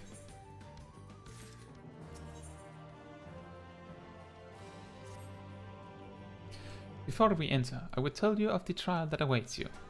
The chamber is said to be filled with all manner of devices to keep trespassers away from the switch, the most potent being walls of displacement. They may very well force you into danger. If we become separated, please use these. What are those? Whisper weeds. They will allow us to communicate no matter where we may find ourselves. Have you heard of link pearls? I think Caetsu and I can work out how to use these well enough. Thank you. Alright, Caetsu, the sooner we finish here, the sooner we can return to the others.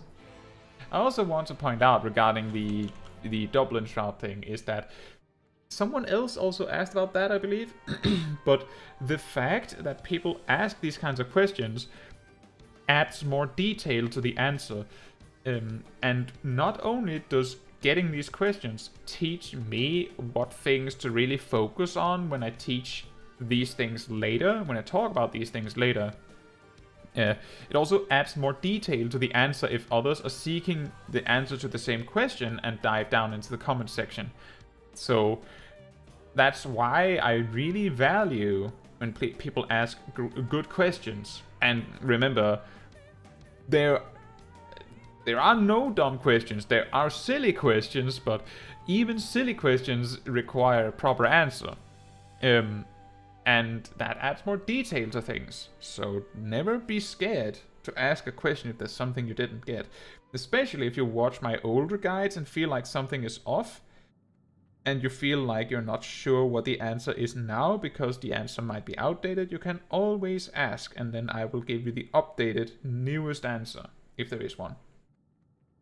I always try to get back to all questions, and I tend to get every question, I feel like.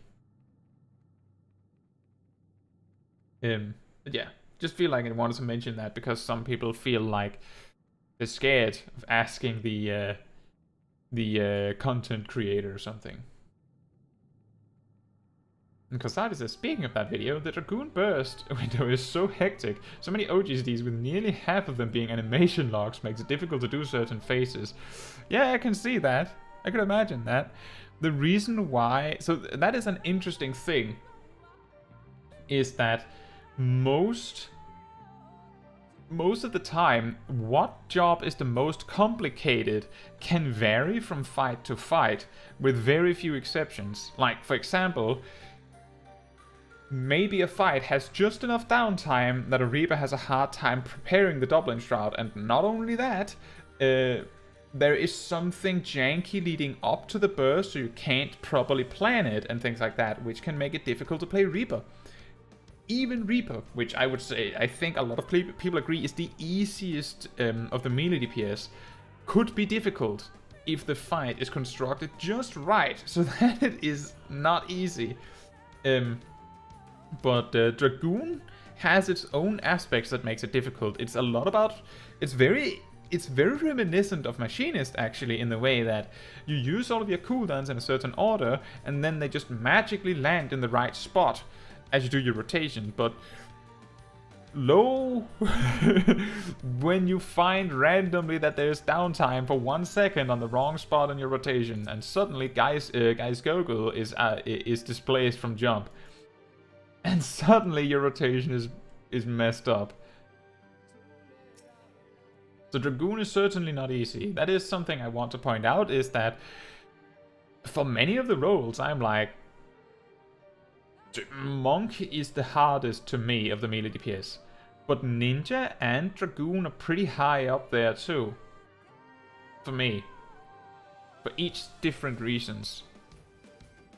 Shall we get this over with?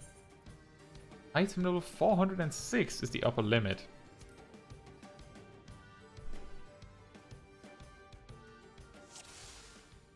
And Akira says, to me, Monk is the hardest job in the game. Same!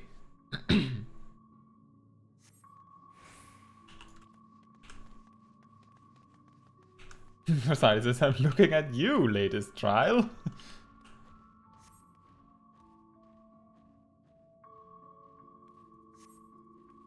Yeah, Trace, it's the upper limit is 406, so you get downscaled if you're above that. The only reason why I suggested 400 is because if you have Poetics gear from from Stormblood, your item level would be 400. Which is like... That could work as like a target to aim for. I'm pretty sure that there's no dungeon in the leveling period of Shadowbringers that requires above that to enter.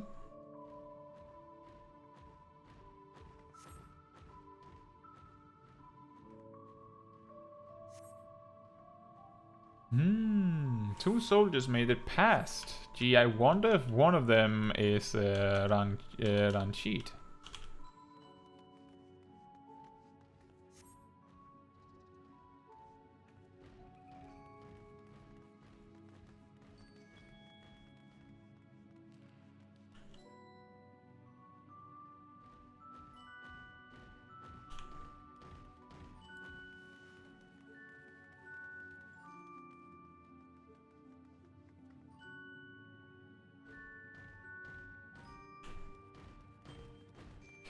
Just from memory, the latest trial on normal has a lot of periods where it's questionable to use jumps because of AoEs overlapping with where the boss is standing.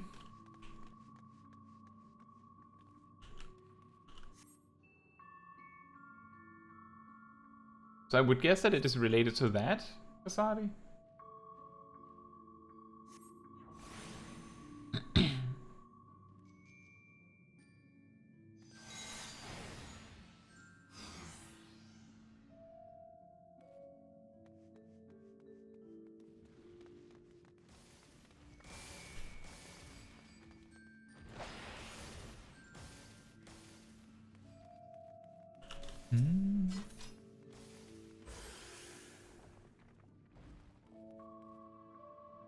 A teleportation device. This should end well.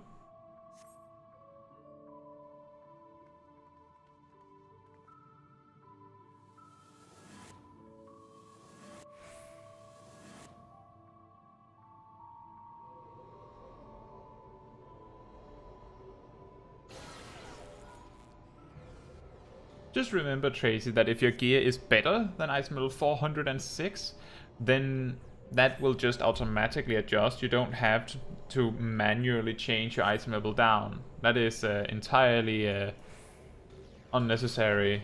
But if you like to adjust, that is okay.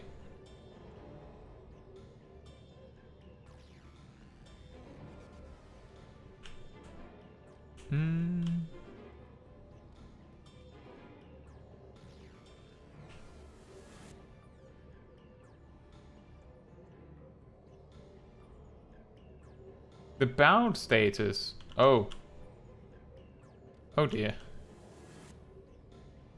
Well, now we found the way, both of the wrong ways. It was 408.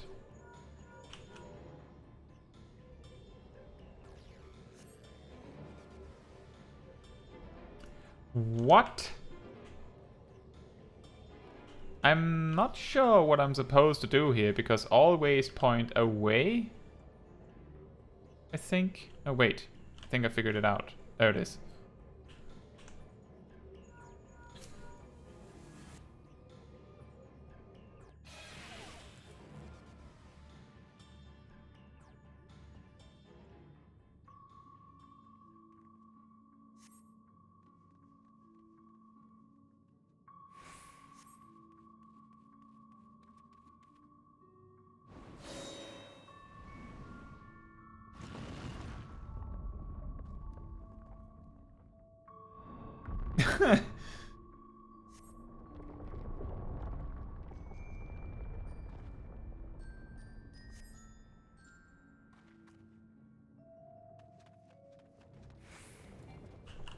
Oh dear.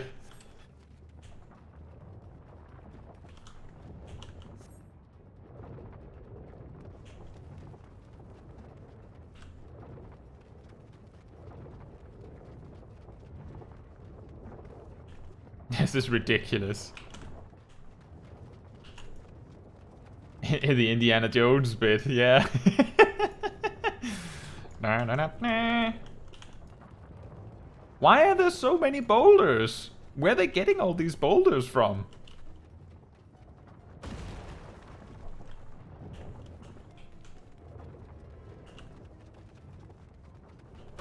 reminds me of Elden Ring.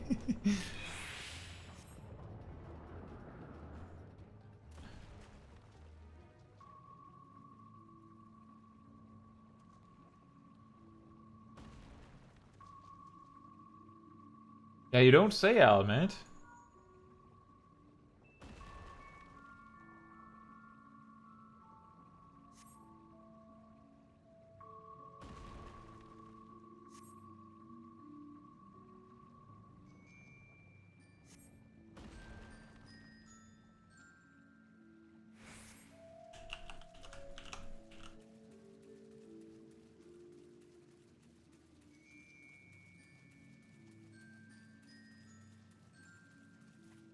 I do have to say that it can be difficult to deal with how Ranjit feels so, like, unfairly powerful in a way.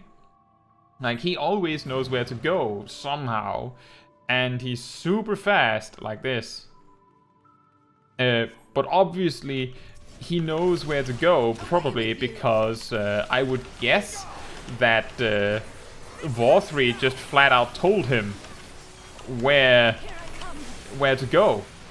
So he just knows that where he needs to go when he knows that we're here.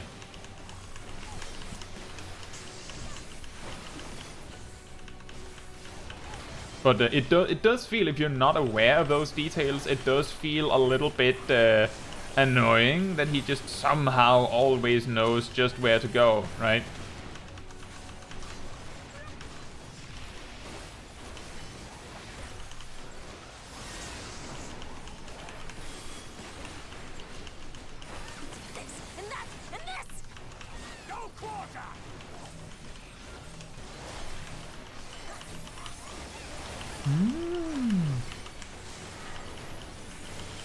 This is going nowhere as we're getting decimated. I don't know.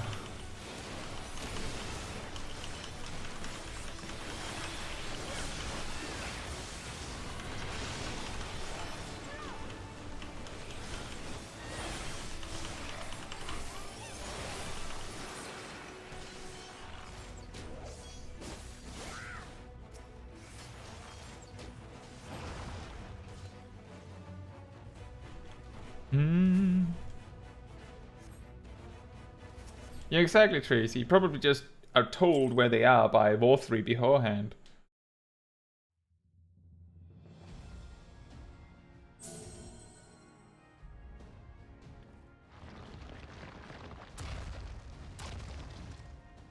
It seems to be working.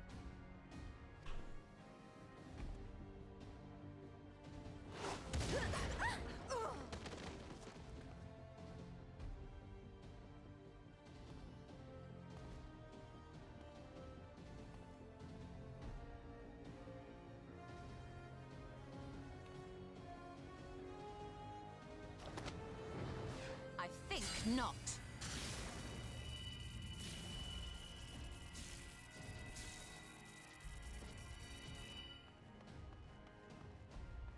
General, hold on!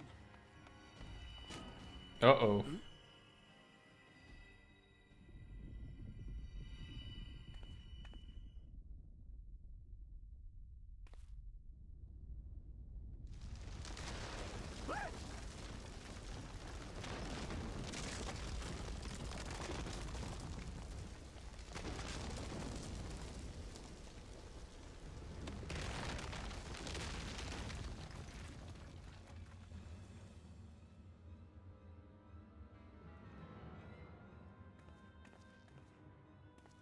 Expertly done. How was I to know that that would happen? It looked like any other part of the floor. Yeah, sure.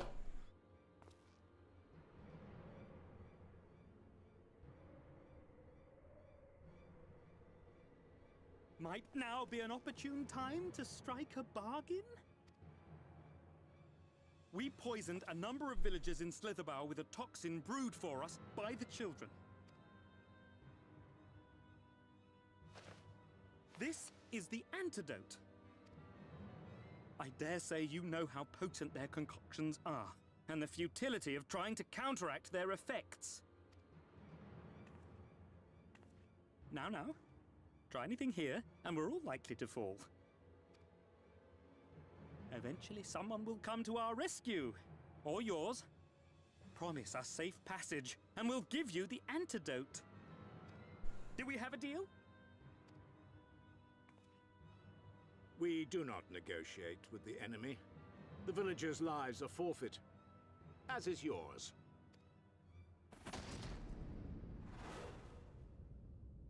General?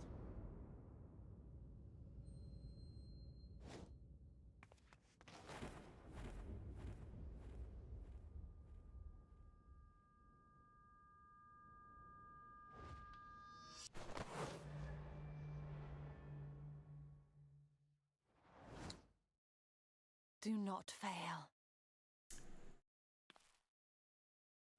Well then.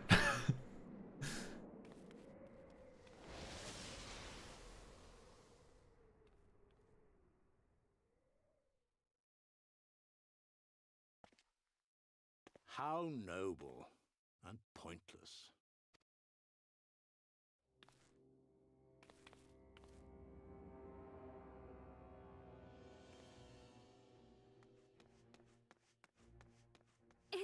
Is everyone all right? No. What in the... Oriage! At once. Ah! Rescue!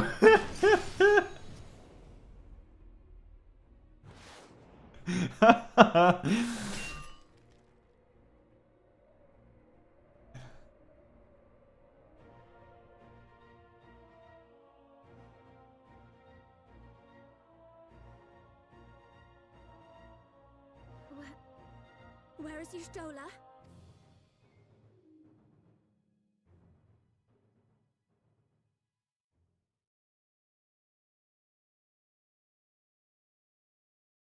She became this potion.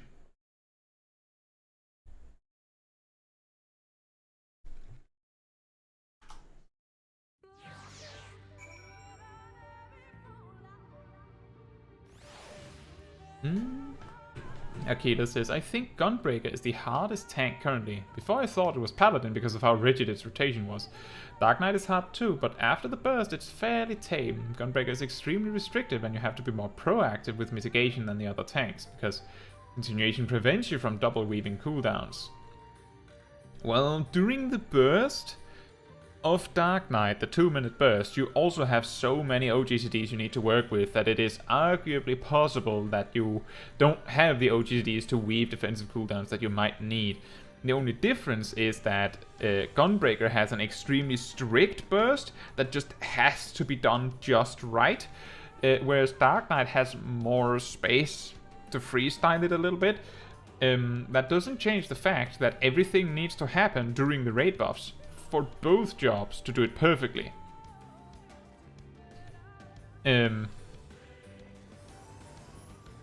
That's why I sort of weigh them extremely closely. The only reason why the primary reason why I weighed Dark Knight as slightly harder is because the aspect that makes it harder, in my opinion, is that part of the preparation for the burst involves getting hit. Which means that leading up to your 2-minute burst, you need to make sure that you activate that TBN, which has to happen in a time frame where you will be able to stockpile enough MP for another edge, but also have enough time to get hit for TBN and won't need TBN for another reason. So it's like it's an extremely specific timing to get it just right. Granted, the DPS gain from doing it perfectly is not massive, but it's more the concept of, and this is also something that I opened the video with, and that's part of the reason why I opened with that, is that I'm specifically weighing what job is the hardest played like optimally. I don't think that there's anything wrong with continuation. If you played Gunbreaker at level 60, you would find that their burst feels kind of empty. So I feel like if they removed continuation or reworked how it works, I think they would need to add multiple things to fill in the space that continuation is taking. Yeah. And Akira says, I hope continuation gets reworked. To be honest, I don't know how they would be able to change it. I've heard people say that certain moves should give you a continuation charge so you can delay it.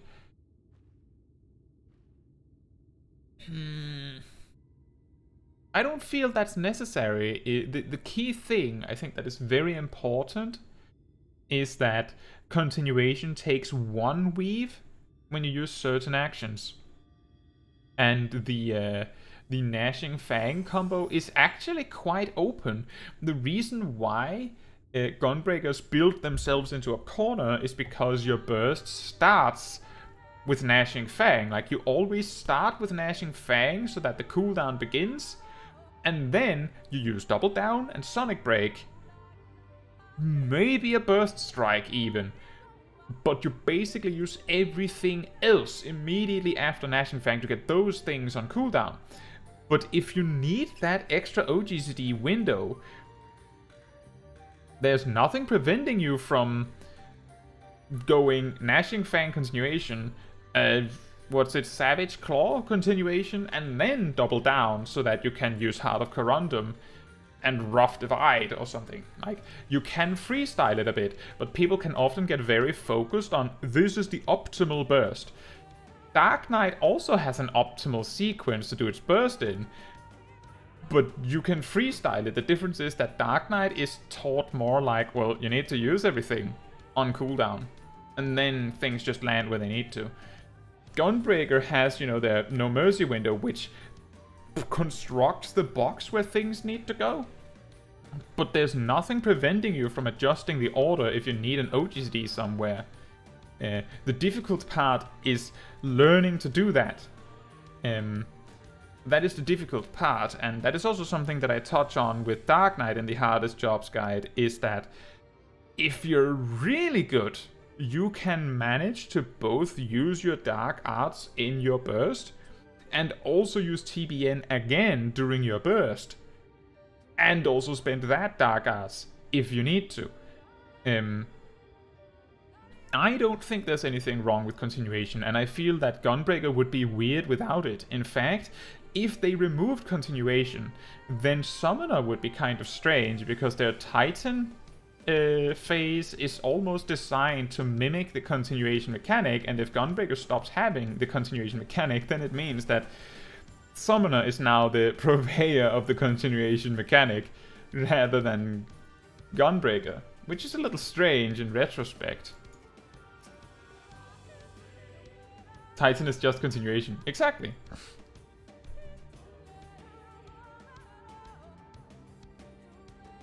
Thankfully, Ranjit's cohorts had the good sense to fall back.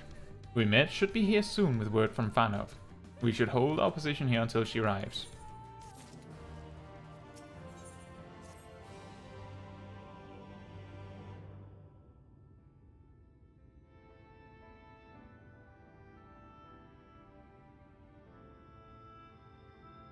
Almit, please tell me you know if that hole might lead out into the woods somewhere. Were there another means of exiting the temple? There is no question that we would know of it. But I fear that is of little consequence, for we have tried to mark the depth of the pit and failed. To fall from such a height.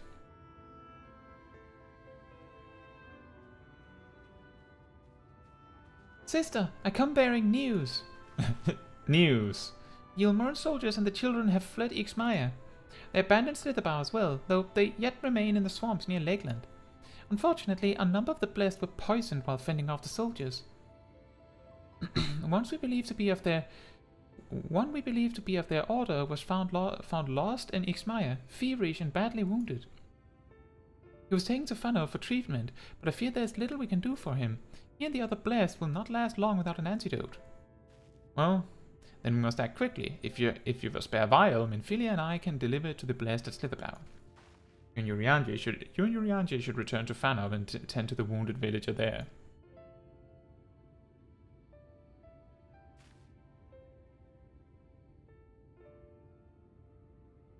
What about Y'shtola? I know it seems callous of us to leave, but she leapt into that hole for a reason. We have to save the Blessed, whatever it takes. Alright. My sisters and I will remain here. We must be certain no soldiers are still lurking about.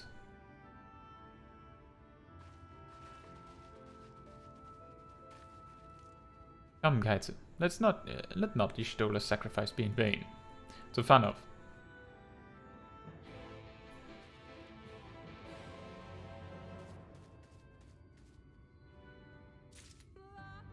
Rak'tika says, Gunbreaker shines when you already know the fight, but for me, Gunbreaker falls apart when I don't know the fight and random stuff starts flying at me. On Dark Knight, you can sort of freestyle it. Maybe if they increase No Mercy to 25 seconds, it'll give more room for the burst window. Now, that's where I'm going to say that will not happen. They specifically, explicitly reduced the duration of fight or flight on Paladin from 25 seconds to 20 seconds to concentrate the burst so that it fit better inside the raid burst window, you know, the 2-minute burst.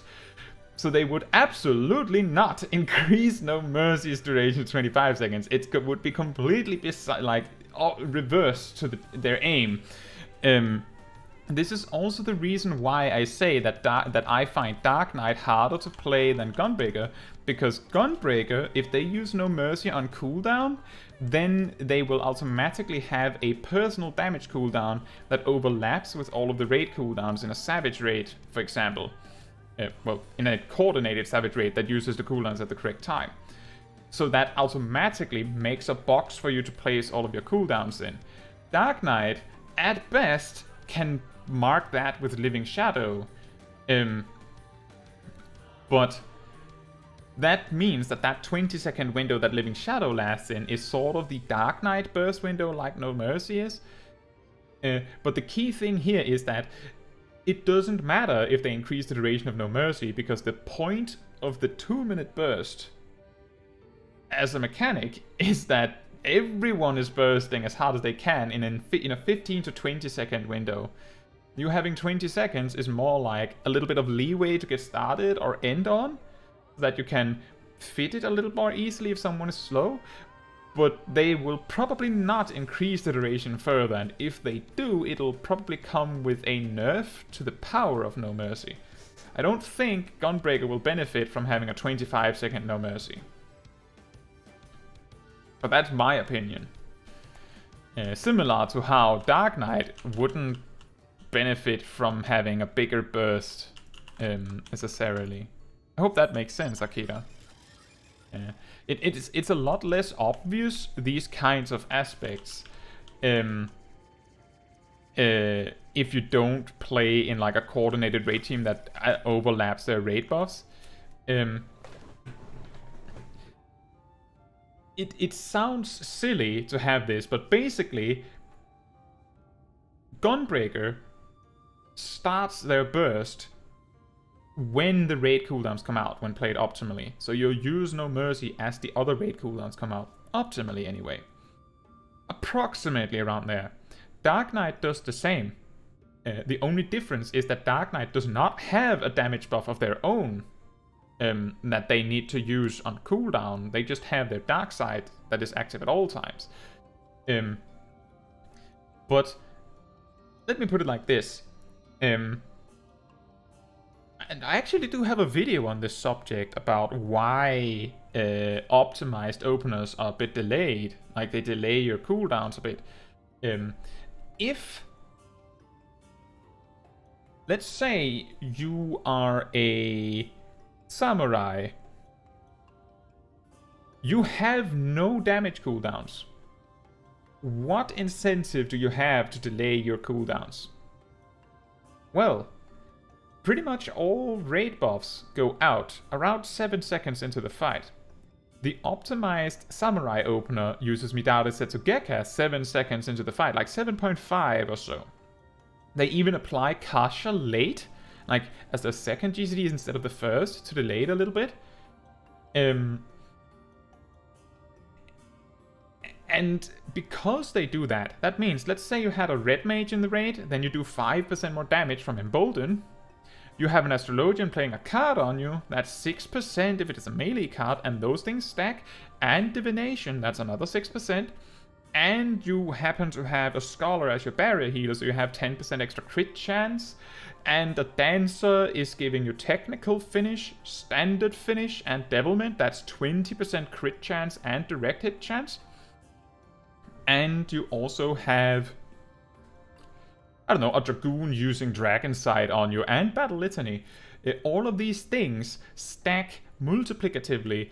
I made a calculation on this a while back for Samurai specifically, and I came out with the numbers that was something in the ballpark of over 50% more damage on that opener because you used it in cooldowns. The key thing to note here is that of those 50%, devilment, the dancer cooldown that only affects you and the dancer itself, was a massive part of it. But even just the raid buffs as a whole amount to like 20%. So basically, when Gunbreaker uses No Mercy, like 2 or 3 GCDs in, that No Mercy stacks with all the raid buffs, and they combine to something closer to 40 or 50% more damage. And Dark Knight also benefits from those 20% from the raid. This is why burst periods are important. It's not just about using things on cooldown, it's about the benefit you get from it. I hope that makes sense, Akira. It's not to say that, oh no, Dark Knight is definitely more difficult than Gunbreaker. It's more to say that they're difficult in different ways, and I feel like they're almost identical in difficulty.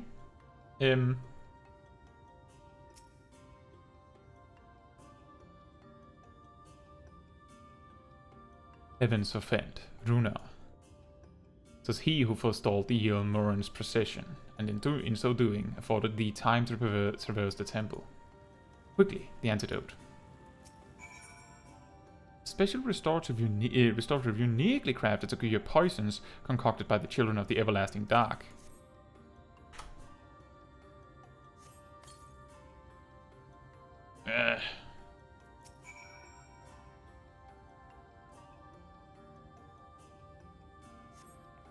Runa still appears visibly pained. Perhaps he requires another dose of medicine. I also want to mention that the fact that the Gunbreaker rotation is concentrated in No Mercy like that, and the Dark Knight rotation is not, means, and this is probably the more important part if you're not playing in a like coordinated raid team where you're stacking all of your cooldowns together, the fact that Dark Knight does not have a buff to stockpile all of their cooldowns around mean that the moment that you remove the concept of raid cooldowns from the equation, Dark Knight jumps from being really hard to play to be kind of easy because you just click your cooldowns whenever.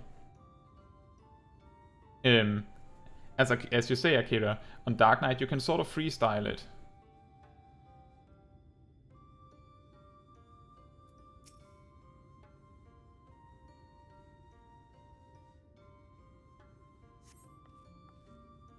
The medicine seems to take effect as the color slowly creeps back to his cheeks.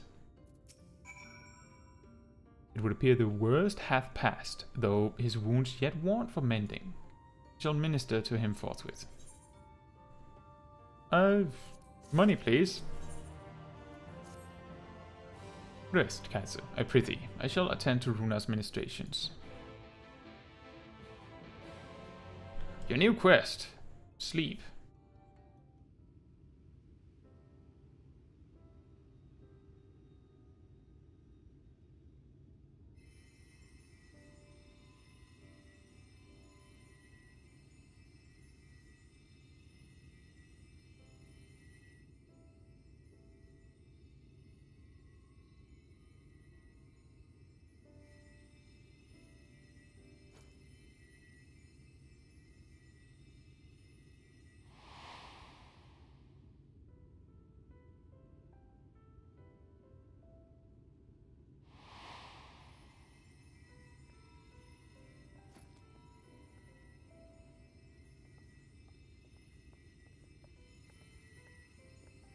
Runa, thank goodness. We delivered the antidote to Slitherbow, and from what we could gather on the way here, the Ulmorans have had the good manners to withdraw. Thank the gods they did. We would never have made it here in time. I'm told we have Runar and his comrades to thank for keeping the soldiers occupied prior to their retreat. They were preparing to come for you and Y'shtola, it seems, when Runar rallied the villagers and pursued them out of Slitherbow.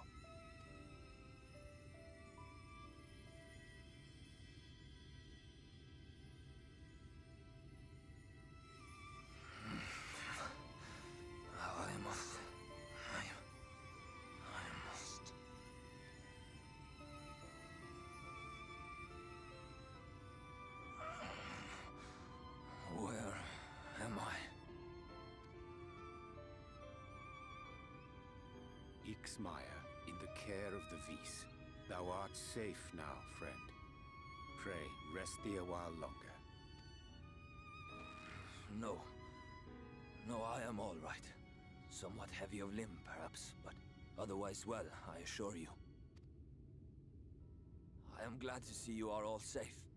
When we realized where the soldiers were headed, we knew something had to be done.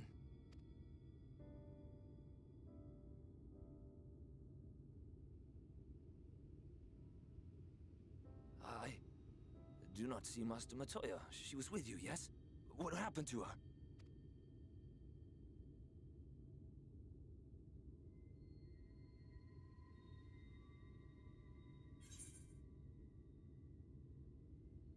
We cannot say for certain, but it was she who secured the antidote.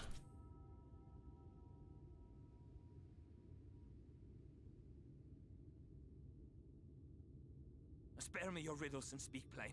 Where is Master Matoya?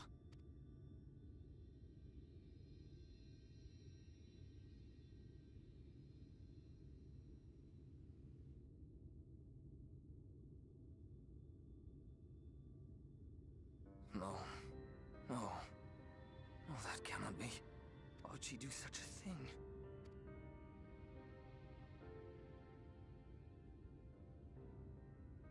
Was there no other way? I cannot believe that she... We must begin the search immediately. I will come with you.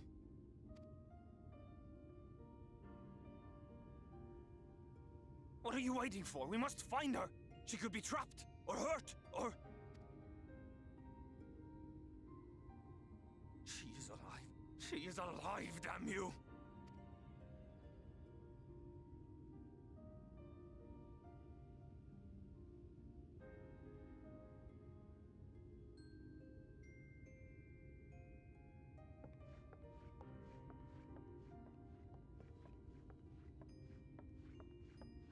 Forgive me for interrupting, but our scouts have apprehended an intruder. We thought perhaps he might be an associate of yours.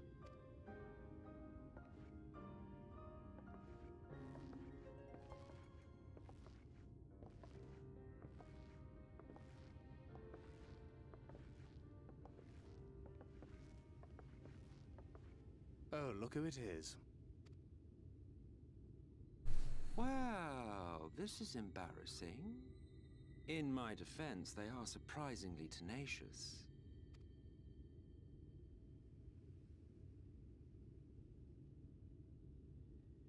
So, what trouble have you gotten yourselves into this time?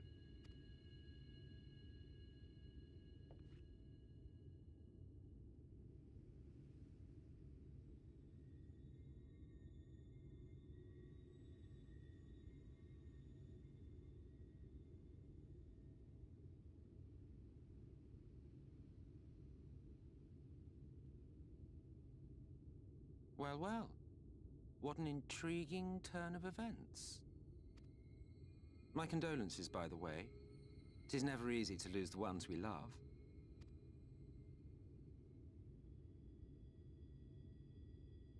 Well, she is dead, isn't she? Wishing it were otherwise will not make it so. That you should be indifferent to her loss is no surprise. But to us, she was a friend. The best of friends.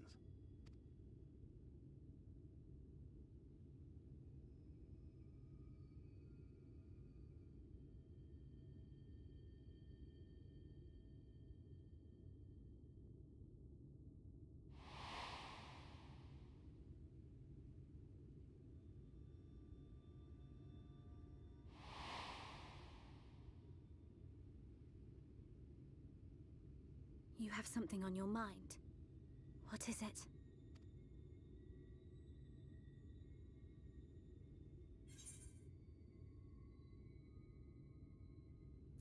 After she fell, there was a powerful gust of wind, as if from nowhere.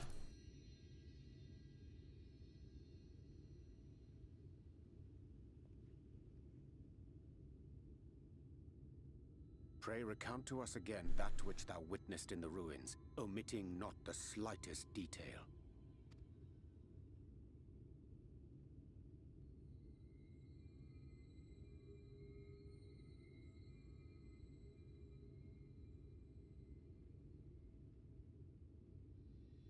Flow.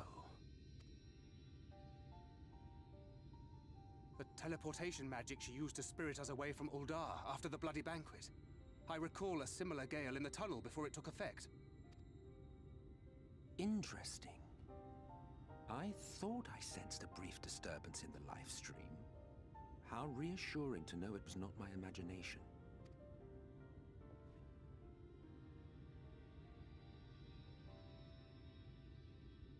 I felt it only once, I should mention, which would suggest she is still adrift on its currents. Then I fear she may yet be lost to us. For it was only by the grace of the elementals that she was plucked from that great ethereal river.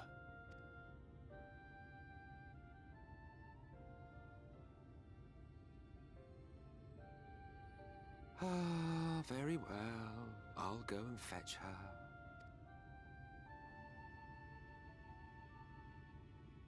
Perhaps a clear and unambiguous act of kindness will serve to win the trust you seem so determined to deny me.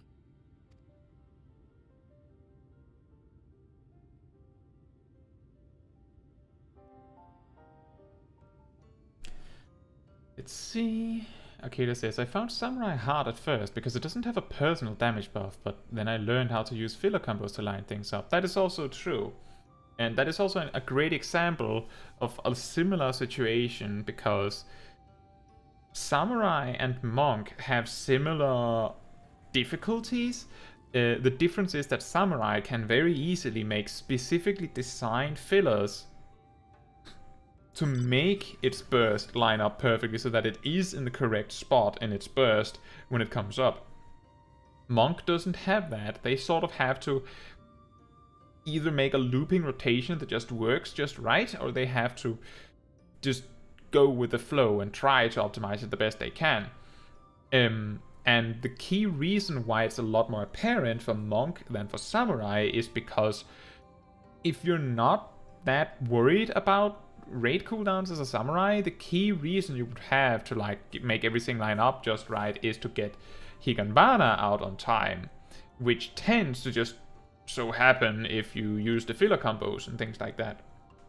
But Monk has their own raid cooldown to worry about, their own raid, like their own personal damage buffs to worry about. It's like comparing Monk to Samurai in some ways is like comparing Gunbreaker to Dark Knight. The key difference being that Dark Knight and in some capacity Gunbreaker don't really care that much about where they are in their weapon skill combo when their burst comes up. Whereas both Samurai and Monk do, but that is a completely different story. Also, just want to say I'm sorry, Akira, if I got a little too riled up over that particular conversation about No Mercy. But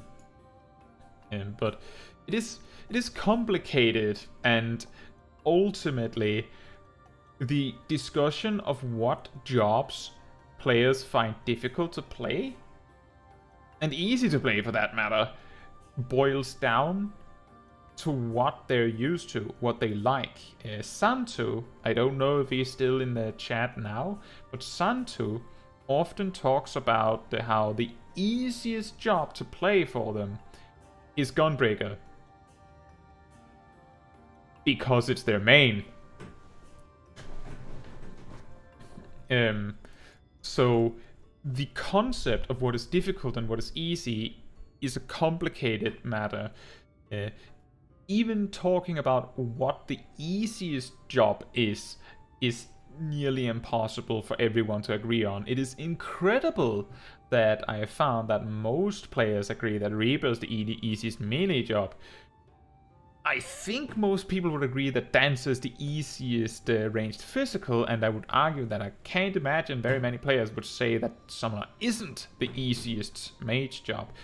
But if we start to talk healers, there are going to, you can say White Mage, and then there will be White Mages that say, no, it's actually more difficult, more complicated than you think. And there will also be other players that don't main healer at all that say, no, White Mage is definitely the easiest. And there will also be players that say, no, Sage is easier. And if you turn the tables and say, okay, then Sage is easier, then there will be Sages that say, no, it is more complicated than you think. There will be other players that say, no, Sage is easier. And there will be players that say, no, White Mage is easier. Like, you cannot win that. And in the same way, there will also be players that argue that Gunbreaker is harder. There will be players that argue that Dark Knight is harder. I think based on what I've seen on my hardest jobs video, there is a heavier agreement that Gunbreaker is more difficult. But it's a difficult discussion. There is, like, if we're talking healers, like I say, White Mage is kind of weird because I find it hard when you have to move and you still want to keep up uptime, and it's more GCD based. Exactly. And there are other things to care about. Like, White Mage has to plan every 2 minutes a presence of mind burst. Like, while everyone else is bursting, the White Mage has to too. White Mage wants to plan it out so that they have exactly used 3 lilies as the raid cooldowns come out, so that they can use a Afflatus Misery, their Blood Lily. They need to use As Eyes on cooldown for damage reasons, which makes it more difficult than you'd think. But the simple fact that Cure 2 is extremely obvious what it does, the lilies are extremely obvious what they do, and most of White Mage's buttons all say heal a lot, means that it is very approachable. Sage, if you understand it, is really easy because it's like many of its buttons do 2 things well, which means that if you know what 2 things you need, you can use just that. For dungeon pulls, you often need more than 2 things. Like my Sage guide, I pretty much like lay out a sequence of things you do in a dungeon pull, and nearly all of it is use these 2 buttons, then these 2 buttons. Because 1 cooldown rarely is enough, but 2 is just enough. Slightly more than you need usually. But that is also combined with the knowledge that barrier healers are in a really problematic spot if they run out of cooldowns. So me saying that and then saying, and also you need to use 2 cooldowns at a time to deal with dungeon pulls, is a little scary, right? The fact that White Mage can much more easily just resort to spamming Cure 2 makes it quote-unquote easier. So personally, when I say I think a job is easy, I typically follow it up by saying why I think that, and also explain the basics of doing it easily. If I say a job is difficult, I follow it up by saying why I think that, and point out the particular difficulties I find. But I also acknowledge that there are many reasons why someone might not think that is difficult.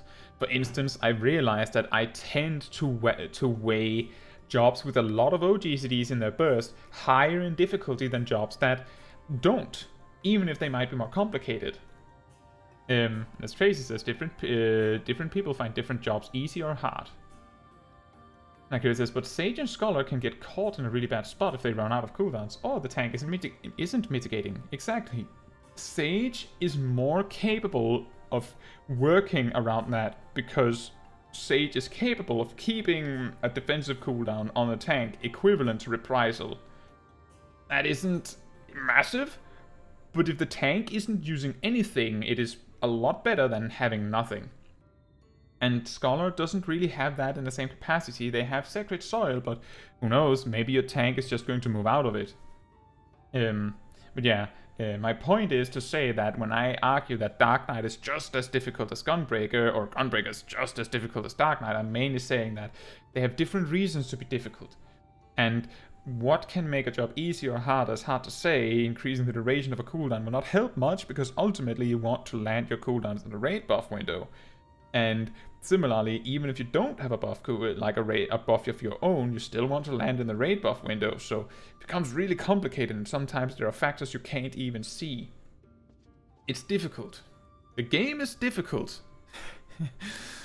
And what really matters is that we're all having fun and playing the jobs that we like.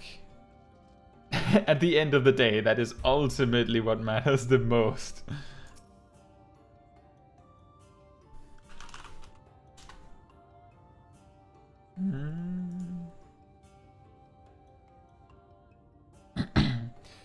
Now then, if I'm to fetch her for you, I will require a suitable place to work. We must find somewhere that resonates strongly with the livestream. And by we, I mean you. To that end, I give you this, an ethereal lamp of my own design. Keep it close as you venture out into the woods. The brighter the glow, the stronger the location's resonance with the livestream. Once you've found a likely spot, all you need to do is whistle. You do know how to whistle, don't you, hero? Just put your lips together and blow. To find a location that resonates with the livestream, you will need to search the area marked on your map. Use your ethereal lamp to pinpoint an ideal location, then call for Emmett Silk. I'm curious, for me, I'm in a weird spot because I'm almost an Omni player. I can play every job very well besides Monk and Black Mage. The thing is, that is not necessarily weird. Like, I can play most jobs decently well.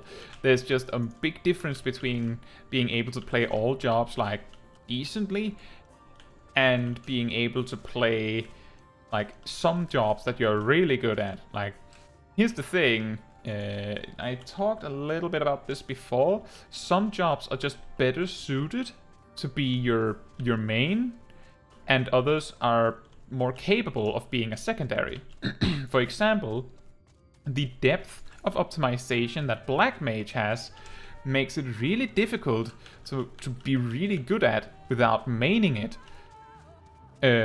On the other hand, Summoner, the things that make up the depth of the Summoner job is more about like basic mechanics of playing the game than something unique to Summoner, which means that if you main Summoner, you can play it extra well, but the difference between a Master Summoner and one that like plays Black Mage primarily, but also has like a backup pocket Summoner for when they need it, might not be that far from each other.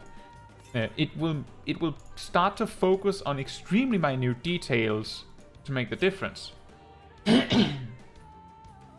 So, like, that is part of the reason why most of the jobs that I play a lot, or play the most, are some of the jobs that I rank very easy. However, that might also be utterly biased.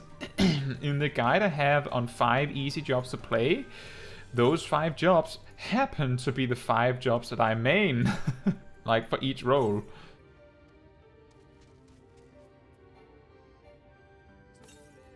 And that is also something that we can circle back to again, is that if you find a specific job really easy, it might be because you play it a lot. You find it easy because you played a lot. You played a lot because you find it fun to play. You might even find it fun to play because it's easy. But I think it's very fun to play all jobs. So I totally get why you would want to be an Omni player, as you describe it, Akira.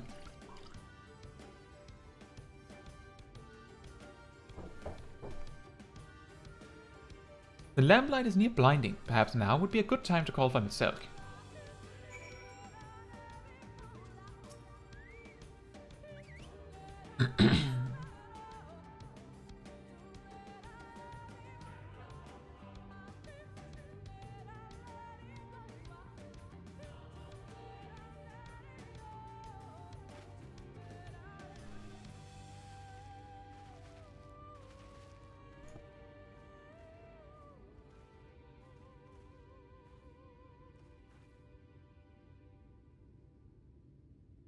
Yes, this place should serve well enough.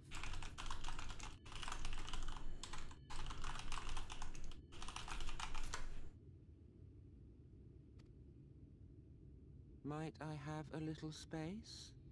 I need to concentrate.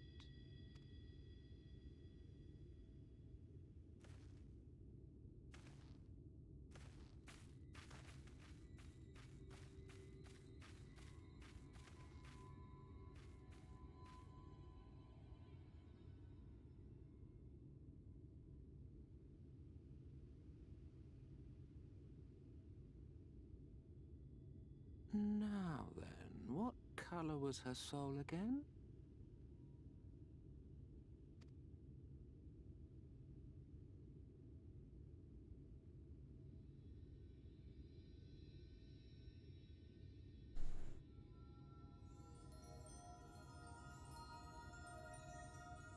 Ah, there you are.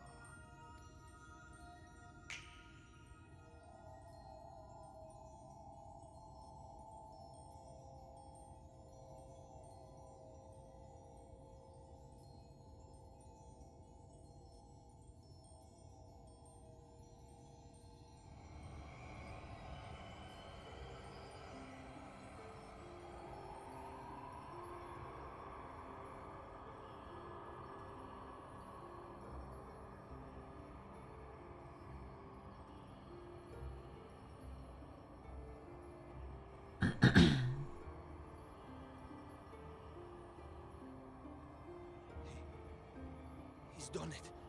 He's brought her back.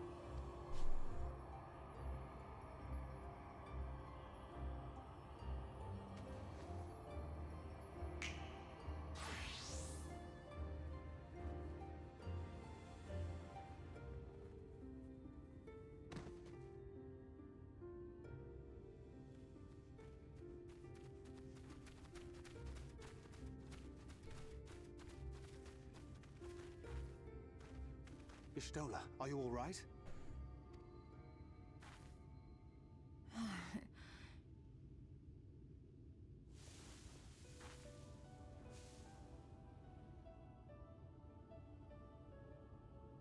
Yes, though I cannot imagine how. What happened? Thou didst invoke the power of flow, which thence did usher thy soul unto the life stream.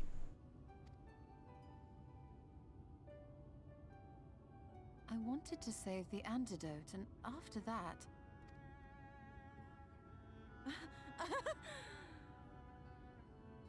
I did something exceedingly reckless, for which you will just have to forgive me.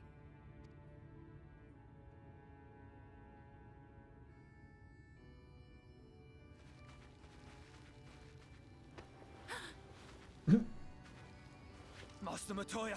Oh, thank the heavens you're all right. I had nearly given up hope.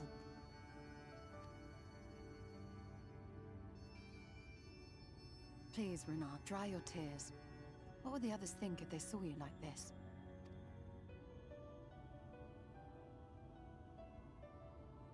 Come now. Did you really think I would go gently into that dark night with so much left undone? So many mysteries left unsolved.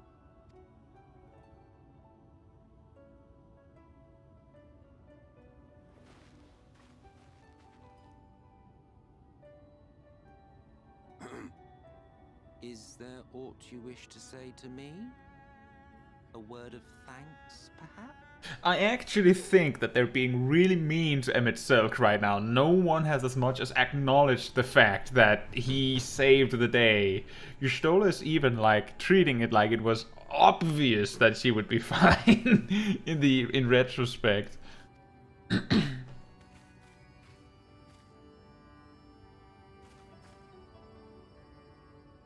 Emmett Selk, the Ascian of whom I spoke. 'Twas he who plucked thee from the life stream. I see. Thank you. Differences notwithstanding, you saved my life, and for that I am grateful.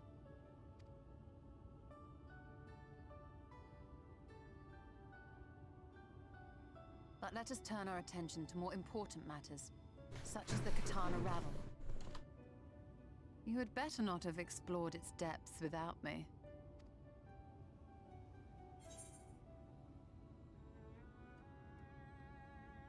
Heavens no. In fact, I was awaiting your return.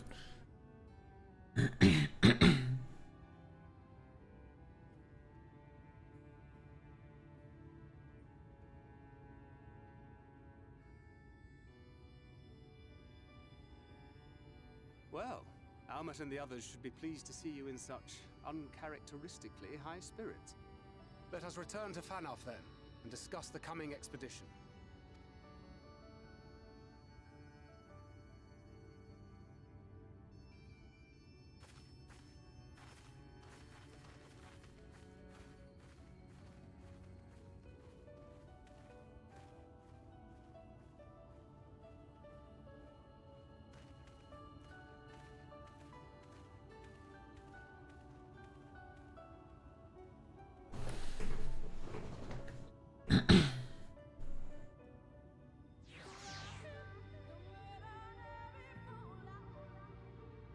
And Kira says, imagine me trying to gear up a job in this game. I love all the jobs and I'm so indecisive. Which is why I love Red Mage, because it has a bit of everything. The only thing Red Mage doesn't have is a love for spell speed, because it really doesn't like spell speed, which is is often at odds with Black Mage's almost religious appreciation for spell speed. Like, if you like skill speed and spell speed in Final Fantasy XIV, the one job that loves it, is Black Mage. Healers, some of the healers, not so much Sage, but most of the healers like spell speed too, but not even remotely close to how much Black Mage likes it. I make a joke about that in my mage comparison video. I think that joke was actually what really got me inspired to make that series, alongside viewers requesting a tier list of jobs. Exactly, Akira. Spell speed on Red Mage is like oil and water. And Akira and Tracy both say Thancred is awesome. And he is. He is very cool. What a touching reunion that was. It fair brought a tear to the eye, but as we both know, such tender moments are nothing if not momentary. Before long, they will remember their many differences and return to squabbling. Says the Archbringer of Chaos.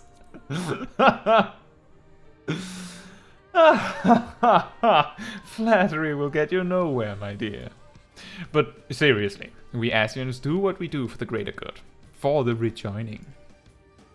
Though we may sow the seeds of chaos, it is man who tends them, he who reaps their bountiful harvest. But I grow tired of these arguments. If you would kindly refrain from retorting and return to your customary brooding silence, I will take it as thanks for rescuing your companion and leave it at that. Now, we mustn't keep your friends waiting. Emmett over there with the fourth wall break.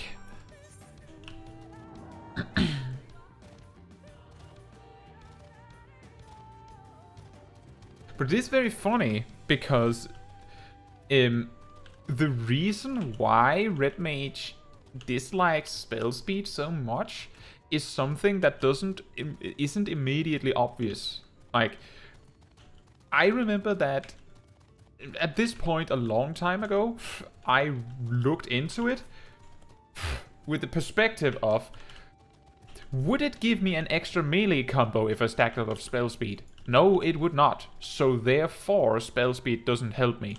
Turns out, and that was of course something that I realized later down the line, the reason why spell speed is bad for Red Mage is because of Flesh and Contra 6. I showed that on the Machinist stream actually, that if you stack spell speed, then you will lose, like you will delay your Flesh and Contra 6 regularly. Like, extremely regularly. Or you have to make a lot of tricks to make it work. by making sure that your cooldown matches just right. As Akira says it, it drifts your cooldown so much. Basically, the small benefits you might garner from having spell speed as a red mage is completely outclassed by the amount of downsides that it brings to the table. My apologies for having put you all through such an ordeal. I could see no other way to say the Knights blessed. Happily, both they and I yet live, thanks to you. Thanks to Emmett Selk, actually, you are alive. But our work here is not yet done. We must make ready to enter the Kitana Ravel and put the Light Warden to the sword.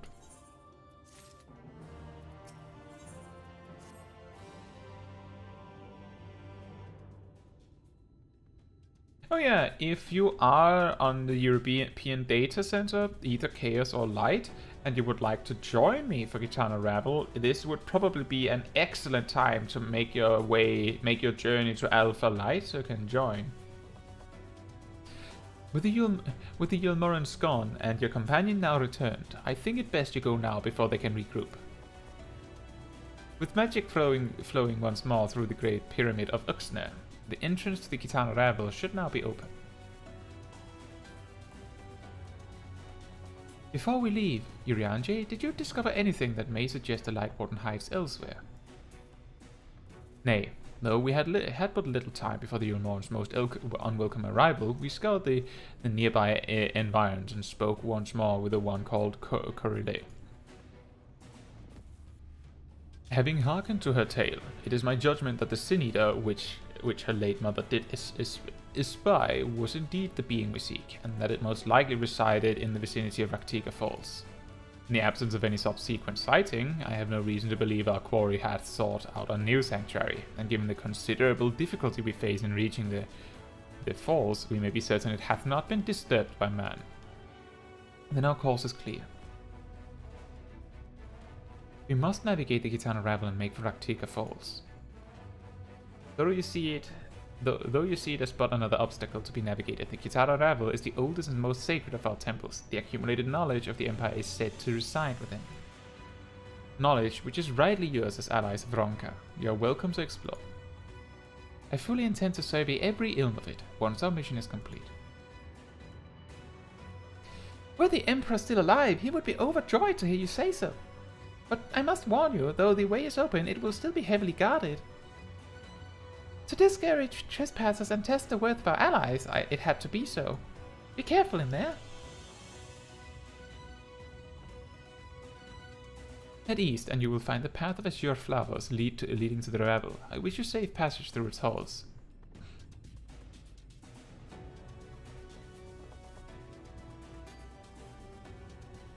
These flowers again. Master Matoya, I know I cannot dissuade you from going, so please, promise me you will return safely. The Knights Blessed need you. You need not worry, Runa. I shall return and bring with me a long-awaited gift, one the Knights Blessed will treasure now and forevermore. Now, let us away.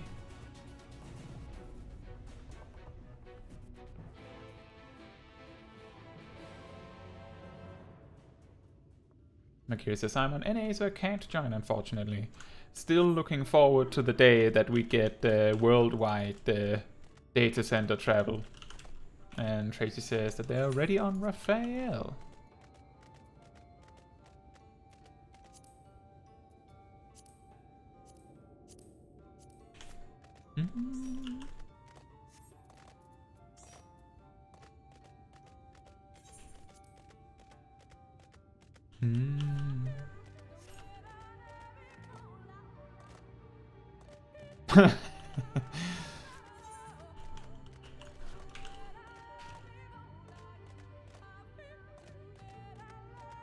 Sip over here with their shout jokes. Let me just read the one that he has left for us. How can you tell a dragoon's quality in a group? How they were raised.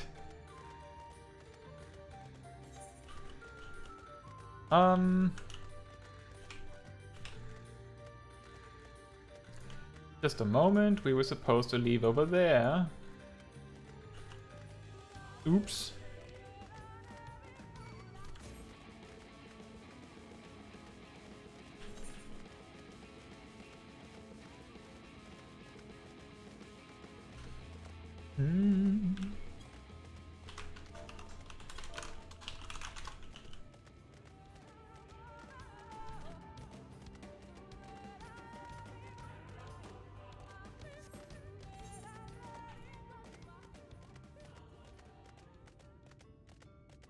It is a bit surprising that there's a path directly from here. But now that I think about it, there is of course the Beast Tribe. Just nearby. Hey, Emmett.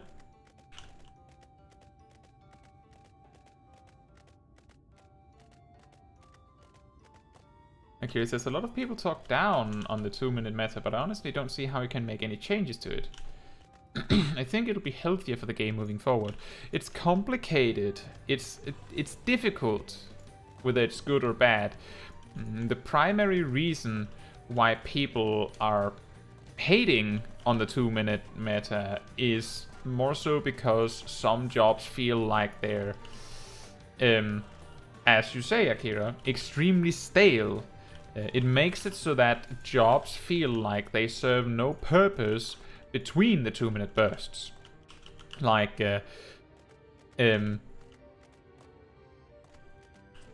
you're not building up and then when you have built it up, you do a burst. You build up and then you just like vent resources and build up again repeatedly so that you're ready when the big burst comes around. Like, it makes all the time between two bursts feel insignificant. It makes it feel stale. That's why some players would prefer the 2-minute meta wasn't a thing. You can feel the ether flowing through the door. A gentle push may be all that's required. Our early efforts were not in vain, it seems. Stay on your guard, Caetsu. We know not what awaits us inside. Ta-da!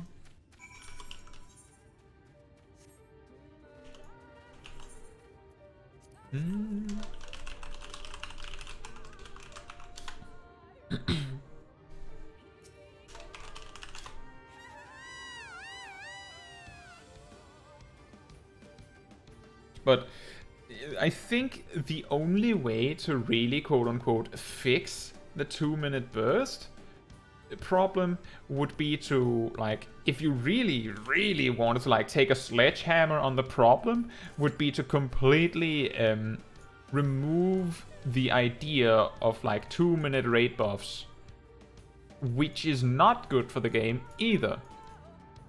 And the reason why I'm saying that would be the quote-unquote solution is because players complaining about the 2-minute burst tend to focus a lot heavier on the fact that the rest of the rotation feels stale and boring to compensate for putting everything in the 2-minute burst and the 1-minute burst.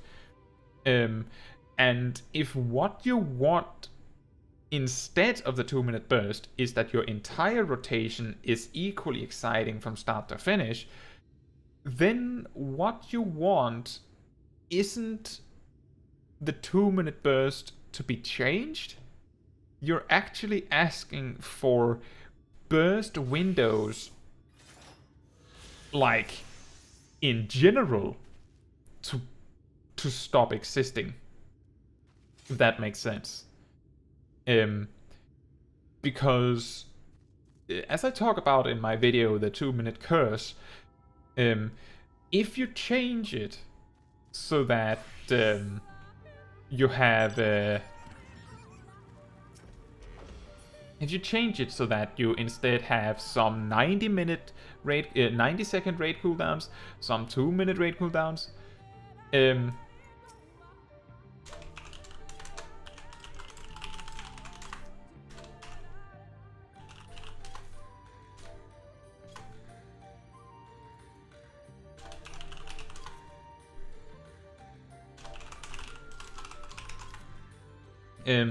but like you can have tons of different like cooldown timings, and we used to have that, but we also had burst phases back then. Like it's just that everything falling into the same burst makes a lot of jobs feel a lot more similar. So there's not really a good solution. If you compared how jobs work in Final Fantasy XIV to, say, World of Warcraft, where you kind of click your procs as you get them, you use your cooldowns mostly as you get them. You might use cooldowns like together and things like that, but generally I would say that the average rotation in World of Warcraft has a lot more like explosiveness to it throughout it, But a key thing that World of Warcraft does not have is raid cooldowns beyond like permanent buffs and bloodlust, which is once per fight.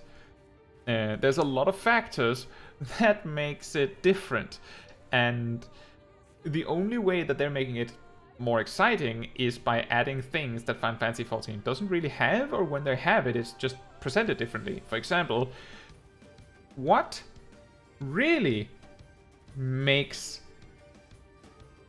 a specialization in World of Warcraft with a proc different from Red Mage? Like, you could have, I don't know, it's been a while, so let me take something I know. In World of Warcraft, the Fire Mage's main gimmick, the primary one, is whenever you get 2 critical hits back to back, you can cast one of your stronger spells instantly, and normally it has like a 5-second cast time, so you normally wouldn't want to do that. 4 or 5 seconds. So the entire game plan is to use attacks that can crit, and then when you get a crit, you use a spell that is guaranteed to crit to like guarantee this 1-2, and then you use your super spell. Red Mage uses like a fast spell and a slow spell, and the slow spell has a chance to make it so that your next fast spell is better. Like, that is also a random chance. The only difference is that the reason why the Red Mage rotation feels less exciting outside of its burst is actually because it feels more exciting inside its burst. Like, the Fire Mage is fun and exciting to get the big, like, many procs back to back to back, because that's the only thing you have to look forward to outside of, like, cooldowns lining up together. Red Mage's base rotation with their fast slow spell is boring, quote unquote boring and stale, because it's more exciting during its burst. Like, in contrast, the exciting part makes the boring part more boring, while Fire Mage in World of Warcraft instead is equally interesting most of the time. Like, the difference between the peaks and the valleys are smaller, so it feels less stale. As Akira says, the game will be much harder if they don't want it to feel boring between bursts, and that is absolutely correct.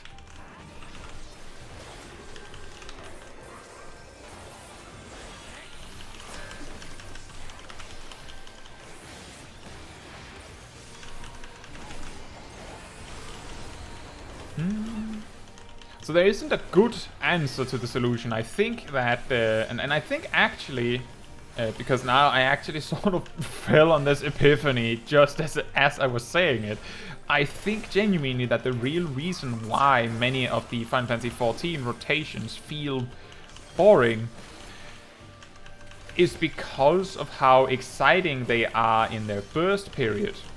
So, like, it's not that there's anything wrong with the burst or the downtime, it's just that they are so far from each other in excitement that it makes the burst feel awesome and makes the downtime feel dreadful.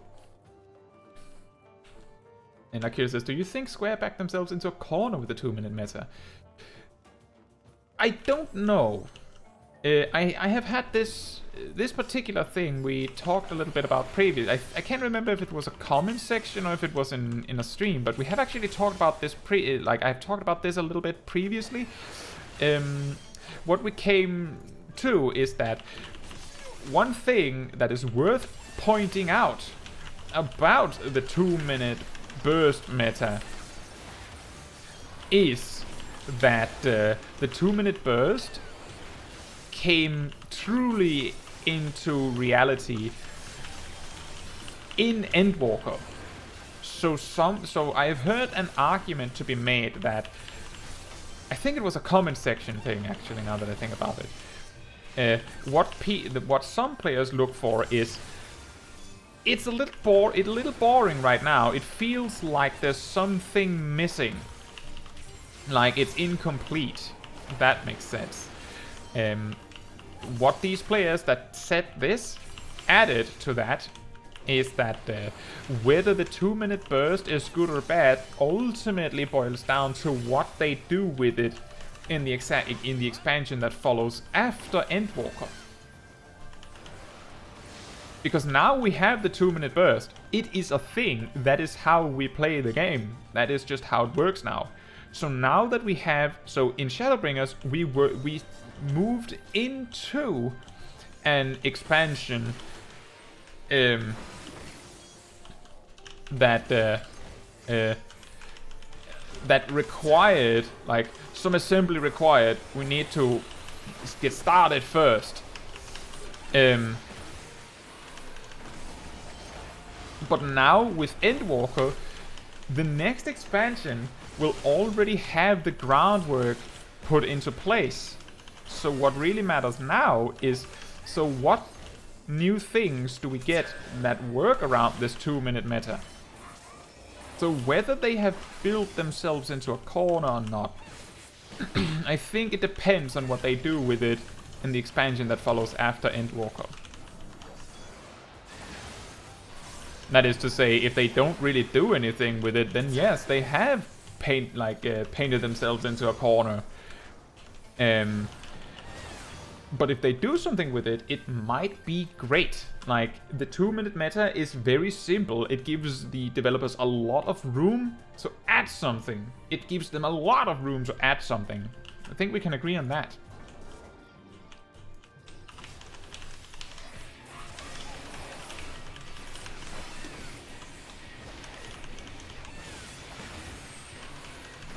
So I think the best we can do is try and look positively on it. I want to clarify with my 2-minute curse video that it is not supposed to be a negative about the meta. It's not supposed to be a positive. It is supposed to be thought-provoking. It's supposed to say, what do you think? And I think it's an interesting subject to talk about.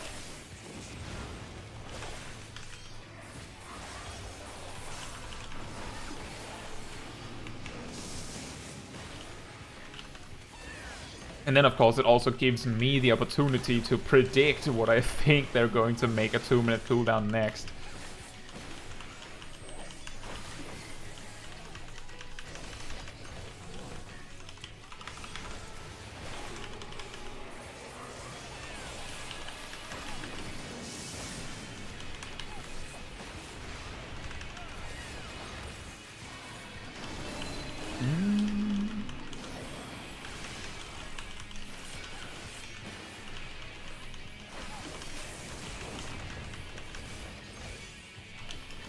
Nakira says, it has the potential to make the game harder. Everyone complains about the game being easy right now, but what if they flipped it around on us? Yeah, they might add something big in the boring downtimes that we have right now. That is one thing they might do. Alternatively, if they build encounters around the 2-minute meta, then it means that they can play around with that specific weakness in the job toolkits. One thing that I've noticed when viewing the ultimate recently, the top runs, is that in that raid it is not unusual to see players sit on 2-minute cooldowns. Just keep them to use for a burst that they need later. So if they build encounters with like a lot of DPS checks that you need to worry about, and downtimes that happen at weird, awkward timings, so that you have to mess up, like, and you can't just follow a fixed rotation from start to finish, then they can make the 2-minute burst, the 2-minute meta, very difficult. They can do it. The question is how to do it in a way that is fun. Okay, it says, people talk about how much harder the game was in Heavensward. I didn't play the game back then, so I have no idea if it was hard mechanically or because of the job, or both. In Heavensward, it was difficult in different ways. For example, in Heaven's Ward, everyone in the raid had to work together to make raid cooldowns. No, wait. Whoops, I messed up my dragon sight. Everyone had to work together to make sure the tanks could hold aggro. They had to manage enmity. That's not a thing anymore. That technically makes it easier. Back then, most melee jobs had really awkward buff-debuff timings. For example, one thing you'll notice with Dragoon now is that their 10-step long rotation makes it so that you pretty much perfectly reapply Chaos Spring, or Chaos Thrust, or Chaotic Spring, depending on your level, exactly as it runs out, which means that you don't have to worry about that at all at max level. That is completely irrelevant. In A Realm Reborn, it was a genuine discussion whether there was any value in applying a dot that you could apply as a separate GCD from your 1-2-3 combos. And now you have to remember, back then, most of your weapon skills would break your 1-2-3 combos, where now, not even your ranged attack will break it. The bad thing about that is that even simple things have been simplified. The good things about it is that simplifying even the simple things means that you can focus on the most complex parts of your rotation, which gives the development team more room to focus on that. For example, and we might wipe here. Ow. For example, you might not find the... So Dark Knight has a passive that makes it so that when you cast Unmend, your ranged attack, the cooldown of Plunge is reduced by 5 seconds. But you have to remember that in Endwalker they made it so that all ranged attacks for tanks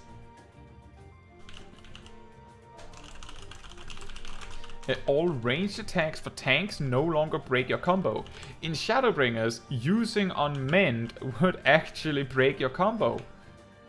So generally, if you were in the middle of a combo, even if you were in a position where it would be convenient to use Unmend, you couldn't, because it would be a DPS loss to break your 1-3 combo halfway through it. Which would make this trait, which is already kind of bad, by the way, worse or flat out useless.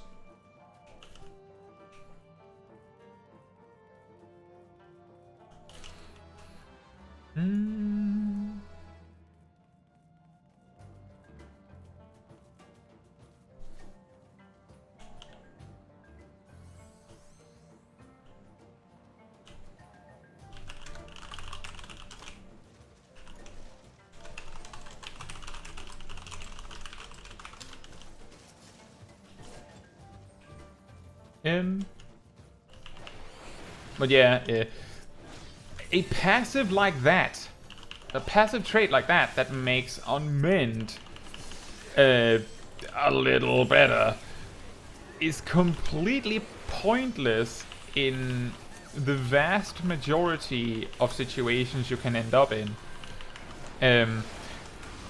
But the fact that Unmend is at least viable in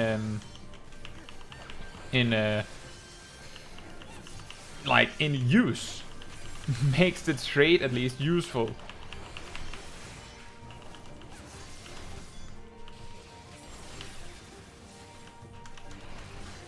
The healer suggested that we might be low on damage. That may or may not be the case. That doesn't really matter.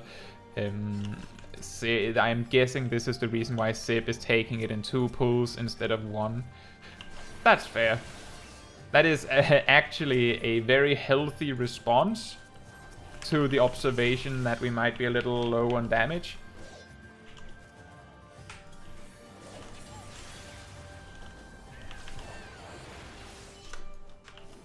That makes it safer. That is an apt, interesting situation to end up in, off the back of my recent video on it being okay to not be that great at the game. Because that still applies.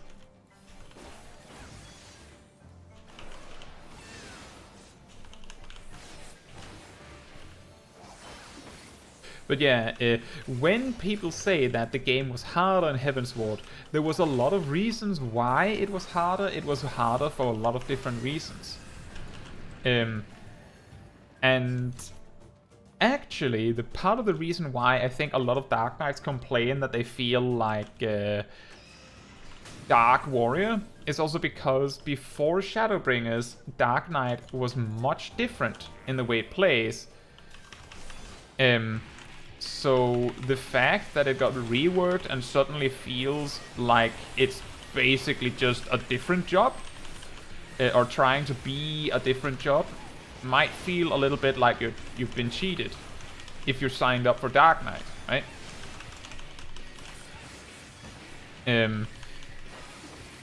I've mentioned this before, but Dark Knight used to have this, like, their Dark Arts mechanic used to be very different. They used to, like, have an ability called Dark Arts that would enhance their next action and the next action from a specific list of actions. Most actions they had actually interacted with it. And even actions that didn't really have much of an interaction with it, at least had this attack does 140 more potency of damage or something like that. But you had actions that would get like a blind effect, for example, if you used it with Dark Arts.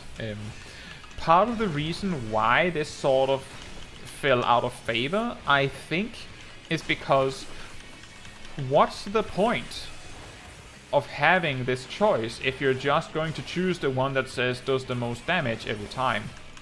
I remember specifically reading a guide on the subject and finding out that me using Dark Passenger, which was an AoE attack that blinded everyone if you used Dark Arts with it, was a DPS loss over using an AoE attack that did more damage when you used Dark Arts on it. So I used the defensive option and was told that it was not optimal because it did less damage. Ultimately, this means that this gimmick that the Dark Knight had wouldn't really work in today's game. Another cool example that I was actually reminded of today on my hardest jobs video, someone mentioned that they felt that the Stormblood White Mage was missing from the lineup.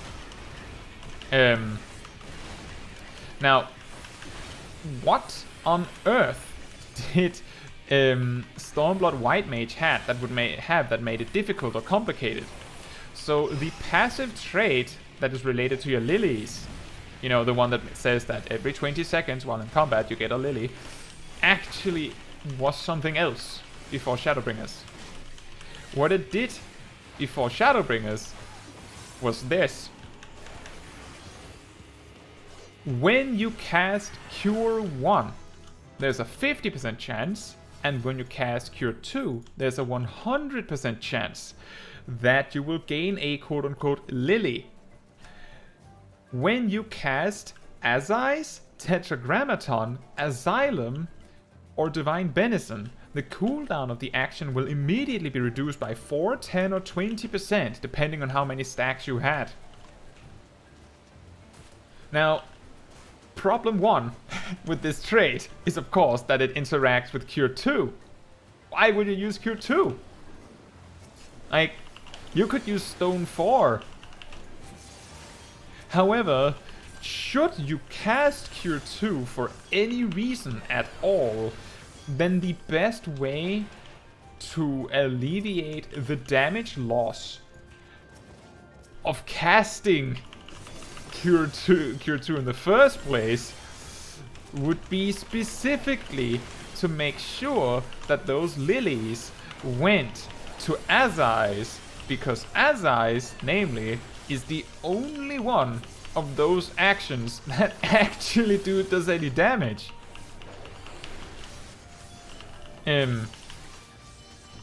So that meant that optimally, if you wouldn't want to use Cure 2, of course. If you could get away with not using Cure 2, you wouldn't. But if you did, then you suddenly had the problem that if you needed to use Tetragrammaton, Asylum, or Divine Benison, preferably you wanted to make sure that it happened after you used Asais to spend your lilies optimally in terms of damage. And if you were to use Cure 2, preferably you wanted to use them in sets of 3, so that you could get the 20% damage reduction and not just the 4 or 10% for Asais, once again.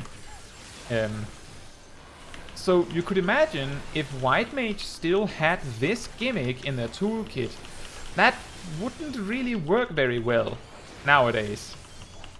Generally speaking, you wouldn't want to use Cure 2 if you want to play optimally and all that.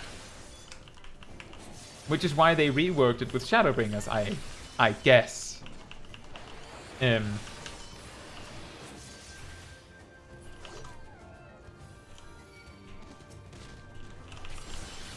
that is just another example. Basically, jobs that had the capability to sacrifice damage for healing or defensive options in any capacity has, over the years, moved away from that. In some way or another. We talked about Bard being weird earlier in the stream. Bard used to be able to sacrifice, I believe it was 20% of its damage output to just radiate MP regen for your party. Just while you held Mage's Ballad, which was up until you clicked stop or until you ran out of MP, you would just radiate MP regen for everyone else. Imagine that your Bard is the one with the Lucid Dreaming button as a healer. Your Bard is the one that chooses when you get Lucid Dreaming. However, when they do that, you get they do much less damage.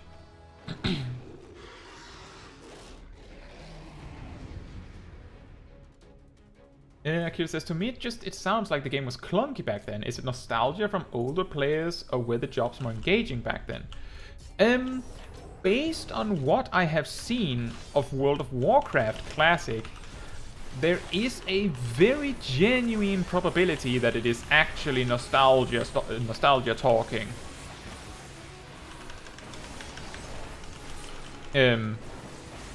Because it felt a lot hard to play back then. Is my guess. There was a lot of jank in the game, I have been told. And I say I've been told because I started playing in Stormblood.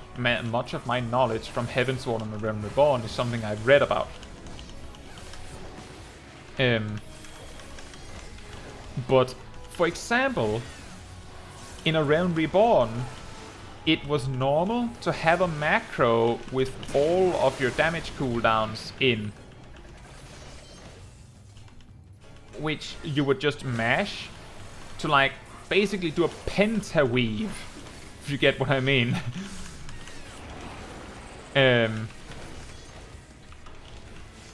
Because the game's animation locking was so janky that basically for Dragoon, weaving jump without clipping your GCD on anything other than a perfect connection was nearly impossible. Supposedly.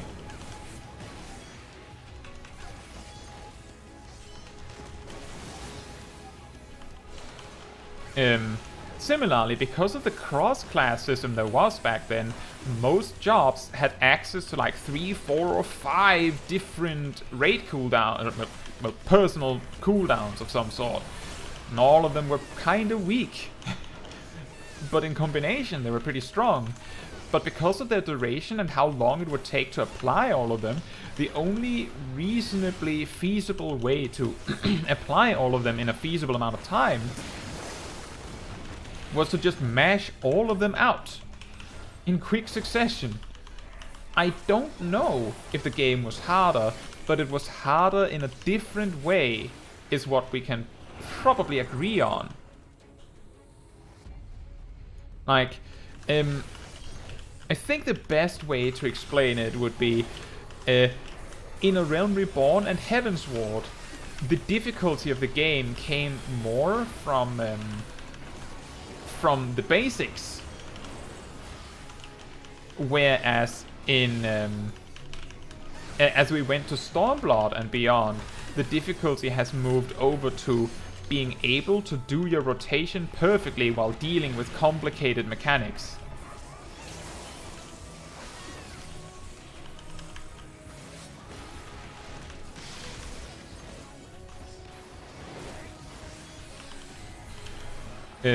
So as I say, it's difficult in a different way. There's a lot of interesting little nuances. Another thing to consider is that the opener in A Realm Reborn and Heavensward was also a lot more complicated. Part of the reason why Astrologian became simplified to what it is now, where pretty much all of its cards are identical, is because before that you had groups that would repeatedly open on a boss only to try again because the Astrologian got the wrong card.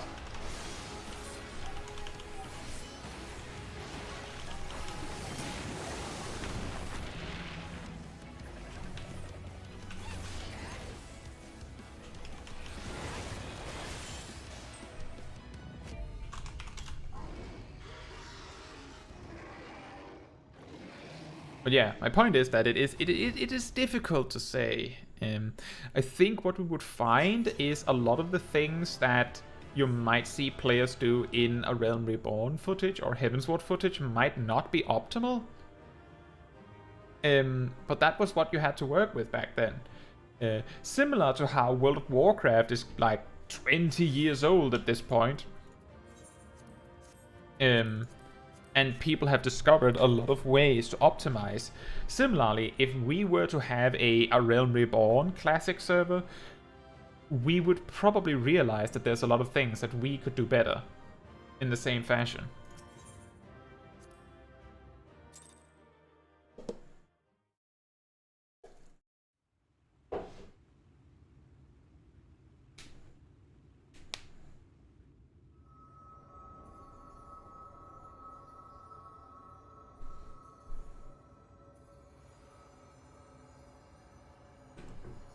Thank you, Tracy, for joining me, and thank you, Sid, for helping me if you are on the stream.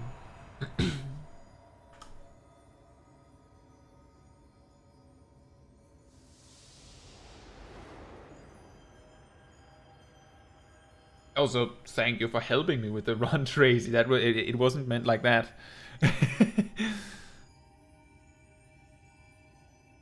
Hey, Raven, how are you doing?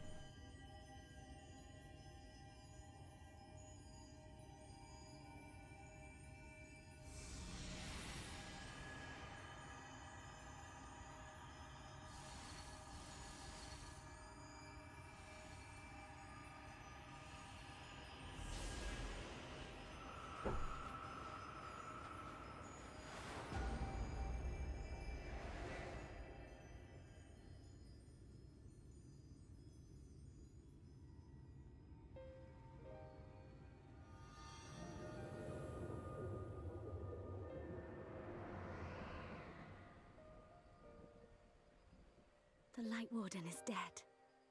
The Blessed's prayers have been answered. Aye, that they have.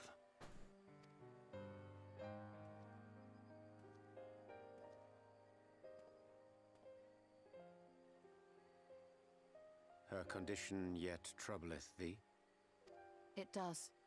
Though she shows no immediate signs of corruption, the danger remains. She must be told.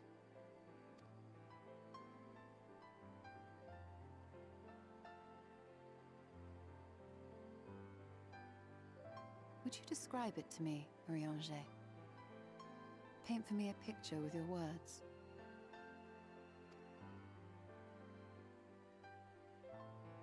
A sea of shimmering stars. Diamonds strewn across a raven gown. Boundless and beautiful. 'Tis an exquisite sight, not unlike that of the source. Calm and gentle and forgiving. I can see it.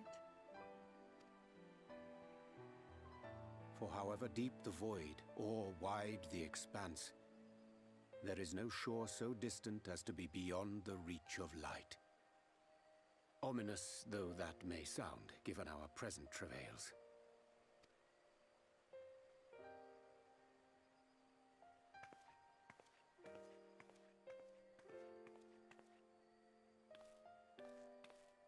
Well fought. Let us return home.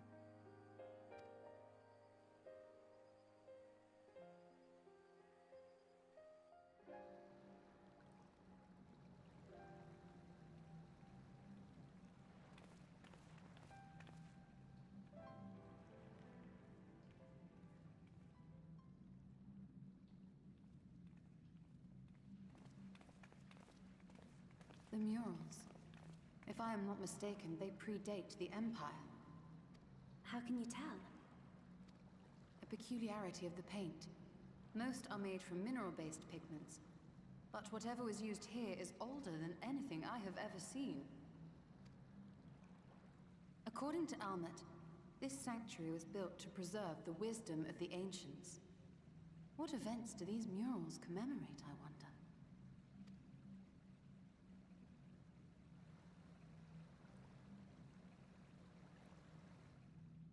Must you always linger after defeating your enemies? Navigating these halls on foot is exhausting. Come to lead us to safety, have you? I was bored. But how is the hero of the hour?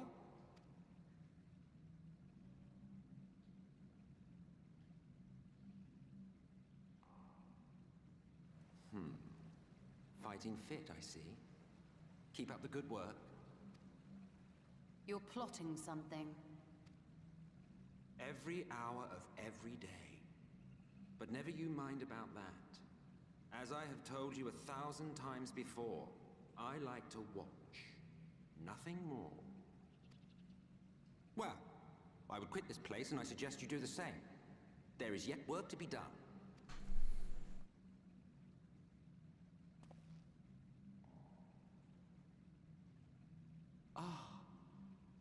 There is a sight to bring a tear to the eye. You recognize these scenes?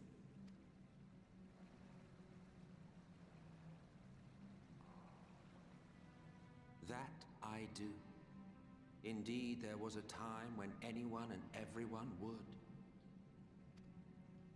Until one calamitous day when the world was divided across 10 and 3 reflections, sundering the land and all who dwelled upon it.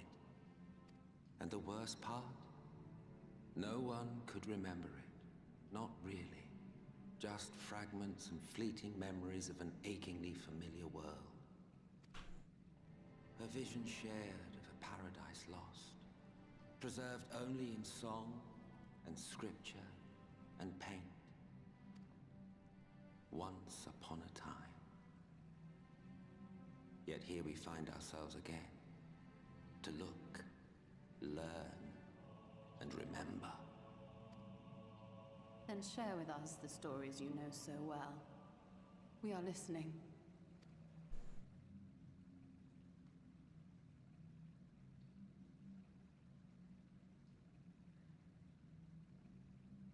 Before the Great Sundering, there was one world. A world that knew naught but peace and prosperity. Until it was faced with a crisis. Unprecedented, terrifying. Civilization found itself perched upon a precipice, staring into oblivion. But through prayer and sacrifice, the will of the star was made manifest. Zodiac was his name, and by his grace was the calamity averted. Zodiac.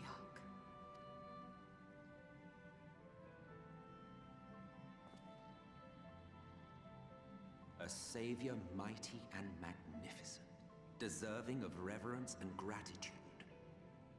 One would have thought, yet some thought otherwise.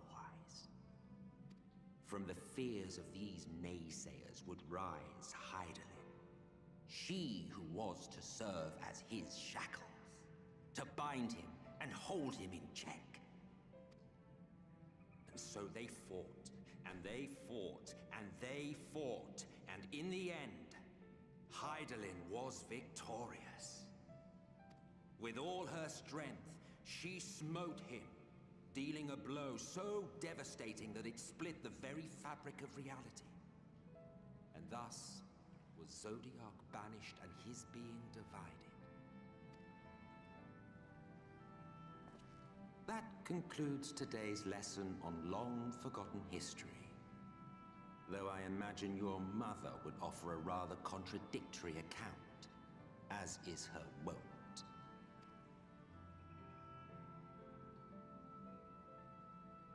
I'm sorry, I can only assume I misheard. But it sounded an awful lot like you were implying both Zodiac and Hydaelyn are not gods. But... What? Not gods of the first? Is that what you thought these paintings depicted? Or...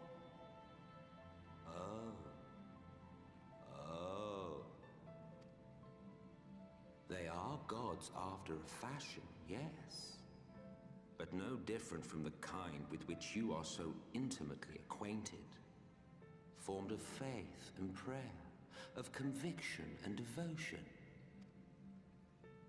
The eldest and most powerful of primals. You have spun quite a tale. Yet you have not explained the role of the Ascians in all of this. How is it you are privy to ancient secrets lost to time?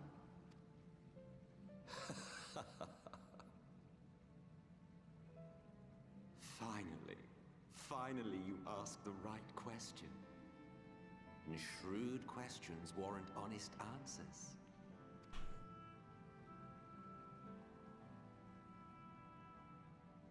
We Ascians know because it is our history, our story. It was we who summoned Zodiac, we natives of that sundered paradise.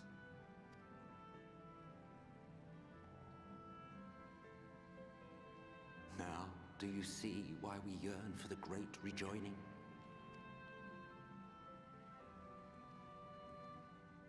For our world, for our people, for all creation to be made whole again. Wouldn't you wish for the same?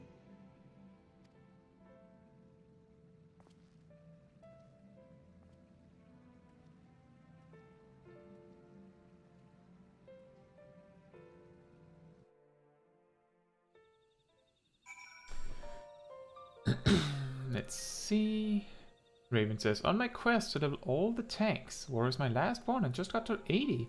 You know, that is actually very lucky, because I think it would be brutal to level Warrior first, and then some specifically Dark Knight last, because then it would be gradually more and more difficult. On the other hand, if you finish with Warrior, that's pretty nice.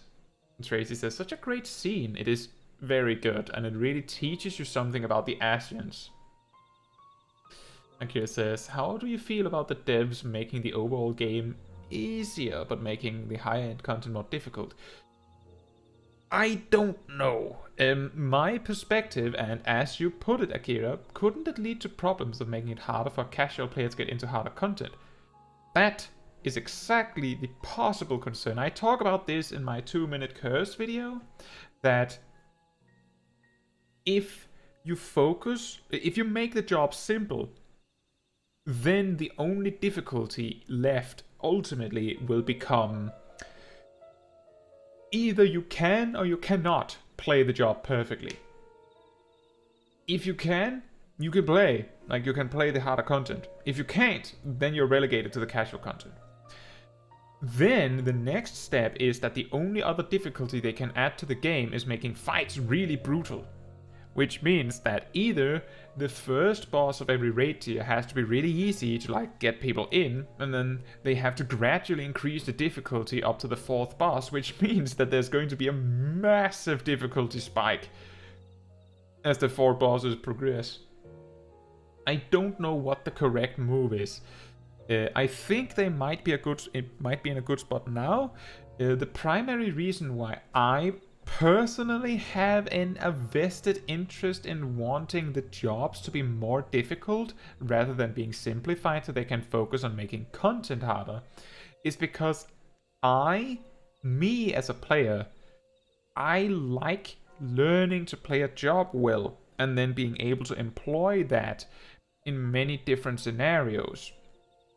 If you make it really easy to play the job, then there isn't that much depth.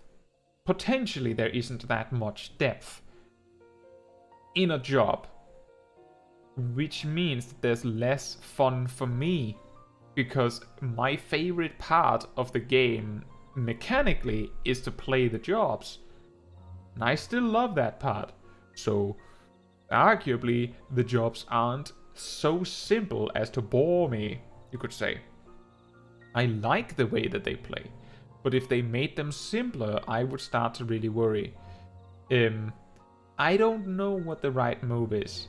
But if the developers want to make really difficult and exciting encounters, then one really good way to go about that is to make the jobs a little easier to play so that players have more space in their mind to deal with complicated boss mechanics. Another thing to consider is that as part of the skill-based step ladder in Final Fantasy XIV,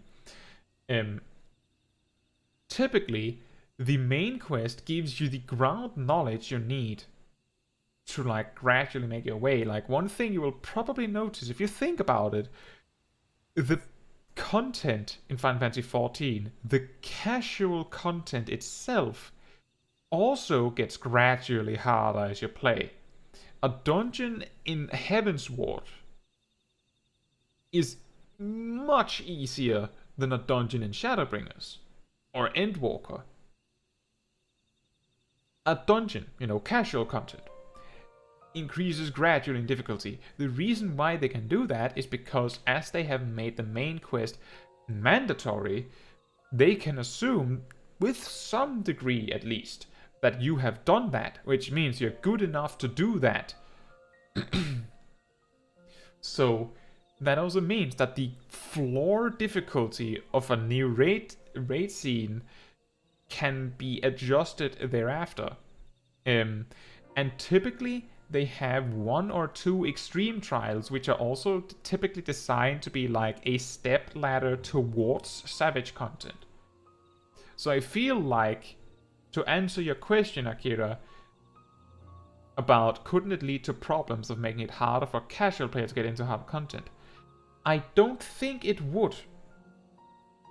Because the development team of Final Fantasy XIV has already made a lot of the groundwork necessary to give casual players a staircase to gradually move towards getting the skill required to deal with savage content.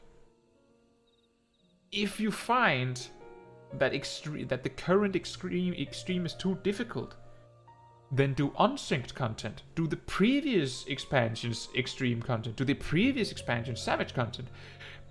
If you watch my mount farming with friends streams, you will see that in the first one, I believe, first or the second one, my team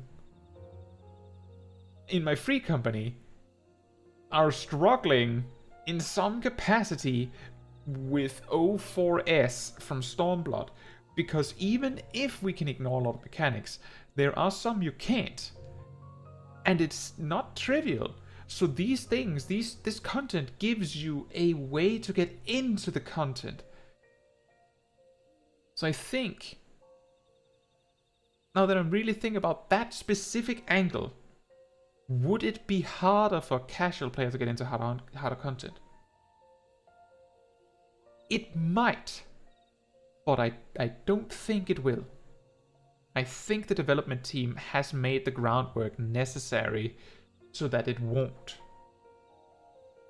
I have a hope that that is the case. And if you guys have a different opinion on that, I would love to hear what you think.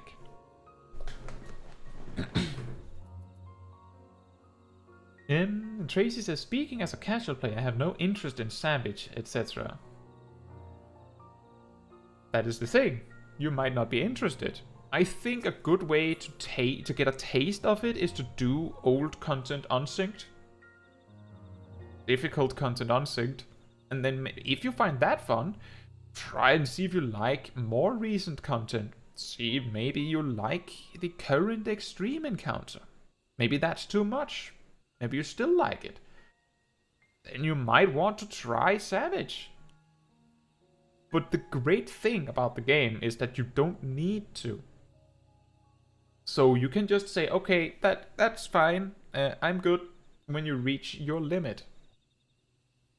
And Raven says, I think the people who want to start with harder content are gonna find a way anyway. It's convincing casual guys. Yeah, that's true. And that is exactly where I think it is great that we have such a wide amount of content that you can progressively go through. Kosadi says, I remember when I started to play this game, I said to myself, I will not touch raid content.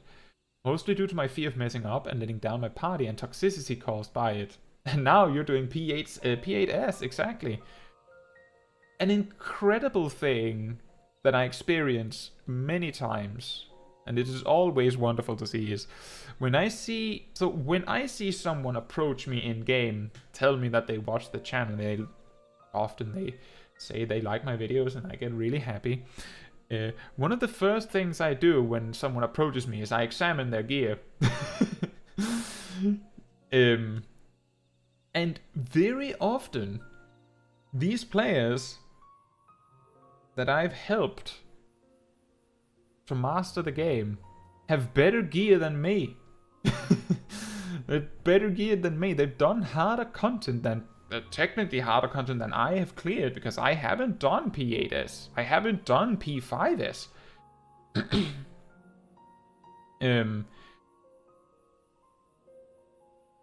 And that's because we each have our own limit, what we want to do, what we like to do. And I like to master jobs. Some players like to master a specific job extremely deeply and then master specific content, maybe gear up that job specifically. It's complicated. But I think that we are in a good spot. That casual players have a path that they can follow, even though it's not obvious. There is a path so that you can become good enough to do Savage content, so to speak. The current Savage content. Compare that to, for example, World of Warcraft, where the instant that a new raid tier comes out, all of the previous raid tiers completely obsolete and no one wants to run it, pretty much, and you need to find friends to do older content with, because most players will simply solo old content that is like 2 expansions old or more, if they can get away with it. 2 or 3. And content becomes obsolete extremely quickly. The fact that content doesn't entirely become irrelevant immediately is good for the game. And then Vasadi says, and I cleared Delubrum Regine Savage. It's not the most difficult thing, but it takes a long time to clear. Delubrum Regine Savage is brutal, both because it's 48 players on Savage, and if you die in Delubrum Regine Savage, let me put it like this. In Delubrum Regine Savage, when you get hit by a mechanic, you get a stack of a debuff that lasts like the entire encounter. Something like that. It lasts a long time. if you get hit by, namely if you get hit by an avoidable mechanic, if you get hit by another avoidable mechanic, you get the Doom debuff after 5 seconds or something like that, you die, there's no saving you, you cannot use a Suna on it, you cannot heal through it, you will just die after 5 seconds. And if you die in Delubrum Reginae Savage, the only way to get back up is if another player has brought raise items, because normal raises don't work. And these raise items, essentially, not items, they can also be spells, but just to simplify a bit, the point is that the raises in Delubrum Reginae Savage aren't guaranteed to work. I believe the only way to get a guaranteed raise is to use Healer Limit Break. I haven't done Delubrum Reginae Savage. The way I see it is I could probably do it. But the simple fact that you only have 2 chances to get it right, basically, is too scary for me. If I play something like, I don't know, like a Souls-like game, and I have full health, I might be able to fight a boss from start to finish without getting hit once. If I'm 1 hit away from dying, I'm really going to die. Like, I'm super duper going to die, because I'm going to be too anxious about getting hit, so I will get hit. And I'm sure I'm not the only one that feels like that. It's kind of that kind of concern. The fact that you have so little space for mistakes makes the encounter harder in its own right. And Tracy says that is so true in WoW. Now, should we talk with the Stola here? That was an enlightening experience, though not in the way I had hoped. Do you suppose there's any truth in Emmett Silk's claims? Yes.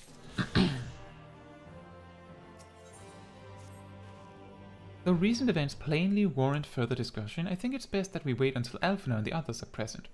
Emmett Silk included, how convenient that he should choose this moment to keep to the shadows.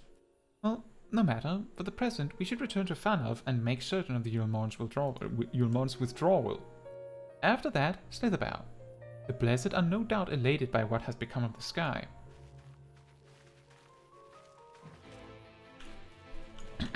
And Raven says at this point in P5S, you could have a near full wipe into Healer Limit Break 3 into another couple of deaths and you'll still clear. That's on another level. That's true. I have a video on the subject of how strong you actually need to be to clear Savage Encounter. And it turned out, when I looked into it for P1S and P4S for that matter, that if you read logs, you know what a Grey Pass is. Your entire raid team could Grey Pass, and your healers could do next to no damage, and you would still be capable of meeting the hardened raid in Rage. You would still be capable of beating it in time, if you're geared. Now, when I made this, when I went into this research, it was like a week before the second raid tier came out. So it was basically, I compared how much health the enemies have compared to how much damage you can feasibly pump by the best of the best clears before we got better gear. So just think about that. Grey passing is good enough. Because I says that is one of the most time-consuming things about it. Once you wipe, it is back to the beginning, back to the golems and slimes. And not to mention that if you lose too many players on your way to the boss, you might still have to give up.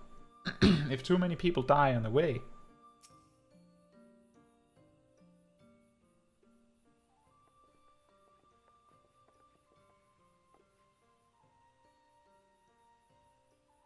You are returned, and unharmed, I see. Indeed, I'm pleased to report that the Light Warden is no more, thanks in large part to you. That the death of a single Sin Eater should make such a difference. But as our numbers waned, so too did our hope that the ruins we have devoted our lives to guarding would ever find purpose. Yet here you are, the allies for whom we have waited these many centuries, and with your arrival came the chance to pass on our legacy, the ancient wisdom of the Empire. That alone would have been reward enough. Never did we imagine it would serve to banish the light that pervaded these woods. On behalf of the V's, our forebears, and the late Emperor of Rak'tika, you have our deepest thanks.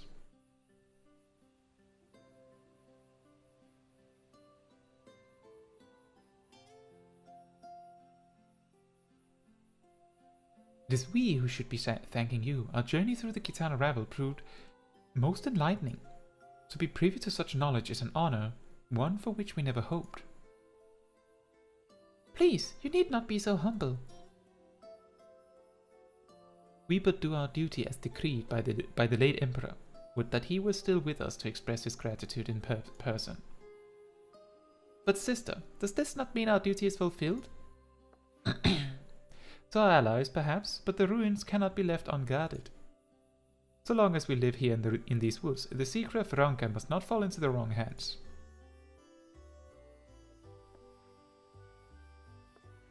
Is Runa still here? No, we escorted him back to Slitherbough shortly after you set out. If you would return to the Knights Blessed, we would not keep you any longer. I suspect they would be glad of your company.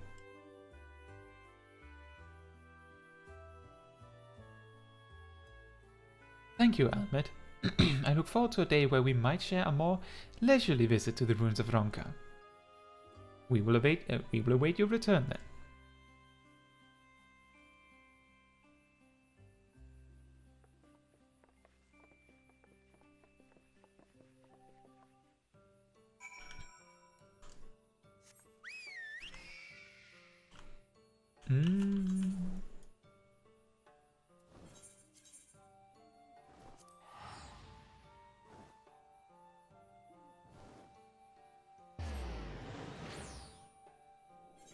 But that is also something I would like to mention. The reason why my free company does those mount farms is also because we like to do content together. A great way to do content together and have fun with it is to take like your friends and do something difficult.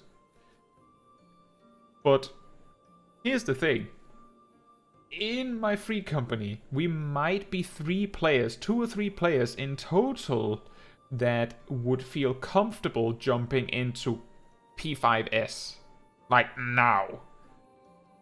The rest of the free company simply doesn't have the time to get into Savage to that degree and don't feel comfortable doing it. So instead we do old content where you can get away with a lot more mistakes. Basically, if you've ever heard World of Warcraft's description of their raids, I believe normal difficulties intended for friends and family, or something like that. Old content, unsynced difficult content, is the friends and family content of Final Fantasy XIV. Yeah, I have said Sip specifically is probably one of the few that are capable of jumping into P5S. He has also specifically said that he wants to raid Savage.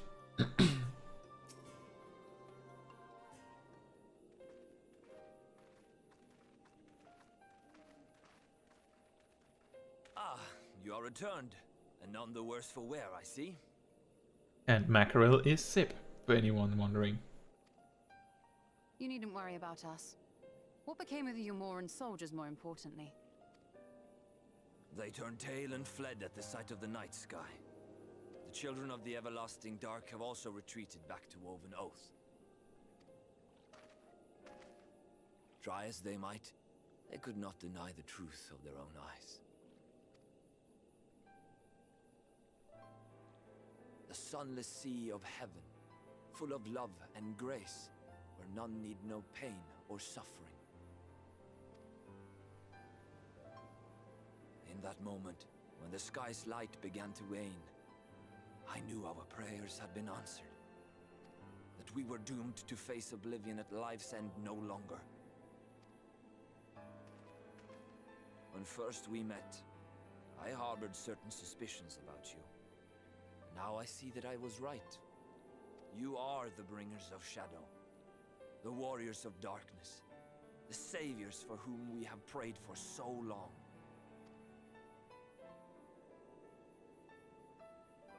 I suppose you're not entirely wrong. But we are not worthy of your reverence, nor have we any desire to be worshipped. If you would pray, pray for your children, that they may one day know a better world. I will do as you say. But please, let us at least hold a feast to celebrate your victory. You deserve that much. I'm sorry, Runar, but there is still much to be done and scant time in which to do it. We must go. All of us. For we share the same path and the same fate.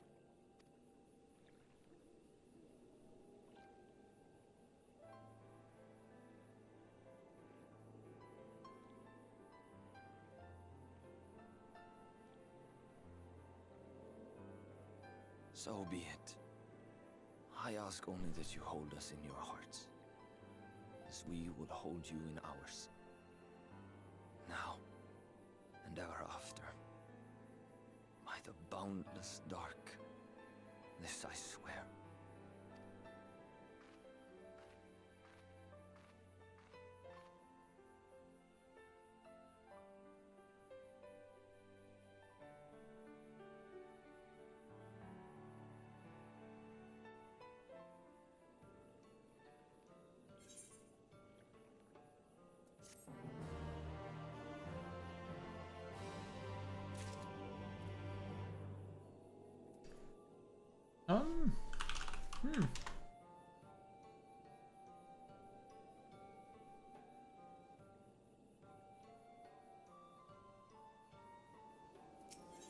There's a little bit more before we're finished, I suppose. Because we want to get out of Rak'tika before we finish. Though it pains me to leave, it is time I returned with you and the others to the Crystarium. But before we go, might I speak with you in private? I will await you in my chambers. Poor Runar. Runar is a good man.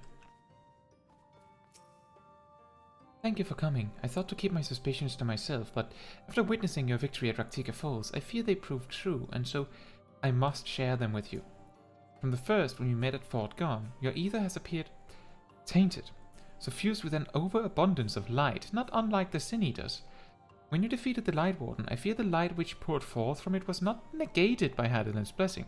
Rather, it was absorbed into your being. Urianger also suspects as much, though he is unwilling to share his thoughts on the matter. One thing is certain, with every warden you defeat, the danger to you grows greater. Greater perhaps than we can imagine. If you begin to feel anything strange, anything at all, pray inform me at once. You should hurry, before the others begin to worry. Once I have sorted my things here, I will join you. Your things being the mess of books? Zip says, there's a sage in my level 27 dungeon not doing DPS and only casting heals. Ooh. That happens sometimes. If you're scaled to level 27, it might also be very awkward for Sage because they don't even have Eucrasia. So there's a lot of tools you're missing that makes it a little awkward. They might not feel comfortable casting attacks when they don't have Drioholi to fill in the blanks.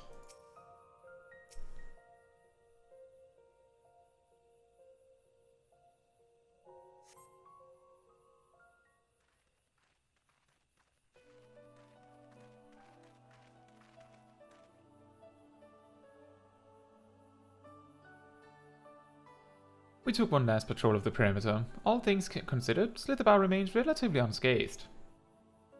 Thanks to the antidote, all those who were poisoned will make a full recovery. And with the night sky returned, their prayers have at last been answered.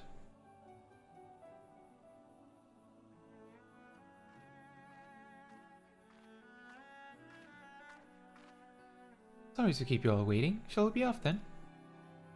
Art thou certain this is best?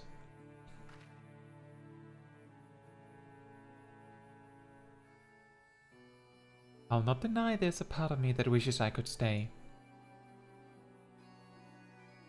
For 2 years I have lived with the Blessed, learned their culture, even going so far as to adopt Master Matoya's name as my own. I but pray I did honor to it.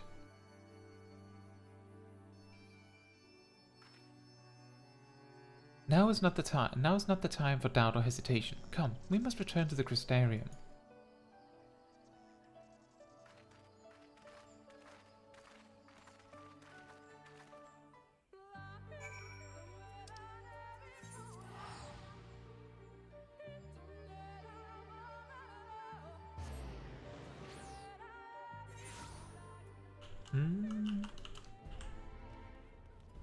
Lahi?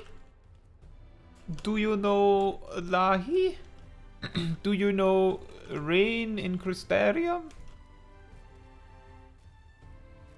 This is actually really beautiful.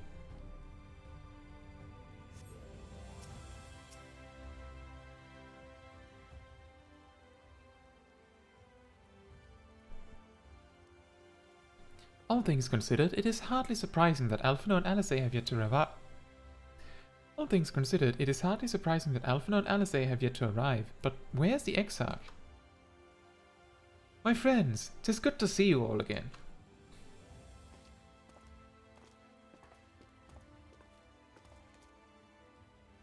Alphino, it has been so long. I assume your presence here means you've brought word of the Warden hiding. You've brought word of the Warden hiding in Rak'tika? Found and slain, you say? To shreds, you say? I should have known. And the Yulmorans? To shreds, you say? Yulmor has but recently dispatched soldiers to all corners of Norrand to defend them. I'm glad to see their efforts were wasted on the Greatwood. Speaking of Yulmor, what came of your meeting with Vorthri? Yes, about that. It proved to be...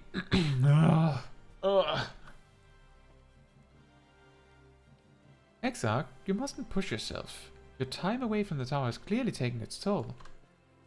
No doubt you all are tired as well, having traveled so far. Why don't we all take a much-needed rest before we discuss our findings? I thought to propose the very same. After your clash with the Warden, you deserve a chance to recuperate. It's settled then. We reconvene after everyone has had time to settle in.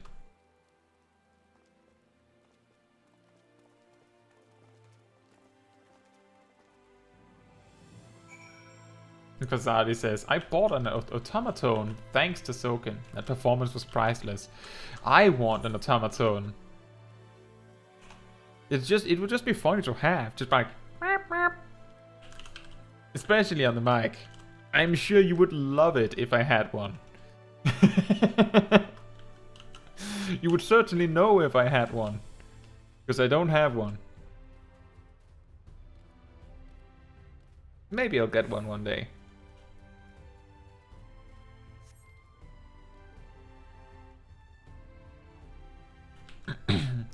Hey, manager of suites. Welcome back, miss. Returned from a lengthy excursion, I take it. Well, your room has been made ready, if you'd care to retire. Yes, retire me to my haunted room. Very good. I pray you sound sleep and pleasant dreams. Give me money.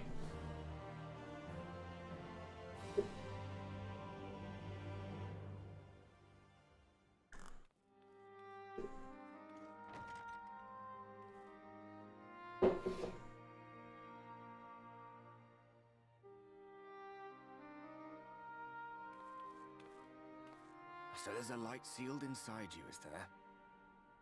You wouldn't know it from the outside. You look the same as you ever did to me.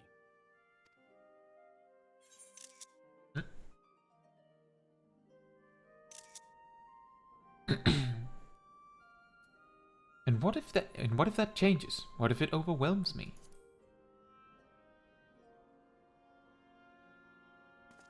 I'm damned if I know. It's not as if I can lift a finger to help myself, much less you. Have faith in your friends, look out for them, and hope that they look out for you. What more can you do?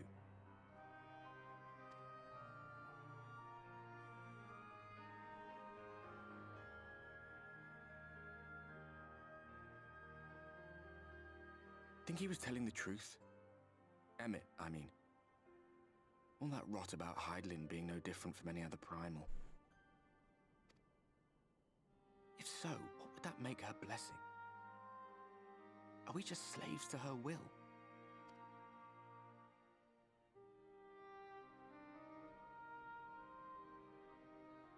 facts pay him no mind. Lies the Ascians stock in trade. Villains, heroes, all a matter of perspective, they'd have you believe. One man's fond memory, another's waking nightmare. Me, I'm no saint or savior. Just another sinner. And I know damn well I'm in no position to judge. When I saw the people of Slitherbow look up at the sky and celebrate the return of the dark, felt good.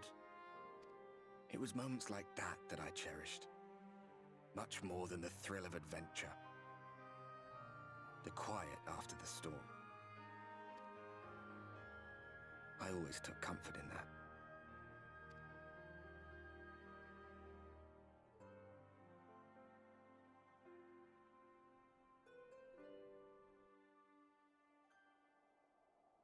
Meanwhile, in Garlemald.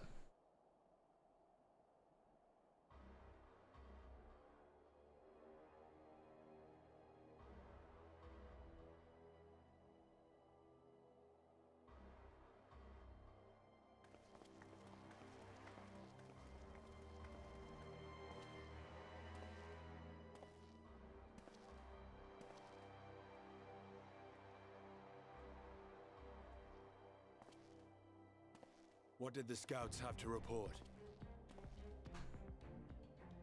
Several skirmishes, but nothing of consequence.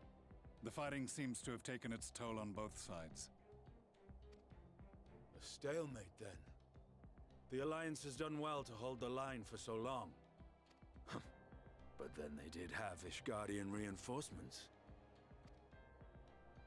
Nevertheless, neither side has any appetite for a prolonged engagement. 'Tis but the calm before the storm. And should the Empire choose to bring their full might to bear? To say nothing of Black Rose. All the more reason to hasten our search. How close are your people to identifying our next target? Close enough, though I have received some troubling intelligence. One of our generals posted to the Alamegan front recently disappeared without trace from the battlefield at Gimlet Dark. Odd. Dead seems unlikely. Fled less so. I wonder where he'll turn up. Were I a betting man, I would say here, in the capital. Not that any deserter who valued his life would contemplate returning, but a corpse might. Given the right encouragement. In the manner of his royal remains, you mean?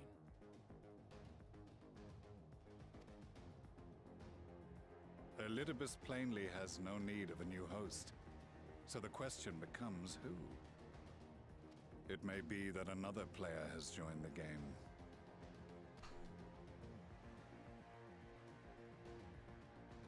Something to consider at any rate. But come, there's work to be done.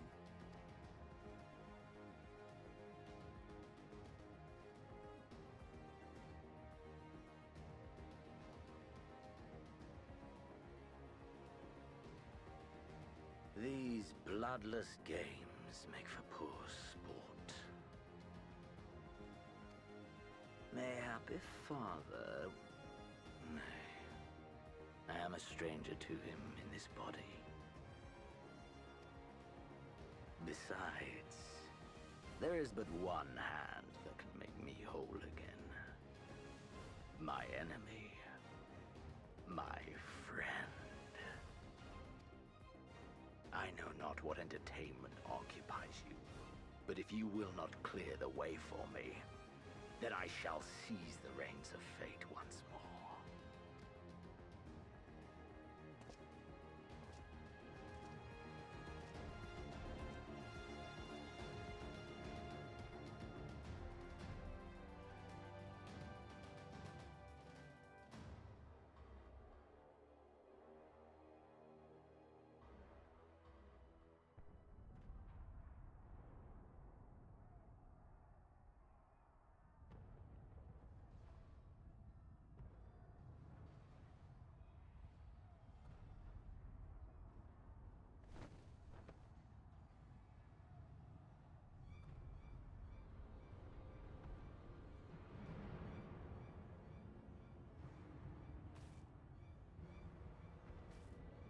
Well, that looks foreboding.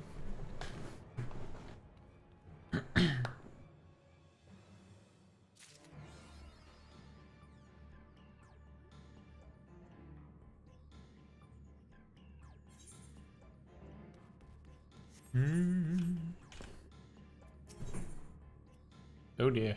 When it rains! Ah, I suspected that you might be awake. I could scarce imagine you sleeping through such a commotion.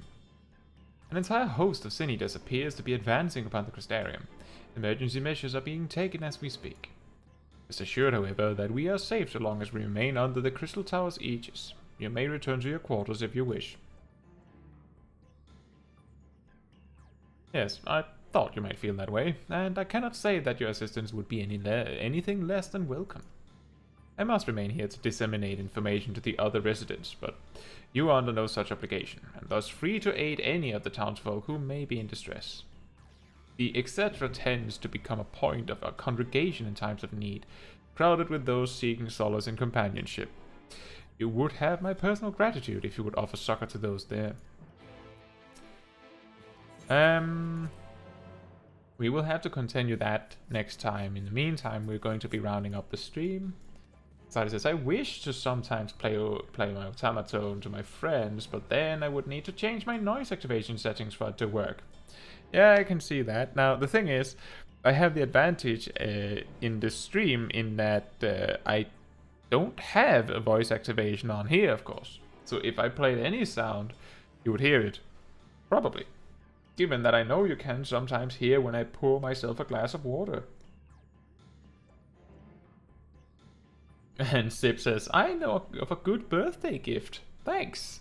Well, I would be surprised if an automaton suddenly turned up on my doorstep. What do we need?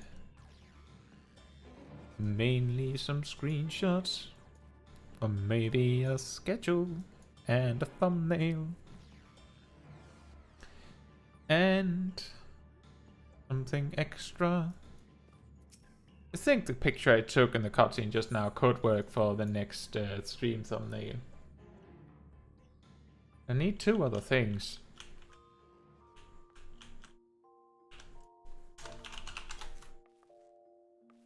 Well, I had hoped you would sit on the chair. Is the chair just for show? It appears to be for show. Well, in that case...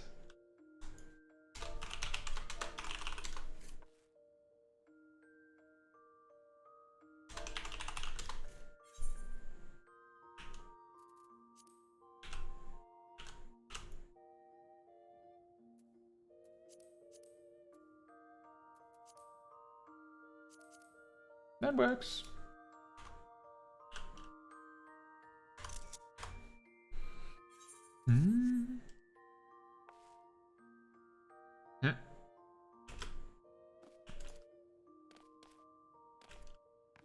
Oh. We can be on this? Interesting. Can we be on this? Nope.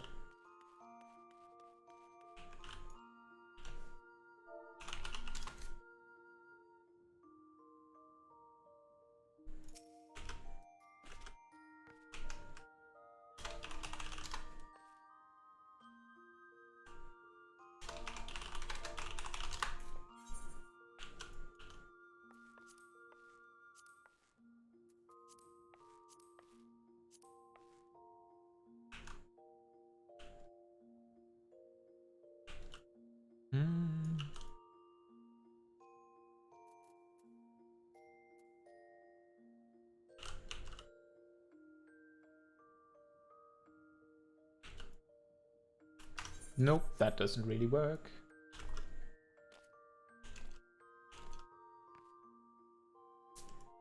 I have an idea.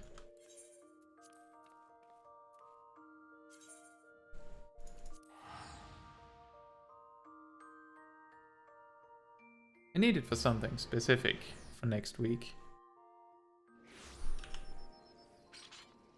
Let's check in on our grand company for a moment. Oh, is that an upgrade? Seems to be.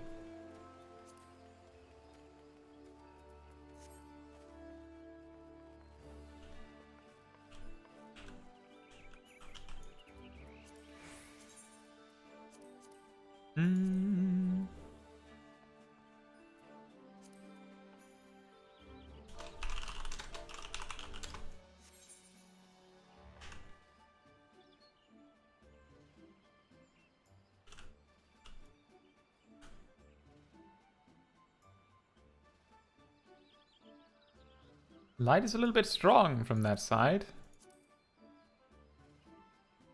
But it doesn't really work because we can't match it very well. Better to just deal with it.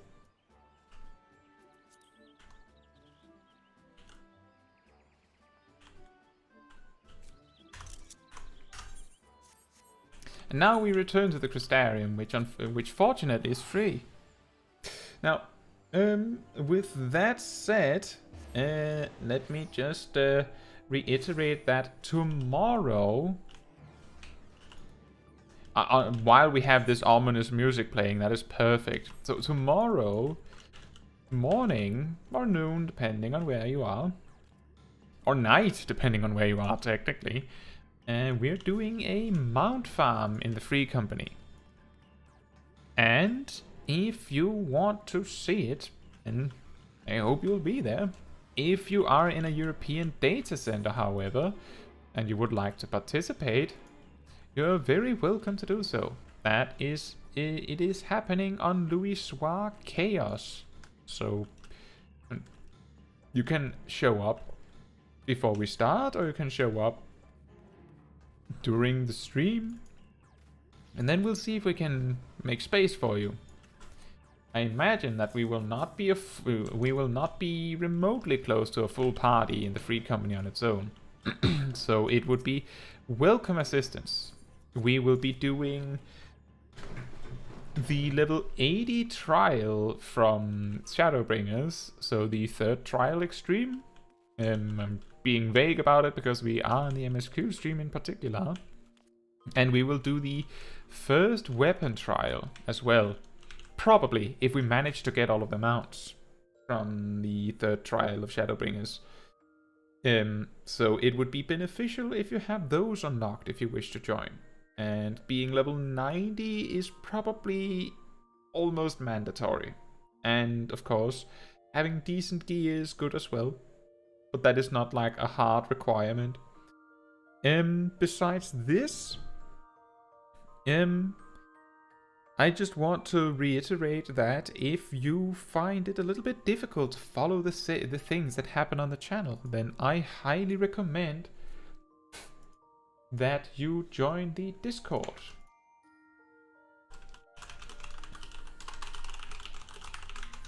On the community Discord server, there is a channel dedicated to the schedule. So every week on Sunday or Monday, I will post the weekly schedule for the upcoming week, and it will be easily found there, where normally you might be at the mercy of the YouTube algorithm to even get it presented to you. And every time there is a new video or a stream planned or anything, the first place that I post about it is almost always the Discord server, where there's an announcement channel specifically for that purpose. In addition to that, if you like to talk with the people from the streams here, many of them are available in that Discord server to talk about this and that.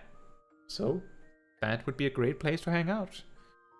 We have rooms dedicated to memes and to sharing music and to sharing the glamour of your beautiful characters.